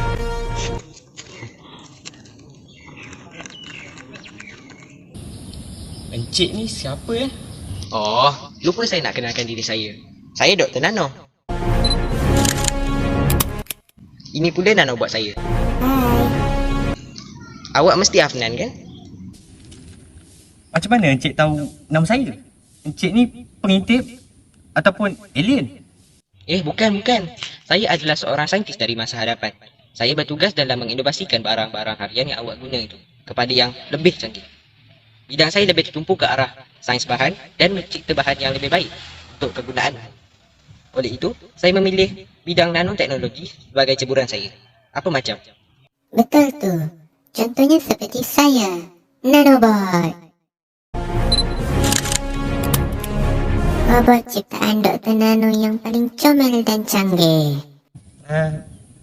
Maaflah doktor, saya minat pertanian dan perniagaan. Jadi saya tak berapa faham lah benda-benda sains yang doktor cuba sampaikan ni. Begini, sebenarnya sains ni luas je. Biar saya cerita sikit pasal nanoteknologi. Mesti awak minat ni nanti. Jadi nanoteknologi ini secara kasarnya bermain dengan saiz yang sangat-sangat kecil. Jadi saintis pun bermain dengan teknologi ini dan memanfaatkannya untuk pelbagai kegunaan. Sebagai contoh, sektor pertanian dan kesihatan itu sendiri. Betul tu. Dalam pertanian, teknologi nano ni banyak diaplikasikan dalam konteks penjagaan tanaman. Teknologi ini mampu meningkatkan kecukupan tanaman dan meminimumkan jumlah kerugian hasil. Contohnya, penggunaan nanomaterial atau bahan nano dalam pencegahan haiwan perosak serta penggunaan nanosensor dalam mengesan kerosakan dan penyakit tanaman. Comel lah robot ni. Saya rasa kaki awak dah elok tu. Sakit lagi tak? Yelah, dah kurang sikit rasa sakit. Pembalut ni teknologi nano juga ke? Oh, terlupa pula. Ini pembalut lokal nanoteknologi yang dicipta dengan terdapannya ubat antiseptik yang tertanam di dalam serat nano pembalut luka ini. Ia berpotensi untuk menyembuhkan luka secara efektif dan sebagai penutup luka yang bagus kerana memberikan luas permukaan yang lebih besar kepada proses penyembuhan supaya berlaku dengan lebih pantas. Dr. Nano juga telah mencipta banyak inovasi untuk perawatan luka seperti lecuran, luka dalam, keretakan dan banyak lagi. Contohnya, seperti satu inovasi Dr. Nano, sabun teknologi nano atau NanoSoap. Tapi kan, macam mana doktor boleh kenal saya? Oh, sebenarnya nama sebenar saya adalah Afnan Muhammad Wira. Nama kita sama lah. Ya, saya adalah diri awak dari 10 tahun masa akan datang. Saya datang ke sini dengan mesin saya bertujuan untuk mengajak awak pasal semua ni. Lah, ya ke? Hebat dan kacaknya saya di masa depan. Dah tiba waktu makan saya. Saya balik dulu, bye-bye. Bye-bye, jumpa lagi. Tunggu sekejap.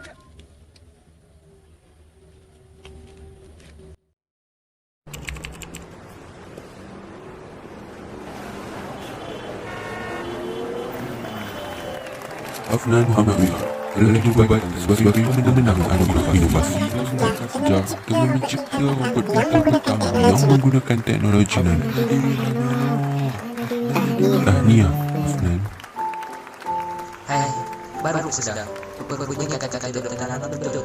Aku memang minat sains ini. Hahaha, tanpa aku sadar, masa berlalu batas. Kini, itulah masanya untuk kuliah yang akan mengajar diriku 10 tahun yang lalu bahawa sains itu luas. Nanobot, jom. Okey. Baik, Ino. Bye-bye.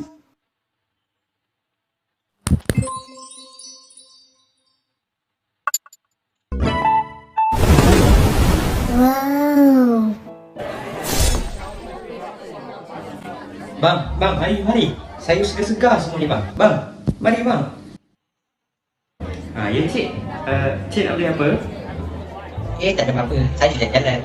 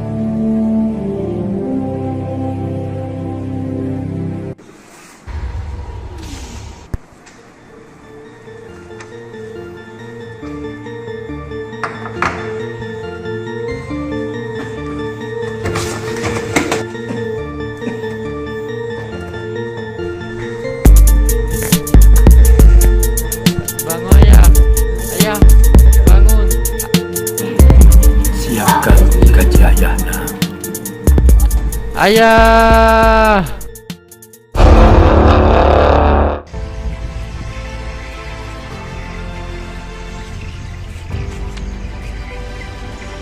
Aku akan sambung legasi ayah.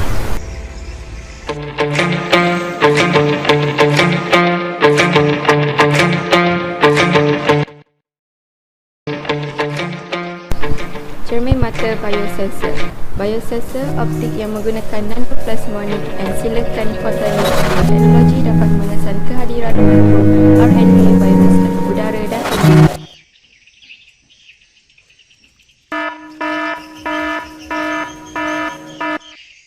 Aktifkan sub perisai nano.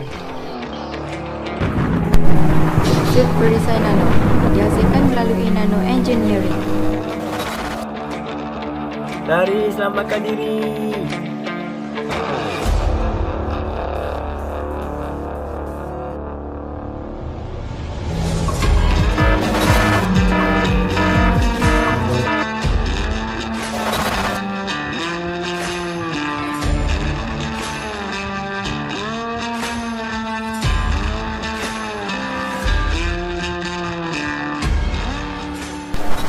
Tipe nanowave menggunakan gabungan teknologi nanowave dan biosensor.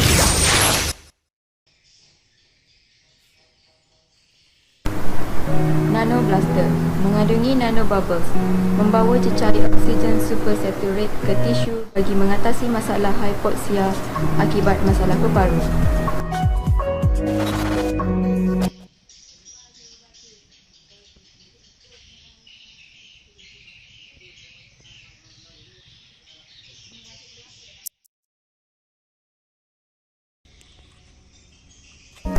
Kapsul Ultra, partikel nano dalam ubat yang digabungkan dengan nano-based carriers memastikan ubat sampai ke tisu sasaran dan lebih berkesan.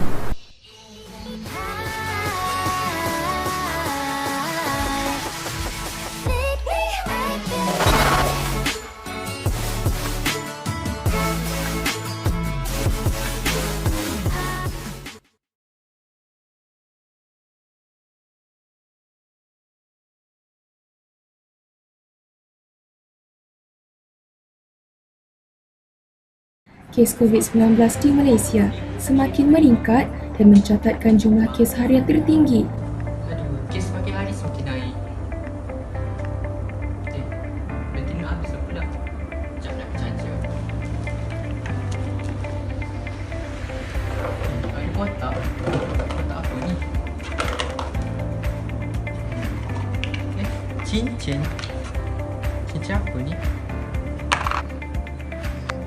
Salam perkenalan. Kau siapa? Nama aku ialah Mr. S. Dan aku datang dari masa hadapan. Aku telah dihantar ke sini bagi membantu kau dalam menyelesaikan masalah di negara kau. Cuba kau cerita ke aku. Begini, dekat negara aku, setiap hari kes makin meningkat. Jadi, aku tidak tahu macam mana menyelesaikan masalah ini. Aku ada barang yang akan bantu kau. Tunggu dan lihat. Maski nano berfungsi menghalang virus daripada masuk melalui hidung. Bertukar warna apabila terdapat bakteria atau virus pada mask tersebut. Crepito Nano. Ia merupakan sejenis krim badan. Dapat melindungi seluruh badan daripada terdedah kepada virus COVID-19.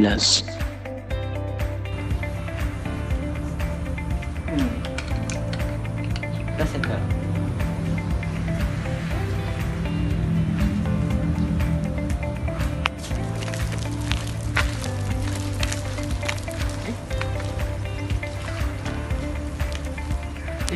Mas saya dah warna merah. Ini bermakna sudah banyak kuman dekat sini.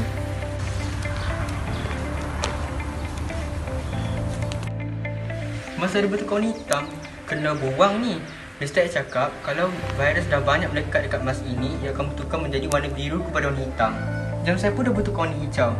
Mr. X cakap kalau virus dekat sesuatu kawasan itu kurang, ia akan bertukar warna hijau. Horis Nano. Ia merupakan sejenis jam tangan. Dapat mengesan kemunculan virus dalam jarak tidak kurang 2 meter. Mr. S juga bagi saya iNano sticker. Saya akan tampalkan dekat pintu dan ia menandakan virus itu kurang. iNano sticker. Ia merupakan sejenis pelekat. Berfungsi bagi menandakan kawasan yang selamat. Hai Mr. X, terima kasih tak kerana membantu saya. Semoga jumpa lagi.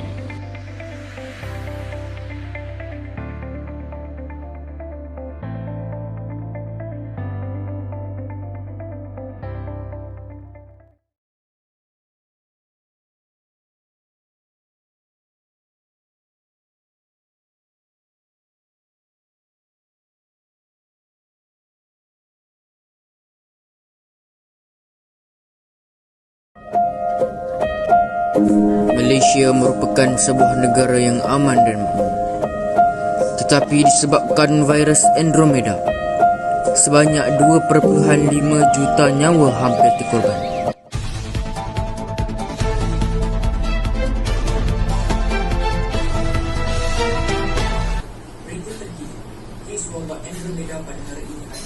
Ini tidak boleh jadi. Ramai sudah dijangkiti wabak ini. Aku perlu buat sesuatu.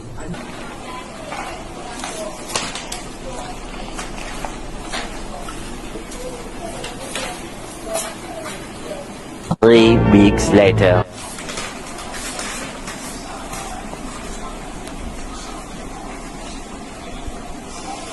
Alhamdulillah, dah siap.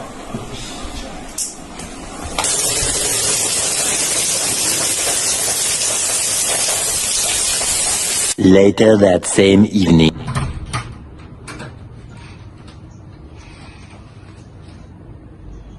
Oh, ini daripada Profesor Izzuddin.